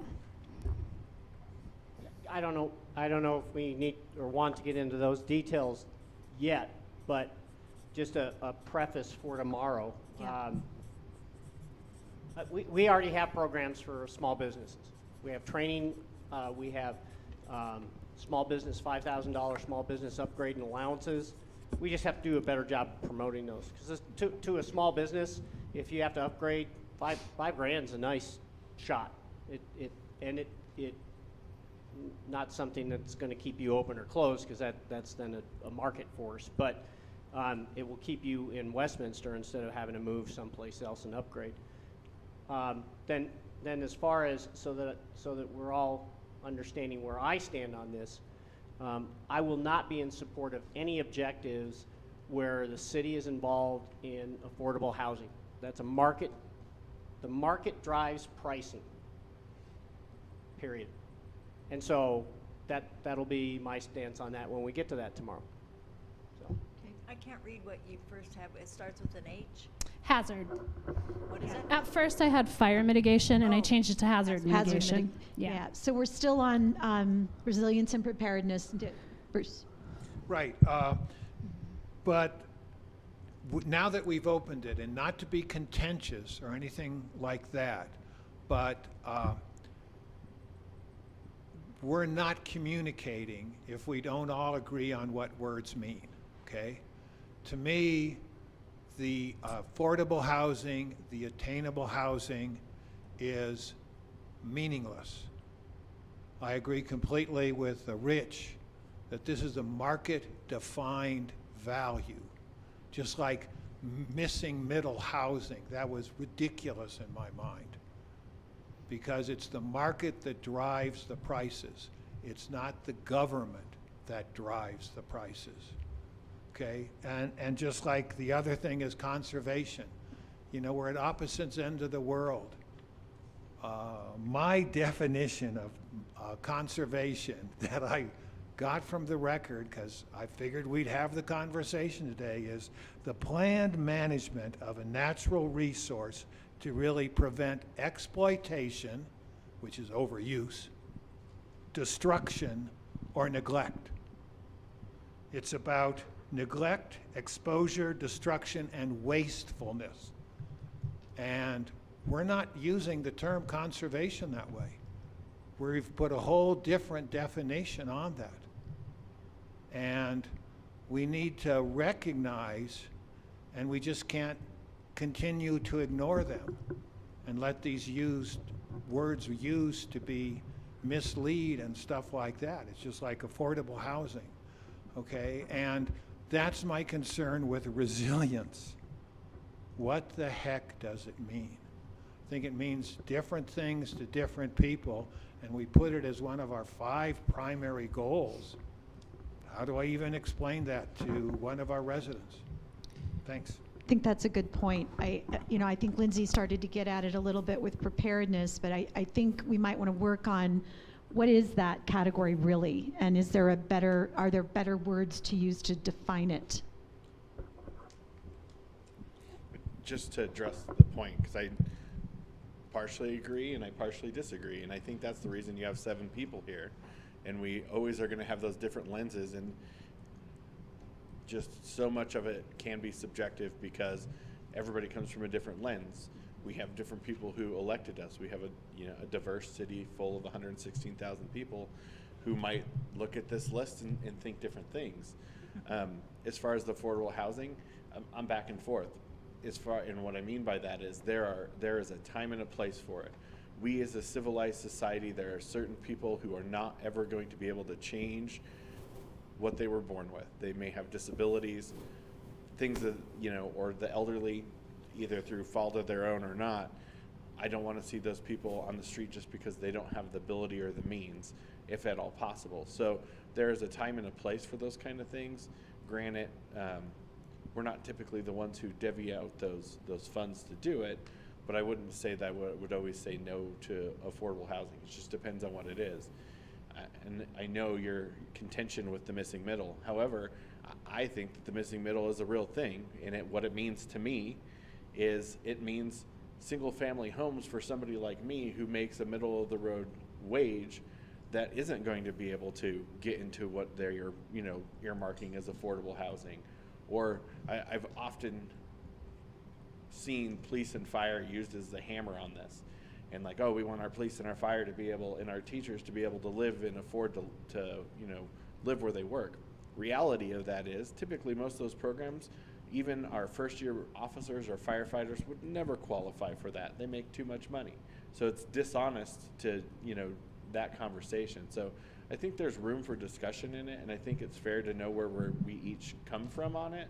But I don't think we all have to end in the same place about what it means. But I do think, and I appreciate the fact that we should level set about what it means to each of us, because I think it leads to a more rich discussion. The phrase, as long as the goal statement describes it to where it's understood, then we're okay. We can use the word resilience, but the goal statement has to say what we mean by that. Nancy. Just because we have been through the emergency piece that was at our neighboring cities, education and helping people be ready for that day if it comes to them, whether it's a flood, a fire, a whatever. And I saw the best thing on Facebook after that just gave you the list of what you can have, because when those people were told to go, they had to go, but this person that wrote it had their 3 bags that they grabbed and put in their car and had these things that they needed. So it's always, how can we educate and help, even with water? I don't want us making water fees so that we force people to do something. I would rather educate, and from 1975 until today, that's what we've been doing. And look at the numbers. They have gone down consistently. People are listening. I don't like the fear factor out there. I want truth, facts, and how you can do it differently. but to do your yard differently costs money. So just continue that education. And as far as affordable housing, I had a client this week that blew out a tire. I was to meet him at the sewing store. I said, well, here's where I'm at. I was doing errands. They told me where they lived. I said, I am on that street, just have to go further east. I'll pick you up if that's okay. So I went and picked him up, and when I drove up, there's a double car garage here, but there's a single garage here, and it didn't look like a duplex. But so on our talk on the way to the sewing store, I asked, can I ask, is that second garage for a boat or something? And he said, when you take me back home, I'll give you a tour. It's called Next Gen Home. It's being built in Thornton. I called Jody, because they gave me a tour. It's wonderful. We have to have the different products for people, because in this case, his mother, it's her first brand new home. She can totally shut off the rest of the house that they live in, have her own living space, but when they want to be together, she can open a door on the inside and it connects it, but she has her own outside door, and she has her own garage. I've never seen anything like it. My daughter that lives in Nantucket, I took pictures and sent to her and said, you need to get this in Nantucket because you don't have enough business housing for your crews that come in, and they're always fighting about that. It's wonderful. So we have to look at the options, and yes, I agree, it does have to be market driven too, but in our small tiny spaces that we have, because I think for some affordable housing that we could encourage, it can look much different than what we see right now. It doesn't have to look like a home of any sort. It can be a smaller size. It's proven to, for people that want to be out of the elements and have a kitchen, sink, bathroom, way to do their laundry and whatnot, some of those smaller spaces work until they get on their feet and can get something else. So are we looking at all of the options with the spaces that we have? And as we look at having to redo some of our shopping centers that are going dark and whatnot, how do we repurpose those? So I think all of those things have to be always on our mind, and we have to be open to, some people have taken old parking garages and done some unique things for the homeless. I'm not against it. I want to be creative and figure out what works for Westminster. Could it be then like more, I think whether or not you agree with the city putting money into affordable housing, but allowing for a variety of housing options to be located in the city. And, you know, when like Next Gen House, I saw those, love them, can't afford it, and so I still need to find a place for my mom to live. And so, you know, having those, making sure that we're welcoming a range of housing options in the community, and not saying if it's an affordable housing project and it's coming into one of our commercial centers, if we're not, you know, if it's no skin off our back to have it located in our city, you know, would we say no to it, right? If it's an affordable senior or whatever it is.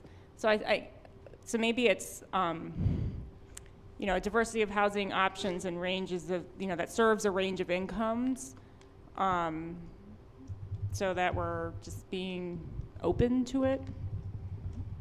And can I just tag along? Jody, sometimes I think the whole process is upside down. We don't get to see something and give input until it's almost too late and we're in a box. I think we can give, even if it's quasi-judicial, we can see something and give input generically, so that when they put something together, it's just like we said at the land use for the farm. saw 5 stories, I said, I don't like 5 stories. I look over at Bradburn and they made 3 nice. It's not too tall. You don't even know that those are really apartments versus townhomes. So if there's a way for all of us to look at the process differently, that could help contention also. Opie? Just wanted to say that I love the idea from Nancy regarding process and education. So that education piece is so key. So educating residents, getting them prepared. So in this bucket of preparedness, just giving them ideas, and on conservation too. So conservation education, preparedness education. There are lots of stuff we could be doing better, and that would be great. And from a process standpoint, that's a radical, but in a good way, a radical idea to reconfigure or see how we can reimagine the current process of development that might give us more influence to a market-driven process, right? So it's kind of the middle ground so I love that. And to second what Sarah was saying on affordable housing, which ties into this, it's, it kind of goes back to that, what was that value?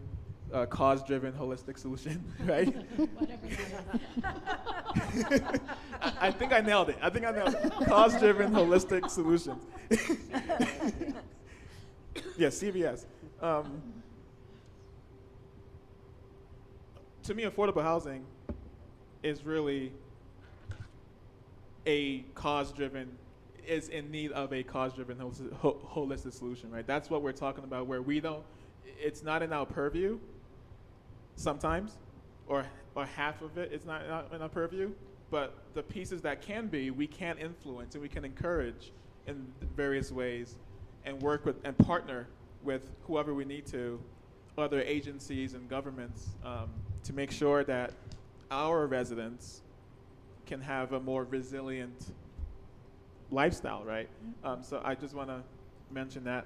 And then I'd like to add, for resiliency, to decrease our dependency on sales and use tax. I think that Decrease dependency on sales and use tax. On sales and use tax. Is it 70%?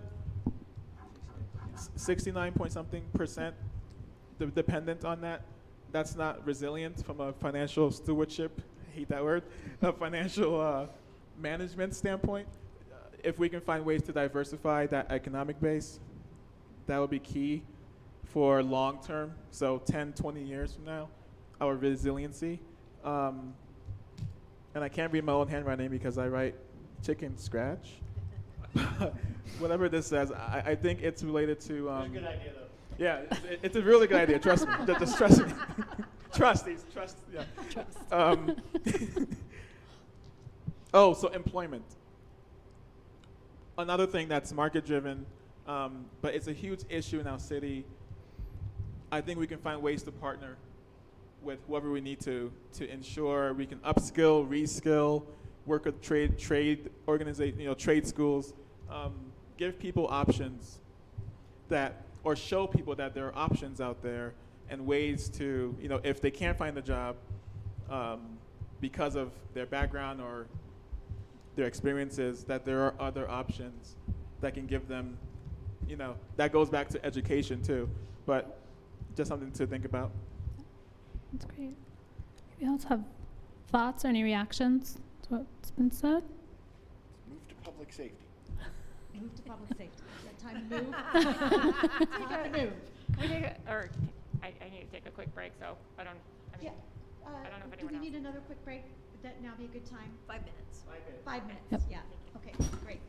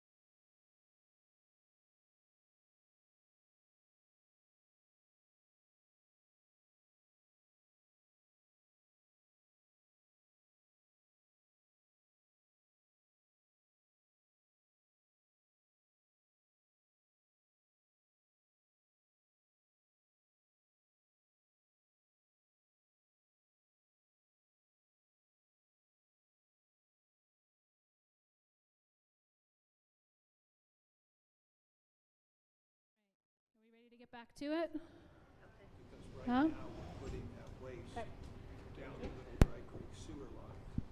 On your grandfather. So if we retrofit what we have for what's already existing, how much more space? We are just going to finish having the same kind of discussion for these four. So going to get everyone really well positioned to have a nice, easy day tomorrow. You're already really working through the beginnings of some objectives and things. So we just want to have similar conversations around these four, and we'll probably finish up a little bit early today. I know. We gotta get out of here early so you can go to your sewing room. Well, first Right. I have to take Mr. Gibbs for a W, Okay. or I'll get the stink eye all night. Okay. All right, so we talked through resiliency, preparedness. Let's do the same for proactive public safety. What we mean by that when we're thinking about how Michelle and I will craft that goal statement that really defines it. Yeah. So if we're looking at 5 years out from now, there's a couple things that I would like to see. One, I want to look at us figuring out the graffiti problem and codifying what was done in the past, because it obviously worked if you look at graffiti now versus when we stopped that practice. The other thing that I'd like to look at is that our police and fire departments both are departments that people are, that we're not having to fight people to come here. We're, opposite, that we have plenty of people want to come work here. And I think that's a high level enough goal that then you can fill in the blanks underneath. We're not being prescriptive. However, one thing that I do want to bring up as a point of discussion at some point this weekend, since we're on the topic, is the idea of having civilian report writers, so that you have the normal patrol card officers who are trained for the dangerous situation that can stabilize the situation and then still give a good amount of care to the back end of a situation. And so that allows people to stay on the street that have the training to do so, and allows the resident to make sure that there's a full investigation done. And that came from a lot of the walking and talking as far as like how the follow-up was after a crime. And I know this frankly was an idea from one of our former deputy chiefs who isn't with us anymore, that thought this was a good idea, and talking about it with people in that department as well as with some of my colleagues, I think that would give a better level of service. It would also open up opportunity to bring people on board at a different training level who maybe aren't comfortable being a patrol officer but want to see that side of a job. The other thing I think it gets to is a different kind of way of looking at policing. Frankly, it's a good partner building opportunity. So I hope that's something that the council would get behind in looking at having the city evaluate. Yeah, thank you. I don't know. I think that just kind of you just talking through that just kind of brought up a really good option for us to be innovative in and creative thinking. But I think too, I would like to take it maybe a step further and maybe create it as, because I don't want to just have it as a volunteer. Like I want a little bit more accountability to it. So I think it could be maybe even set up as far as like what CASAs, court appointed special advocates, do is that they're actually appointed by the court, that they have to solemnly swear to report accurately on instances that happen and write court reports for it that actually go to a judge. And so that could be part of our municipal bridge as far as make it an actual viable program, so that, because I would hate to have a volunteer come on and then have no accountability to it. That's a good point, and I'm glad you brought it up, because my expectation would actually be it would be a hired person, not necessarily a sworn officer, but they would be actual staff members who would be trained on that portion of the police work, but they wouldn't necessarily have to be patrol officers. So if you think about that, that's a different level of employee that can do particular parts of the police work, opposed to, you know, a patrolled, Okay. armed So police not officer. volunteer, sorry. Yeah, not volunteer. Then I guess next my thought, because I was like, oh, if it's volunteered, I would want it a And little this more is accountable. real in the weeds on that public safety side of it too, is that, well, two things.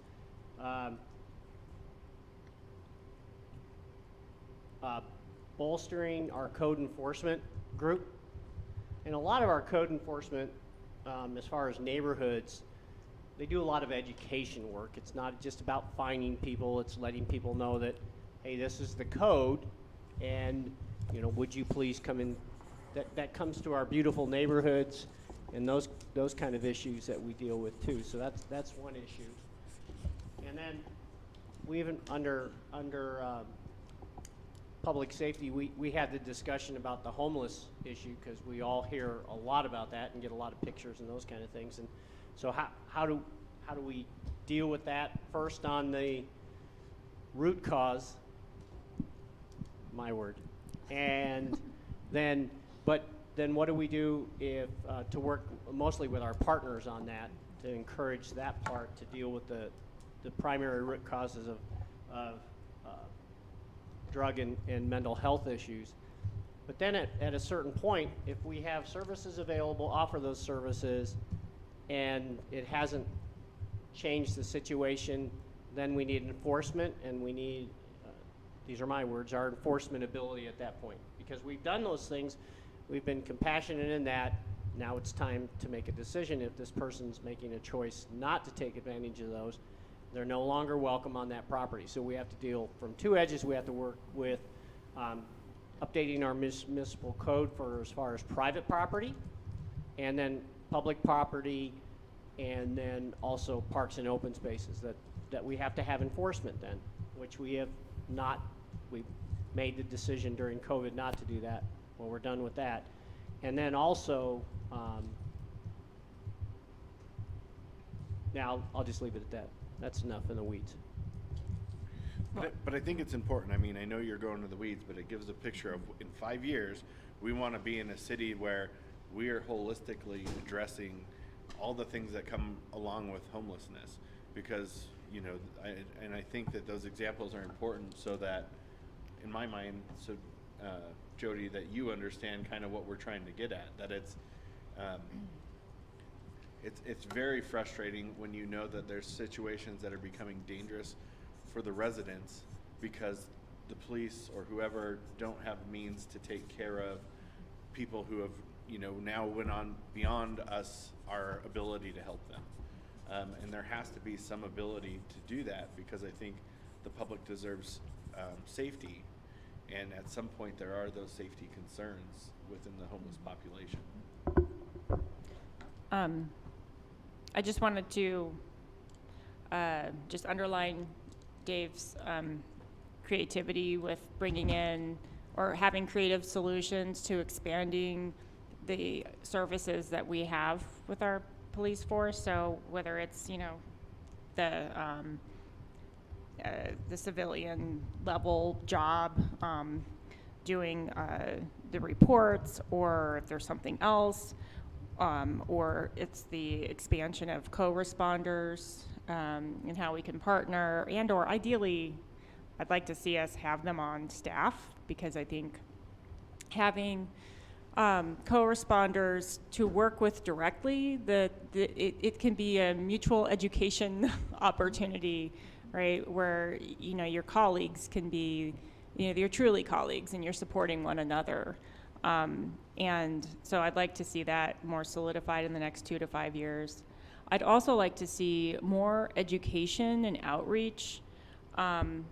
So I know we had made some strides with outreach over the past couple of years between our police force and the community.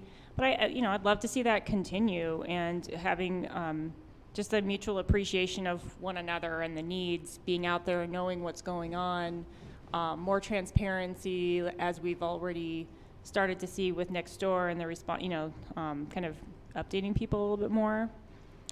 And then finally, some way of continuing to expand our understanding of our community, whether that's some internal training for like diversity and inclusivity with our police force, or if it's working, creating a short-lived task force to help create a venue for our community members who don't, typically get heard, and what their experience is. And so like a neutral way a facilitated way of having community members speak with the police as well. And vice versa, because I think, again, the more we can share of what are the parameters that we're all living under or working under, and the more that we can communicate with one another,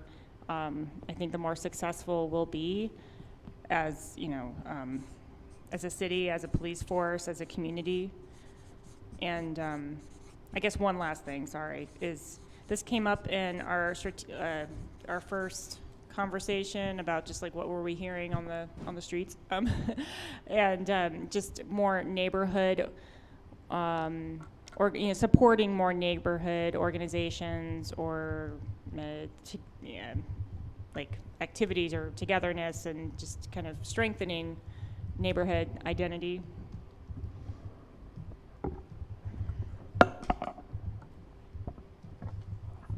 For Adobe. Just wanted to second what Lindsay was saying regarding CASA. I think that's another radical, but in a good way, great idea that is interesting, and we should look into it. From a code enforcement / homeless standpoint, to Rich's point, I think there are two lenses of that. There is the enforcement lens, but then there's the what are we doing, the root cause, let's call it, lens, where we can't lose sight or focus on the second part, the actual prevention, because we can enforce all we want, but if people don't have places to live, or if the homeless can't, survive, and they have to camp somewhere, I don't think it's right or just to just say, okay, well, just sweep them out. They'll come back because we can't control neighborhood, our surrounding neighborhoods or communities. They're everywhere because there's a real problem. And to address the outcome without addressing the root, it won't work, and it wastes more of our resources to do that. So I think we need to focus more on how do we prevent and help our most vulnerable there. And from a code enforcement standpoint, same thing. We need to enforce more where it's necessary, but then we also need to address why certain issues are popping up and really analyze it and look into the root causes. I also agree with co-responders. I think we need more from a police standpoint. How many do we have now? Is it 2? That's not enough, obviously. Increasing that budget would be key. And then from a car theft standpoint, just a goal specific to car thefts. There are lots of causes. It's one of those issues, again, we need to look at the roots there. But from what the chief told us, they have 2.5 FTEs. So 2.5 people who investigate car thefts. No detective, right, is assigned to that group. I think there are lots of issues, and many of people here have mentioned some of the root causes as to maybe why, right, regarding legislation, et cetera. But I think from a city standpoint, we need to address it head on. I don't know what the answers are, but we need to go around car thefts because they're out of control. It's out of control, and it's rising. The numbers are crazy.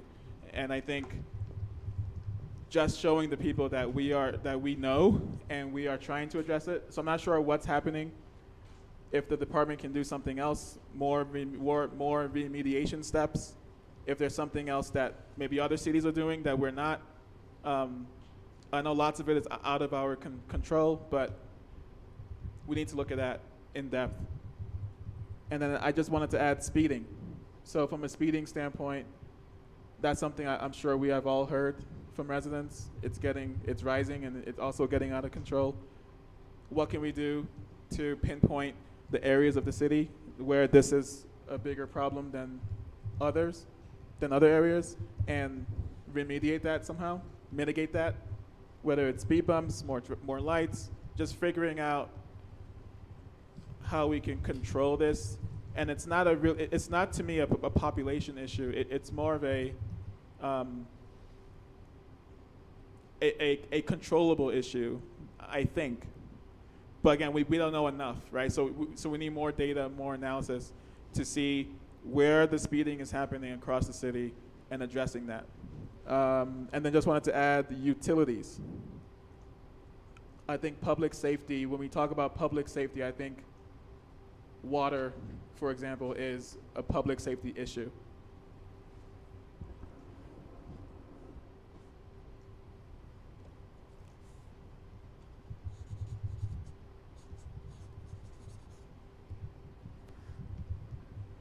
Go ahead, Lindsay.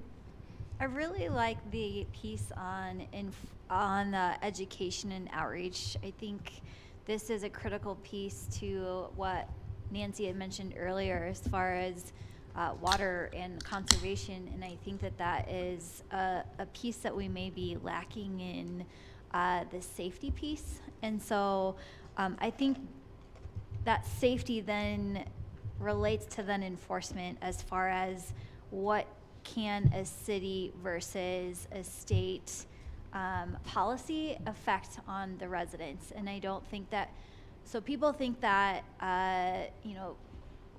we enforce at a local manner, but we're not equipping our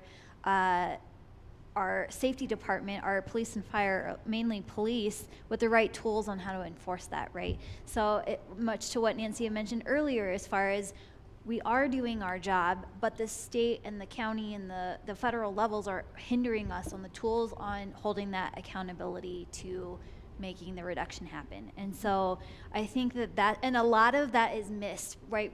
Our capacity, we're involved and very in the know on policies and what changes quickly, whereas our residents don't. And so that is where that education piece might be falling.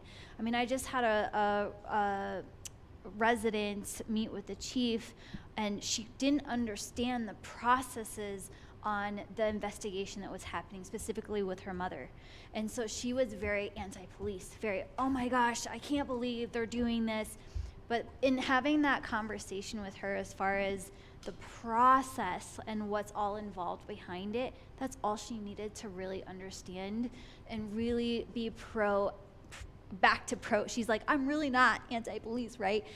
She wants to be pro-police. And so that's where I think part of that is missing, is that understanding what changes so rapidly at the policy level for the state and county, but at the state level to then be able to equip our residents with understanding why our crime rates are so high, right, with our car thefts and such. So I think that's an important piece. And then to the CASA point, I mean, it would be great if we could have some kind of program or something around that, but that was mainly to my misunderstanding as far as a volunteer position of what Dave had posted. But I think if it makes sense to incorporate something like that, that's something that we need to look at. And I would invite a Citizens Academy, which I don't know if a lot of residents know that we have a Citizens Academy for our police and fire, and it's a very beneficial program to go through, and it kind of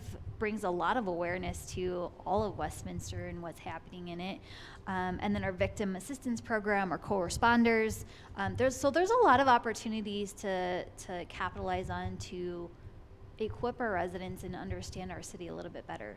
Yep. So. I think that's a great point. That's after I heard that education and outreach again, because it came up under resiliency and preparedness. And so I wrote it down here because it seems to be popping up kind of across a lot of these. And it was something that kind of talked about early in the day around core services and what are those core services, and do residents understand what the core services are, and all of those kinds of things, and how we define core services. So I think that education and outreach piece across a lot of these categories will be really critical, and it seems like it's coming up quite a bit. Yeah, Dave. So 2 quick things, and again, this is a little in the weeds, but the conversation's been open. I think when I hear what Councilor Seymour presented and what I've said about homeless and what Councilor Azadi has said, there still has to be a point where we say, okay, this is too far. And that point for me is when it's endangering the safety of residents. And so when I have residents tell me about camps where they have to walk through needles, or their kids have to, we've crossed that point. And so some of these individuals are homeless because they have decided, or not decided, they have substance abuse or mental health problems, and they've made choices that they're not going to stop using, so they can't get some of those resources we're trying to connect them to. So I think there does have to be the holistic approach where we're trying to humanely deal with it and connect them to services. But once an individual has crossed that plane, we have to be able to take action. Just like in the instance of the car thefts, we have to be able to jail somebody who's stolen multiple cars in a day. Otherwise, you are just going to keep doing the same thing, and it makes no sense.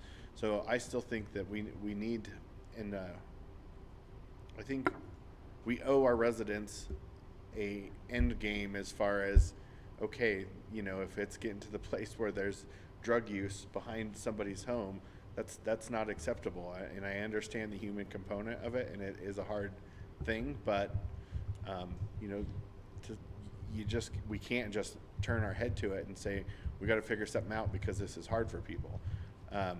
It's also hard for the people that's, you know, families living next to those kind of situations. So one other thing, sorry, on the education piece, because I still don't think we've done this, and this was talked about before I was even on council. I was in a meeting at Irving Street Library with some staff and some council members at the time. I think it was Councilor Byrd, Councilor Seitz at the time, and maybe the chamber, and we talked about educating businesses so that they understand if you have a problem with people begging and harassing employees, they have to be the ones who report it to the police, or the police they can't do anything about it because of, you know, rules. So it has to be the property owner that addresses it with the PD in order for them to be able to take action.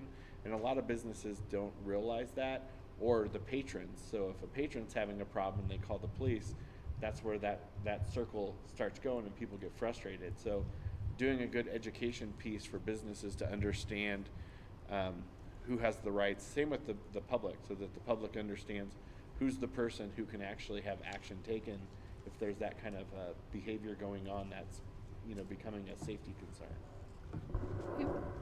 Bruce. Thank you. We have a fantastic opportunity to do some innovation, or at least explore it. Okay? We really have 2 excellent departments, the fire department and the police department in the city.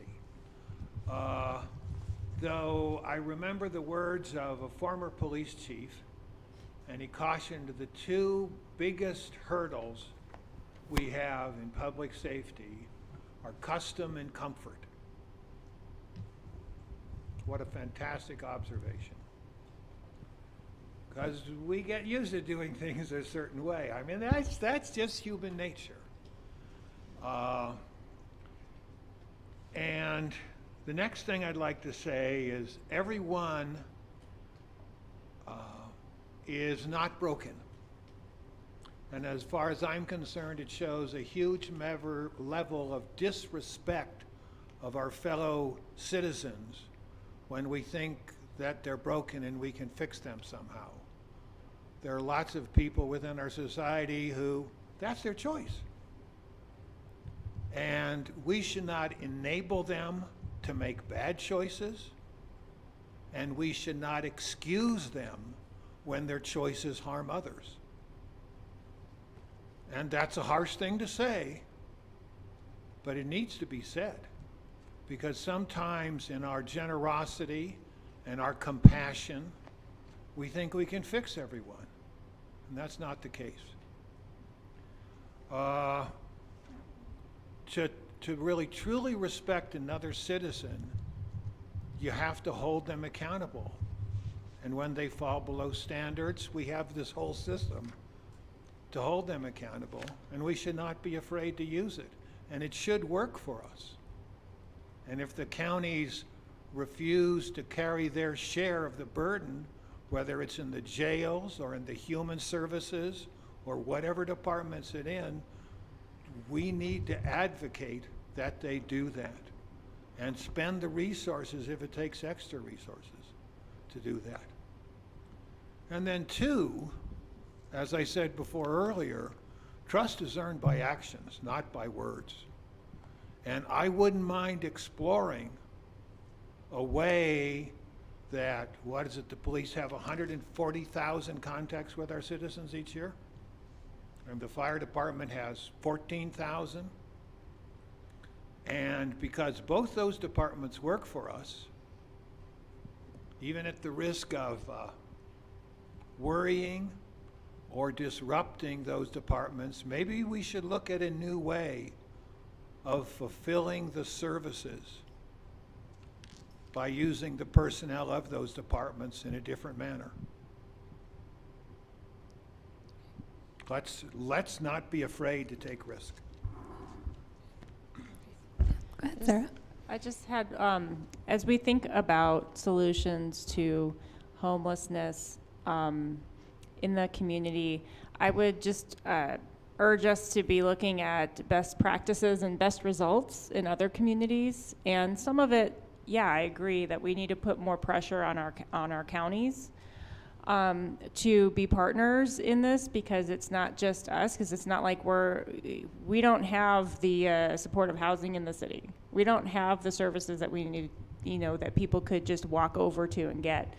And, I'm reminded of, I read an article last year, and who knows how they're doing now, but the city of Bakersfield in California had pretty much pulled everybody off the street, and they had an approach. It was a human services approach where they put a name to every single person, and it was a case, and they worked on the needs, the individual needs of that person, and they got them housed and their needs addressed, and they didn't have people on the street. And Finland's known for being incredibly successful with housing their homeless population. So not to say that we're as sophisticated as Finland and have all those resources. However, I would just encourage us to think about where we need to put the pressure, and specifically what's going to be successful, and give some guidance to our police force as well as the counties on how they can best help. Great. Obi. Just wanted to reply to what you said, Bruce. I don't think it's fair to say that that holding a vulnerable human accountable is a show of respect. As someone who has been homeless, who did grow up in poverty, who saw that the government, city government, can make a difference here and there, like to what Sarah's saying, there are things we could be doing, sheltered homes, etc. There are opportunities that we have in our control that helped me when I was a kid. So just wanted to preface this with, respect is making sure that all of our citizens are safe and healthy and prosperous, not holding them accountable, particularly if they're not committing any violence or harm to others. They just can't live anywhere because our city's too expensive. Just wanted to say that. Okay. Nancy, you had your hand up? Going back to mental health days, I know we had put some in this year, I believe. But after going to 2 weeks of roll calls on the weekends and hearing things, I needed a mental health day for what I heard, let alone these people. They shouldn't have to become hardened to what they see. And I applaud us for giving them one day, but oh my goodness, that is not enough. And I've been around in a situation whether I've been there feeding the officers or whatever, and I know you might hear a sergeant or somebody say, just go ahead and go home, you're done for the day, and they know what they've seen, what they've dealt with, but they shouldn't have to take a day off for doing their job for us and in what they see and have to deal with. So if we can, I know that's a budget issue, but I'm just sharing, I would certainly support that. And then we get back to the education.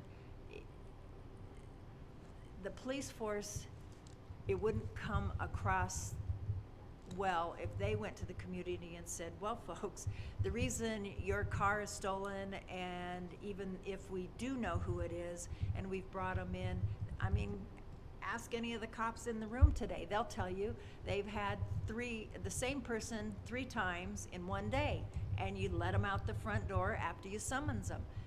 So people don't understand that, and they need to understand the laws that are in place and have been put in place in the last 2 years that are crippling the hands of those. The night I came in, and there were 3 DUIs by 3 different people, and one was still there and handcuffed, and I was there for roll call.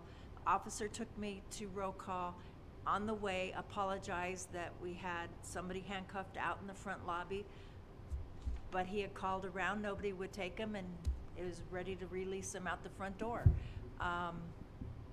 So had he gone out and killed somebody with the second go around, who's that on? It shouldn't be on them or us. It's laws that we have to wake up our counties and our county sheriffs and the state where the laws are being made. So. All right, I have a question for everyone in the room. We have 3 more and about 1 hour. Do you want to try and see how much we can get through? Yes, I see Rich nodding. How do others feel? More today is less work tomorrow. That is true. Go. All right. Let's talk about infrastructure. Let's switch a little bit over to infrastructure. Water comes under that. I know that was a big topic for Bruce. Your roads, traffic, that can really host a whole lot of things. So what are people's thoughts on infrastructure? Rich? We can get as broad as we want, but I mentioned this already, is we have parts of our city that don't have contiguous sidewalks still, or they don't meet ADA compliance. We need to fix that immediately. Our residents want safe and quality roads to drive on, and they want quality water when they turn on the tap, and when they flush the toilet, they want it to go downhill. And so this area, along with the safety, is one of those core essential services. There's nothing, this is what we provide. People think about that. What thoughts do we have? Lindsay? Jumping off that, I think that this is an opportunity as well to offer that partnership aspect, because there are grants, there's other entities that can help in those funding services. So I'd like to maybe see an objective of partnership, and I'm thinking specifically with ADA, and there are certain instances with particular, and I just know this, working with them, RTD does ADA at the bus stops. And so there's obviously opportunity to cost share on some locations. And so I think that there are opportunities, not just with water, not just with our sidewalks or roads, CDOT, also another one, to maybe have an objective to really look at what's available for partnerships and funding. So. Anybody else? We have the 2040 plan that we need to look at and approve with 4 new people on council. We just, at the onboarding this week, finally got the hard copy, so I look forward to reading that and then sewing a lot while I process it. But so I have some time, not just overnight, but that's a huge piece. Okay. Yeah, Sarah. I'd like us to be very clear about our priorities for infrastructure improvements, and I don't know if how those priorities are set, but the southern portion of the city, the parks are in less good repair than just on my observation and being in them. Just being in streets and in sidewalks and things like that, can we focus on areas of the community where there's like multiple layers of like lesser infrastructure quality? It's like taking care of deferred maintenance and improvements. Yeah, and then the other thing would be still advocating for better transit access. So we've had,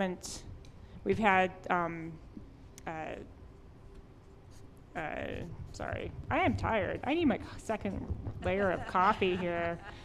We've had transit lines taken away, or because of COVID, and they're not, and they're pretty popular ones, and we haven't had those replaced. And the rail transit, being able to still advocate for that. So yeah. Yep. Bruce. I think this is a good opportunity to really decide whether we're going to be car friendly or not. Whether we're going to have, the capacity on our roads, whether to reassess if we've given too much to bike lanes that are used by such a tiny fraction of the population, it's ridiculous. Whether we're going to require adequate parking on anything we approved. I think we all know the St. Mark's story, and that's forever. And so is the Uplands, and so is the southwest corner of 104th and Sheridan, is that we purposely made it less car friendly, really hostile almost. And we need, as a council, to decide which path we take and which way we go, which will also lead to very hard discussions about mass transit. But we shouldn't shrink away from that. We should face it head on and talk about who's using it, how much of the population it is. We can't make everyone happy, but we need to serve the vast bulk of our society. Anyone else? Obi, Dave? I have a question. Yeah. Where is our climate action plan in these priorities? Oh. I think we need to prioritize climate action. Mm-hmm. I don't know if that should be its own priority or where that would fall. Maybe under resilience. Yeah. Yep. Let's put it up there. So maybe a strategic objective within that for climate action. And for all of these I'm guessing they will all be measurable, right? We're going to place metrics on all these. That's part of what we'll do tomorrow. Like Michelle and I will kind of put this into legible, not Shannon chicken scratching, full sentences and things. We'll go through and you can refine the objectives, the goal statements, and then assign measurements to them. And also, could you then put them on the screens? Is that possible? Yep, we're going to have them on slides tomorrow. Well, actually, I think what we're going to do for we are going to put them on sites, but for the more detailed stuff that you've been brainstorming this afternoon, we're going to have a hard copy. I'm going to send it to Cody and ask her to print it so that when you're in small groups, you can have all of that information in front of you, because we won't be able to put it all on one slide. So we'll have this data available to you tomorrow, either in the form of a slide or in the form of a document. Thank you. Yep. But that's on infrastructure. Any other thoughts? No? Well, I mean, if we're going to tackle any, you know, car versus, you know, parking versus transit, I think that all will have to be done in a very analytical way, and ensure that we're auditing, and I say auditing as to basically really fully understanding existing conditions and putting our hypotheses and perceptions to the test and proving them out and determining whether or not we have a problem. That's a good point. Using some like evidence-based decision making and things to really move things forward. Okay. You have something, Dave? I'm just curious with some of these things, like, because it takes 4 of us to move on this. Like, we're going to come back with a list and then decide for sure if this stuff stays or goes. This is the sort of seeding the whole objectives discussion for tomorrow. It's also helping Shannon and I to hear you all talk so that we can draft the goal statements. And we don't have to take you through a Evans-smithing exercise to build the goal statement. So yes, you're going to take this as raw material to build out objectives tomorrow, and Shannon and I are going to use it tonight. So. Yeah, I would, just to be clear, regarding a climate action plan, you know, with the state greenhouse gas rules, there are now going to be requirements on our, you know, on projects and their ability to mitigate for air quality impacts. And so we do, if we want to get projects funded in the community that are big infrastructure projects, we do need to have some understanding of how we're going to mitigate for it, you know, and if they are, let's say, a roadway improvement, right? So I just want to underline some of these things are kind of helpful for us to get our overall objective with good infrastructure.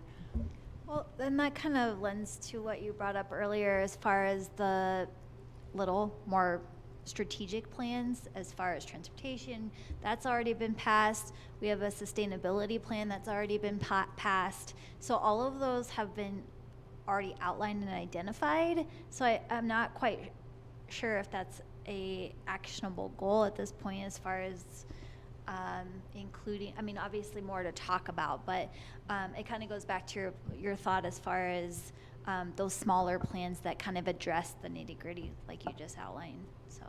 Yeah, and I guess I would defer to staff too on, you know, the need for some of these plans, and maybe the need, you know, if we need a climate action plan or something like that, that staff would be able to tell us and make a recommendation, hey, we think we need this because X, Y, Z, that it behooves us to do this. So maybe it's a umbrella objective of just making sure that we are strategically planning for to address the need, you know, to address the needs of our infrastructure, to be able to get dollars for infrastructure. Yeah, so. Dave? I'm just curious too, or just a point, I guess, that no matter what our water plan and it ends up being with the plant and stuff, I imagine you guys are keeping your ear to the grindstone as far as what federal dollars might be available to us. Yeah, we track really closely potential grant applications, and Councilor Namella would be correct in the sense that we want to make sure we have the plans in place to not block any funding sources, because some agencies are now requiring certain plans, not specific necessarily to infrastructure in this case or climate, but we will track that and make sure if there is a need for a plan, we would get it ready. One thing hasn't been mentioned yet today, but also is an important part of our infrastructure is stormwater, and that fits potentially into that category. And also the stormwaters can have an impact on private property owners as well. So we pay attention to that one as well. Is there, as you're tracking that, is there crossover between the sustainability folks and the utility? Are they working together on that? Yes. Okay. Yeah. Thank you. Obi, you had a comment? Yeah, so I think that's a good point related to all the mini plans we have. There's a lot of plans that have been approved the last few years. I've always had the issue of, before I was elected, why do we have so many plans and how do they roll up to the strategy? If we're setting strategy here, I would venture to think that these plans, so I'm not even sure how many of them we have out there that are all approved, how much work we're actually doing on them, et cetera. I think all those plans need to roll up to what we're doing here. To tie to these things Yeah, that you're and if they establishing. don't, they should, right? So we should change or look into those plans and put our fingerprints on, here's the strategy. This plan was approved 5 years ago. It's no longer part of our strategy. So we shouldn't just be doing things just because they were approved beforehand. But also we want to give the staff enough direction with our strategy, right? Top down, here's how this should work. And I'm sure that there's a lot of great stuff in the plan. So what I would want to see is a connection. And I'm guessing that, so when we have these objectives that are going to be measurable, I'm guessing when Jody takes this back to staff, they will look at all these plans and figure out which, how the plans plus whatever else, plus whatever the gap is, will help to reach our objectives, right? Because that's really all tactics is how I see that. Yep. Here are the tactical steps of what we're doing, but those tactics need to roll up to the goals. Well, and it's very possible that there may be some objectives that you come up with that are already being addressed within another plan that's being Right, implemented. right. So, we don't need redundancy, we need alignment. Yeah. Yep. Yeah, Dave? Just my perspective of that. I mean, if you look at what we're doing here is trying to plan for the next 3 to 5 years. And I've heard it said earlier, that doesn't mean things that are already in place go away or they're not being done. And so there is crossover, I think, with a good sustainability plan that crosses over a lot of these different buckets. And the work that they're doing, actually, from my understanding of what we approved, they're doing a lot of this stuff as part of that department. So I don't think that this exercise necessarily needs to know every one of those plans to do this, right? Because we're planning what's the next 3 to 5 years, unless one of our goals says that's no longer a thing that the city should be doing. But I don't think I haven't heard anybody here say that right now. But I guess the only other reason why we might address it is if you want to improve on or add additional resources to what we're doing in the sustainability plan. But again, I think what they approved gives them the leverage in order to continue to advance things as technology advances, as city budget advance, to be able to do things like electric cars or charging stations. Would I be accurate in that's kind of how it should work? We didn't have, a resourcing or cost to the sustainability plan. It was really at the strategic level. And so that could be definitely follow-up work that we could bring back. And I think with the changing canvas of, federal funding and such, that this may be an opportune time to do that. And we could bring that back to City Council to have a look at. And I guess also the other question, Jody, and I don't know because it's so new enough that I didn't do an onboarding because I've watched it kind of get built because I've been on council, but was that part of the onboarding for the new folks to sit through a sustainability onboarding? We didn't have time for all of the groups to Okay. be ahead of this weekend, so we didn't get to the strategic plan. And I think that's fine. that. Hopefully we hit all the ones that you knew we would hit, but maybe as a takeaway for the folks to sit down and be able to have Paul take them through the sustainability plan would probably be very useful so that we can see if there's areas where they would like to improve and advocate to the group for Well, I think that, so like the point is alignment, right? So I've read the sustainability plan. I think it was 2020 fall, right, that you approved it. That's last year. Was it last year? Not. Wasn't the Oh, transportation- right before the election. No, it was spring, I'm gonna say. My question would be alignment. Is it actually are steps actually being taken against it? right? When we have a lot of plans, it's easy to lose focus on, are we actually doing the plan? And that's why having measurable objectives at the strategy level drives measurable action at the tactical level with these plans. So I think it's critical that we don't just let them float out in. And I think it's outlined here in your strategic plan where it says the city adopted this and we're doing this. Like, that's their charge, that's staff's charge to us to say, this is what you charged us with and that we accomplished this to date, right? And that's all of that's, it's outlined right here. Like the ARPA plan, it says that they executed it through Q4 of 2021, right? So that's us to then say, look, I don't see strategic plan in here or a transportation plan in here, which it was on previous items, but I don't see a transportation plan in here. Is that done, right? Like that's then on us to hold them accountable to the action that we set. Yes, and also staff should be able to draw those linkages between when you complete your objectives work tomorrow and Jody takes that back to the staff, and staff should be able to immediately identify the plans that are supporting those objectives, or there may be no plans supporting those objectives, right? They should be able to do that, and they should be able to report it back like on a progress basis, that if one of your objectives is tied to objectives within a specific plan, they should be able to note that when they come to report out to you. So, yeah, it's. And I think that's the point, right? Yeah. It's the tracking, it's the transparency of the progress, because we shouldn't have to just guess, oh, I guess they're working on it. Tell us, show us, and with this linkages, the linkage will be key. Yep, and I think your strategic plan helps provide the framework of the things that are important to you that you're going to want staff to be reporting back to you regularly, right? With whatever level of frequency is appropriate. And then there will be other things that aren't in your strategic plan that they should also be reporting to you, right? So, but your strategic plan drives those things that are really important to you, that you're trying to drive as the city council to make progress on and complete in your community. Yep. Nancy. One thing we didn't add to the infrastructure is our open space trails and all the things that go with that, especially since we just passed another extension.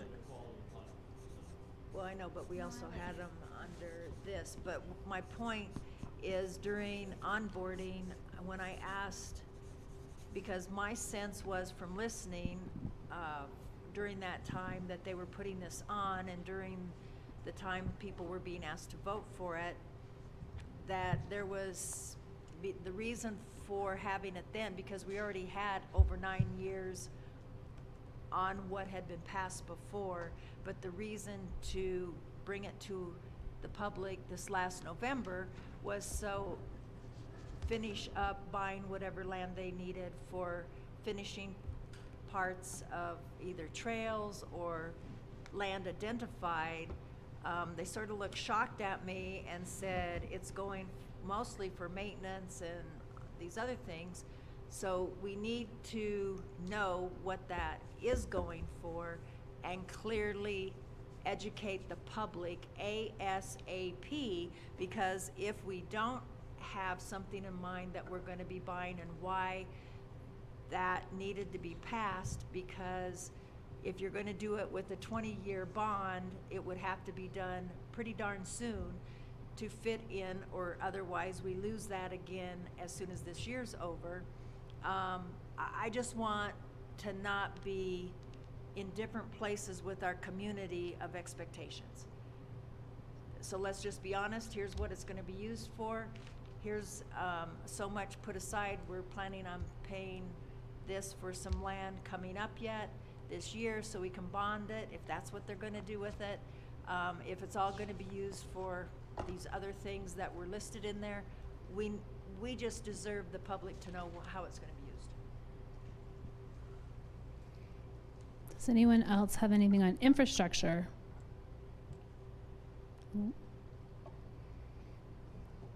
All right, let's talk about quality of life. What are thoughts around that and the certain kinds of objectives and things you're thinking about with that?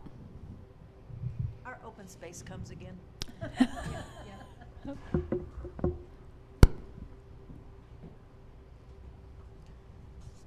Well, that was the recreational services, activities, events, libraries.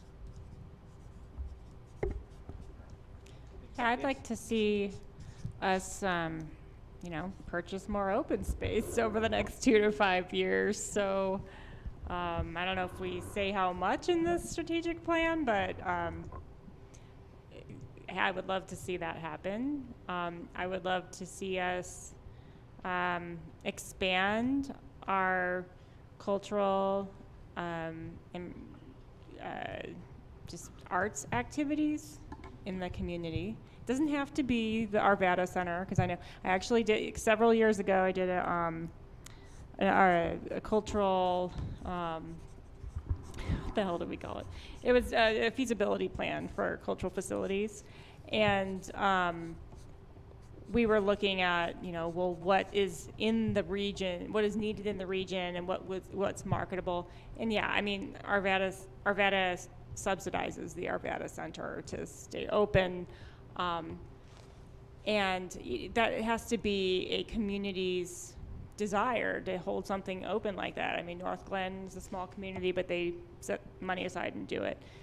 And while we don't have to, I mean, I would love to see that, but if that's not the case, at least expanding our activities to be more, just diverse and just more.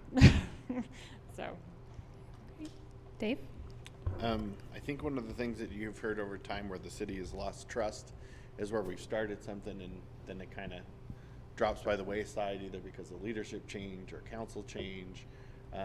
If you go down 73rd Avenue, there's lots of signs that say it's an arts district. We went as far as hanging signs and, then it kind of went away. And so I support the idea of encouraging the arts. And we have a group down there who's dying to make that a thriving area. And I think we have opportunity to help them.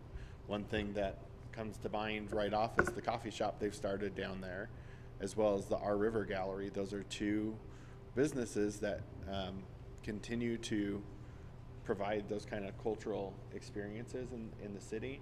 And I know in the past, the prior city manager had said he was going to look at helping one of those, the coffee shop, figure out how to overcome the issue that they have with the grease trap or whatever it is.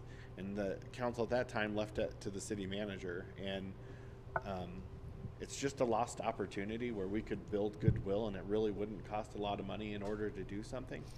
And it shows that we actually do have commitment to that arts district. Because I certainly am supportive of it. I don't know what actions that we can fully take to do that. The other thing, though, is I think with quality of life, we don't want to, just like with parks conversation that we've had where people who are in certain parts of town feel like they don't have the same amenities as other parts of town. You got to have those kind of arts offerings across the city. And, if you get back to partnership, could you, as we foster that area, get some of those folks that do the arts things to maybe do programs in our Parks and Rec? I know we have other programs where we do arts in our Parks and Rec, but maybe working with the actual district, if we're going to call it an arts district, boy, it sure would make sense to see if they would help us with offerings outside of what we're calling an arts district. And then I think more of the same of what I've heard from other folks. Obviously, our parks and open space makes sense. The trail connectivity, I know that there's the sign programs that we've started, and I don't think those are finished. So continuing to finish what we started is going to be important as well. Can I just add, build on the South Westminster thoughts? I don't know where exactly this would go, but I think, in talking to people who live basically south of 104th, like one of their biggest issues of quality of life is just not having access to a grocery store that's convenient, or really key services that a lot of the northern portion of the community has. And it's seen as a lack of, or just basically just disinvestment and a lack of focused investment from the community or from the city. And so if we can put some effort toward increasing amenities and services that are much needed in that portion of town so that we do have an equitable access. That would be something to put somewhere in there. Bruce? Yeah, I think this is where quality of life doubles right back into basically public safety. Because if people can't drive their car to a place, to a hotel, say, and not worry about it getting stolen with all the stuff they saved from their home in Superior or whatever that sad story of that one family was, that impacts quality of life greatly. If we have scary people washing their underwear in the library of Irving Street, that makes it scary for families with young children to go to the Irving Street Library. If we have people in a empty lot camping, that makes it scary in public and degrades the quality of life. At one time, original Westminster had 2 grocery stores there, a Safeway and a King Soopers. Okay? Because I actually worked as a pharmacist at at the King Soopers there a few times. There's a reason they're not there anymore. We did a urban renewal project. Spent a lot of public money. Gave a lot of incentives to private business, or welfare to private business, however you want to characterize it. Well, the Walmart's still there. All the money we gave to that food store, that's on the east side of Sheridan, I think that's all down the drain, isn't it? And I know the URA we built to have the Walmart store at 72nd and Federal, they just left that place. So we need to explore the reasons why all the efforts we've spent there have failed so badly. And again, we just can't fix the problems if they're beyond our control. Okay, but those things we can fix, we must. And being scared affects your quality of life greatly. Obi? 2 things on the arts. One, I think we do need a theater. That has come up a bunch of times. And that's a way of bringing the community out and having folks, see a play and do something, right? And connect and talk again, right? And then an arts commission. I like to propose that.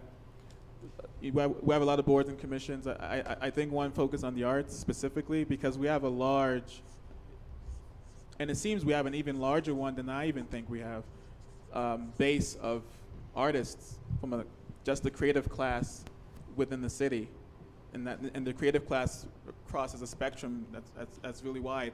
And a lot of them feel this sense of, we don't have a way to express ourselves here. And they all have a lot of ideas. So that could be a nice way, too, of civic engagement. See if we can form a centralized arts committee. I like that. Yeah. Yeah, Lindsay, and then Nancy. Okay. Well, it seems like we all talk about word smithing.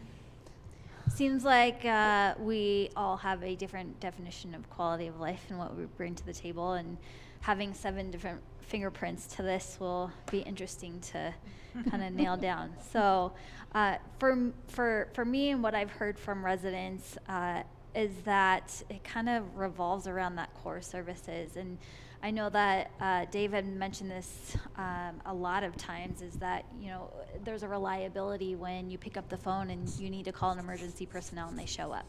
Or you turn on the faucet and you have water. And I like what Nancy said as far as the opportunity to access our services, like our open spaces. I do like and hear a severe need and see a severe need for that access to food.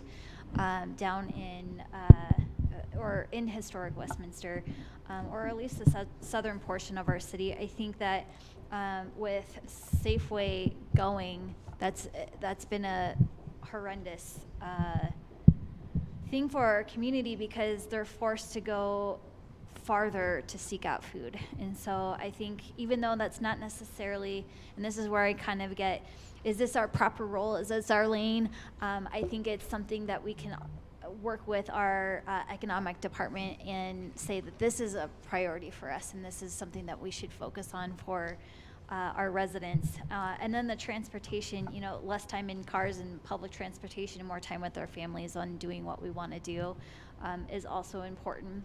I also want to jump on that I'd like to utilize and maybe have a focus on our historic part of Westminster, and I don't just mean geographically the southern part, but historically Westminster. We just lost Bob Briggs, who is Mr. Westminster, and I think Rich is vying for that title over there. You know, Mr. Westminster. But I think there's a lot of rich history here. We do have a historic landmark board that I'd like to have an opportunity to really engage them and really celebrate the history of Westminster. I think that and utilizing them, and I know that there's some works that is happening with staff on that regard and working with the historic landmark board. So I'd like to see that continue. And then with arts, with many, working in a government entity, you wear many hats, even though you don't really want to. Working for RTD, I also headed up the public art program for them. And so it is near and dear to my heart. I do think that we need to be thoughtful and strategic in implementing public art, but understanding when, where, and how we can do that is also important. So I'm not opposed to looking at that as a condition. And looking at Denver, I think Denver has a 1% to the arts, right? So any public project that comes forward, I know we have our public land dedication, but any project that comes forward with Denver, I know that we're limited in our projects now, but they have a 1% that goes to the arts, which means that 1% of their project funds goes to installing some kind of public art. So I would be open to maybe taking a closer look into that. So that's just my thoughts on that. Thanks. Yeah, we have a very small match just for commercial development, and it's only like $2,000 an acre. So 1% would be a little more meaningful. No, I know that that's a completely different county, city. Anything more on quality of life before we move to sense of community or sense of place? Yes, Dave. I would second that specifically around the safety pieces and speeding. I don't know. I think it's the overall thing where we've stopped letting laws be enforced, and in our state we've made some bad legislation. But I don't know about you guys, but how often do you drive down even Wadsworth anymore and get almost clipped by somebody driving like it's a frickin' race course? I nearly got clipped on 36 the other day, and I was going a good rate of speed, and that person went flying by me. And, I can't, and it's getting pretty scary. Or people just running red lights. And so I think to whatever extent, I know staffing is probably not helpful as far as where we're at with being able to enforce some of that speeding, but I think we need to take a serious look at getting serious about giving out tickets to people who are excessively speeding and lights and such, because it's getting pretty out of control in my opinion. You can either confirm nor deny that you were going at appropriate speed. I was going within 10 miles of the speed limit. I have a dash cam and I can prove how fast I was going.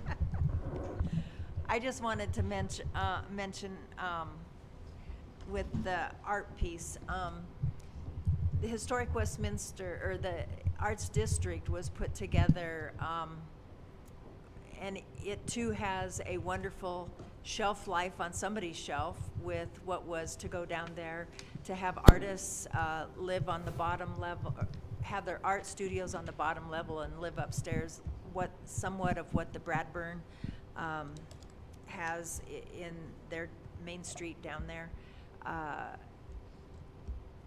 Then councils changed, and that went on a shelf, and it never saw any more light. But there is a passion down there. I know some of the owners down there have talked with people from Santa Fe Street, and we had one or two art galleries that wanted to come on out.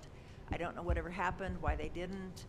COVID could have gotten in the way, but we also have Mi Vida that Eric Trujillo, if you haven't been in his shop, stop by. You will be fascinated when you just look at things on the wall and ask one question, and you will be there for an hour, because he will share rich history. And I don't know of another person that he was working on an 1870, I think, violin or cello the other day, and what he does to restore, and it's just the most fascinating thing I've ever seen. And he was feeling blue the other day, so he played a flute for us all on Facebook. But that is just one of the many shops we have down there that's great. We have lost some that tried to make it, but they really haven't had support from the city. I'm happy to report that we got contacted on the Historical Society board, that Rich Newman is now going to be our contact. And we're planning 4 different tours, and it's great because it's going to be while other things are happening. So while people are in a natural place, we're going to then have a bus that comes at whatever time, and people then can go on a tour of an area in that area. So it's just, I think, a good first reach out to what we've already got. We have a rich history down there and a historical society, a museum 99% of the people haven't been in, and we have an office that has probably COVID's helped get more on Past Perfect, that anybody can get on our website and start looking for anybody you want to look for and see what history's there. They have been doing a yeoman's job with the artifacts that they are collecting and getting them online so that they're for everybody to see and use. We now have 4 storyboards on the Westminster Historical Society page website, and getting a 5th as soon as I get the link to put it on. But it tells about the history of the water. It tells about the 82 places in historic Westminster that you can click from 1 to 82 on the map, and it'll give you a little scenario and show you the picture. It talks about we had some circular historical markers that have been placed down there. It shares about that. Yeah, it has the annexation map, so if you want to pinpoint where you live and you can see what it was prior, like our house is where Axtell Farms was, and it was horse property. And so it will take you through so many things. The reason we put those things together, and it was a great group of people that meet on Wednesdays and Thursdays, that did it all for free. And they know the technology, they know how to work it. It's amazing to me, it's magic. But those teachers teaching in our school districts, or in any school district, just comes on to our website, and it goes on a whiteboard in the classroom, and then when the kids go home, they can go look at it also and show their parents. But there's hidden gems down there that the city hasn't really helped advertise and share, so I'm glad for this first reach out by Rich for the things we have planned. He knows that they have a normal second weekend or second Saturday walk, arts walk down in historic Westminster, and that's what we're going to connect to. And we're very excited. But when I was invited to one of the arts consultants that came to town, and I sat down and they asked me, or they said to me, well, we don't have an arts district. And I looked at them and I said, yeah, we do. And they said, oh no, we've been brought here to talk to all of you people about getting an arts district in downtown. And so I spent my half an hour educating them what was already in historic Westminster, and at that time we had 2 other galleries. So that's what makes the people in historic Westminster crazy. I can't tell you how many of those consultants have come and gone, and there's things sitting on shelves and they never see much happen. So that's a reason in onboarding, when I saw there's going to be a study about streets, lights, and whatever on 72nd, I said, use a different name than study, but I warned them. So there's some good, there's much room for some reaching out and not making them feel like now downtown's gonna have everything and they truly are forgotten. And being on that Historical Society board, you're gonna hear me fight for them, because they're a great group of people that work very hard. They know this city, they love this city and all parts of it, and just want to be a part of it. And going back to the Creative Corner, Dino Valenti was part of that conversation with John Hall, who at the time was the ED director, Don Tripp.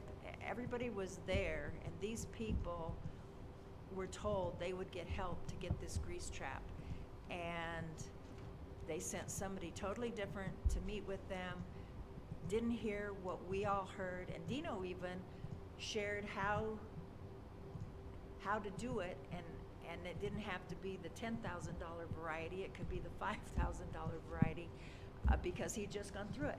And John Hall said that night, I didn't understand that, I didn't know, you've just given me some information I didn't know. So little thing could go a long way, when I know with some of the other art money and stuff that we've done for people, I just lay that, I'm not asking for anybody to do anything, I'm just saying, if you want to be a good neighbor, reach out to somebody down there and do what's right. I think that is an excellent, a little bit can go a long way. It's a good way. I know we have 15 minutes left, but I don't want to shortchange this last one. So I think that's where we'll start tomorrow morning, so that nobody feels rushed with this sense of place, community, home priority. Or do you want to tackle it in the last Yeah. minute? Do you think you can tackle it? All right. I just don't want to rush or make anyone feel like they shortchanged it. Get a little bit on it, and we can flesh it out in the morning if we need to. But All right, this great. group is about I know. I love it. Right. So what are people's thoughts about this sense of home, place, community? What kinds of things? Yeah, Dave. So, I think getting back to, and obviously COVID has greatly diminished our ability to do some. Turn my mic off. I said COVID has diminished our ability to do some of these things, but I think some of like our Westy Fest that we used to have are the things that made this, that hometown feel.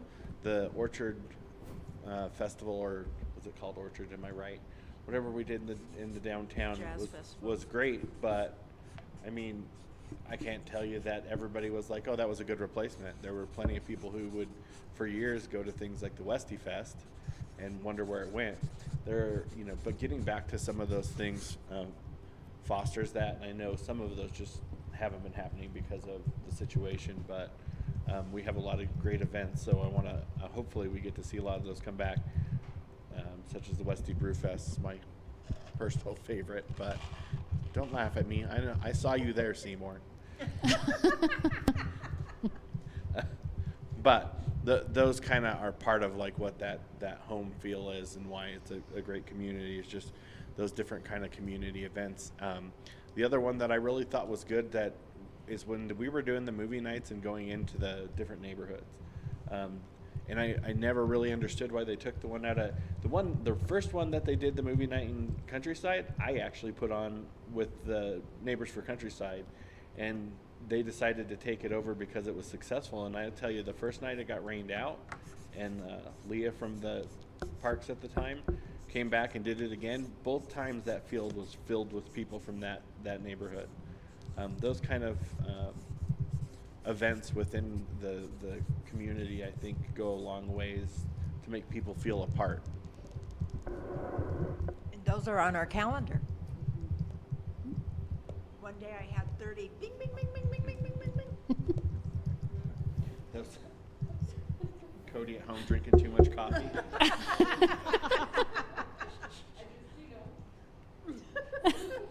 Got it done. I thought, what is happening?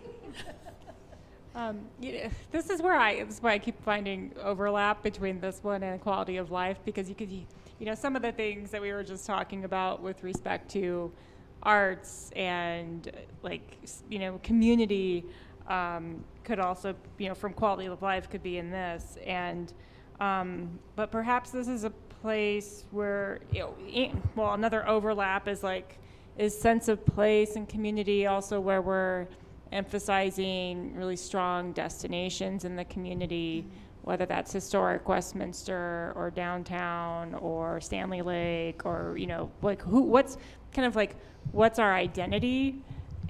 How do we where are the places we go in the community that says this is our spot, we own this spot, and then but maybe also this is the place where we talk about communication, representation, transparency, and our outreach efforts. If we're setting objectives for our council communications, or we're setting objectives for how we conduct equitable processes and planning efforts in the community, it might go here. Yeah, this one's more fuzzy for me, so maybe others can add to that.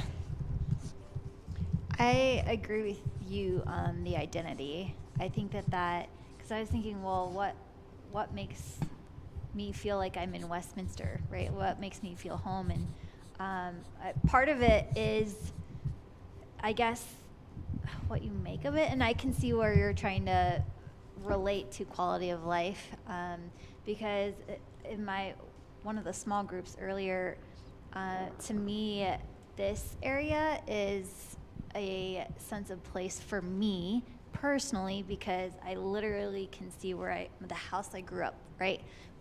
Just look out those windows, it's right there.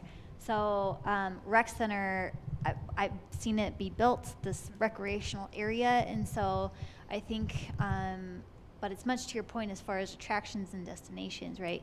You go over to Stanley Lake, you're near Countryside neighborhood, the reason that my parents moved here was for the Westminster Mall, and that was a sense of place for me, right? Like the balloons that were in there, like that to me is the sense of place. And so creating something unique for Westminster, such as historic Westminster, and really developing that and bringing it. We've seen in our reports earlier today that people really resonate with that Old Town Arvada, Old Town Fort Collins, something that kind of brings an attraction to Westminster. I think that I would love to see that, and I really appreciate our just the diversity of our neighborhoods, but understanding we're part of a larger community. So.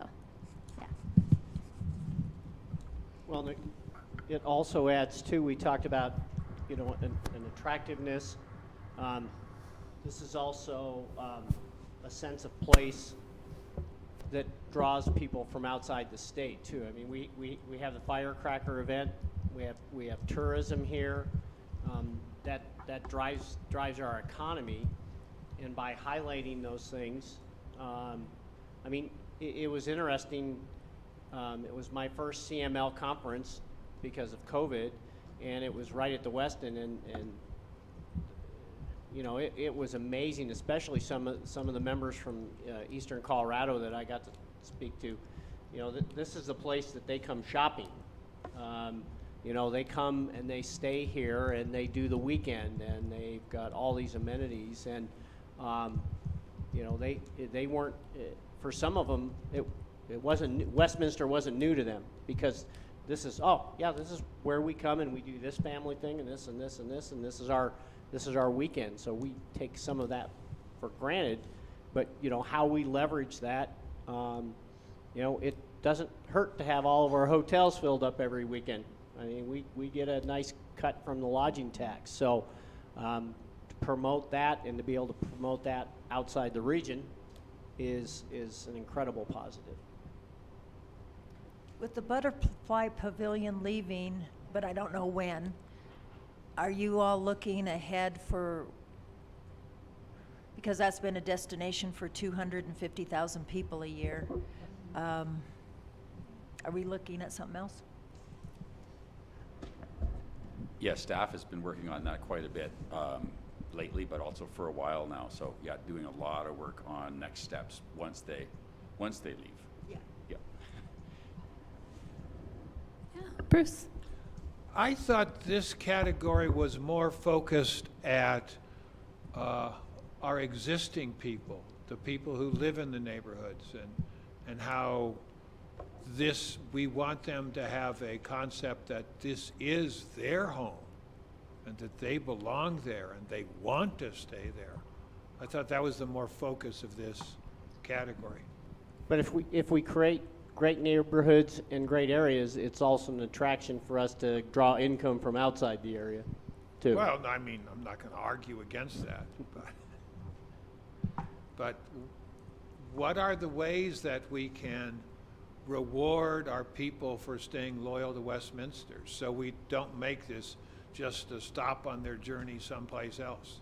And of course, if we only have 2/3 single families, we do have a huge transient population, which is even more difficult to make them have any loyalty or any interest or anything. When I was listening to conversation about this strategic priority when you were defining it, before we even had more detailed conversation, I wrote down, you know, this idea of sense of community or place is about creating conditions that help residents feel part of their community, a sense of unity, a sense of connection, a sense of identity, you know, neighborhoods, a sense of home, and then empowerment of residents within that. So you're right, that was the focus of the initial discussion, but I think when you're talking about sense of place, that also suggests destination. So I think they can be encompassed in the same priority or pillar. I think that's those are good starts too. And I think to Bruce, your comment, yeah, I think in investing in building up the things that we value the most about our community, that would be like rewarding our residents and wanting to keep them, right? Like, what do you value? Okay, let's make sure we value it too. I do want to say that, you know, I don't know the exact percentage of renters versus owners in the community. Usually it's somewhere around 65% renter, 60 to 65% owners, you know, 35 to 40% renters. I entered this community as a renter. I've been here since I was lucky enough to be able to buy something, but I would not have been able to buy something had I not had access to family who loaned us money to make a house purchase possible.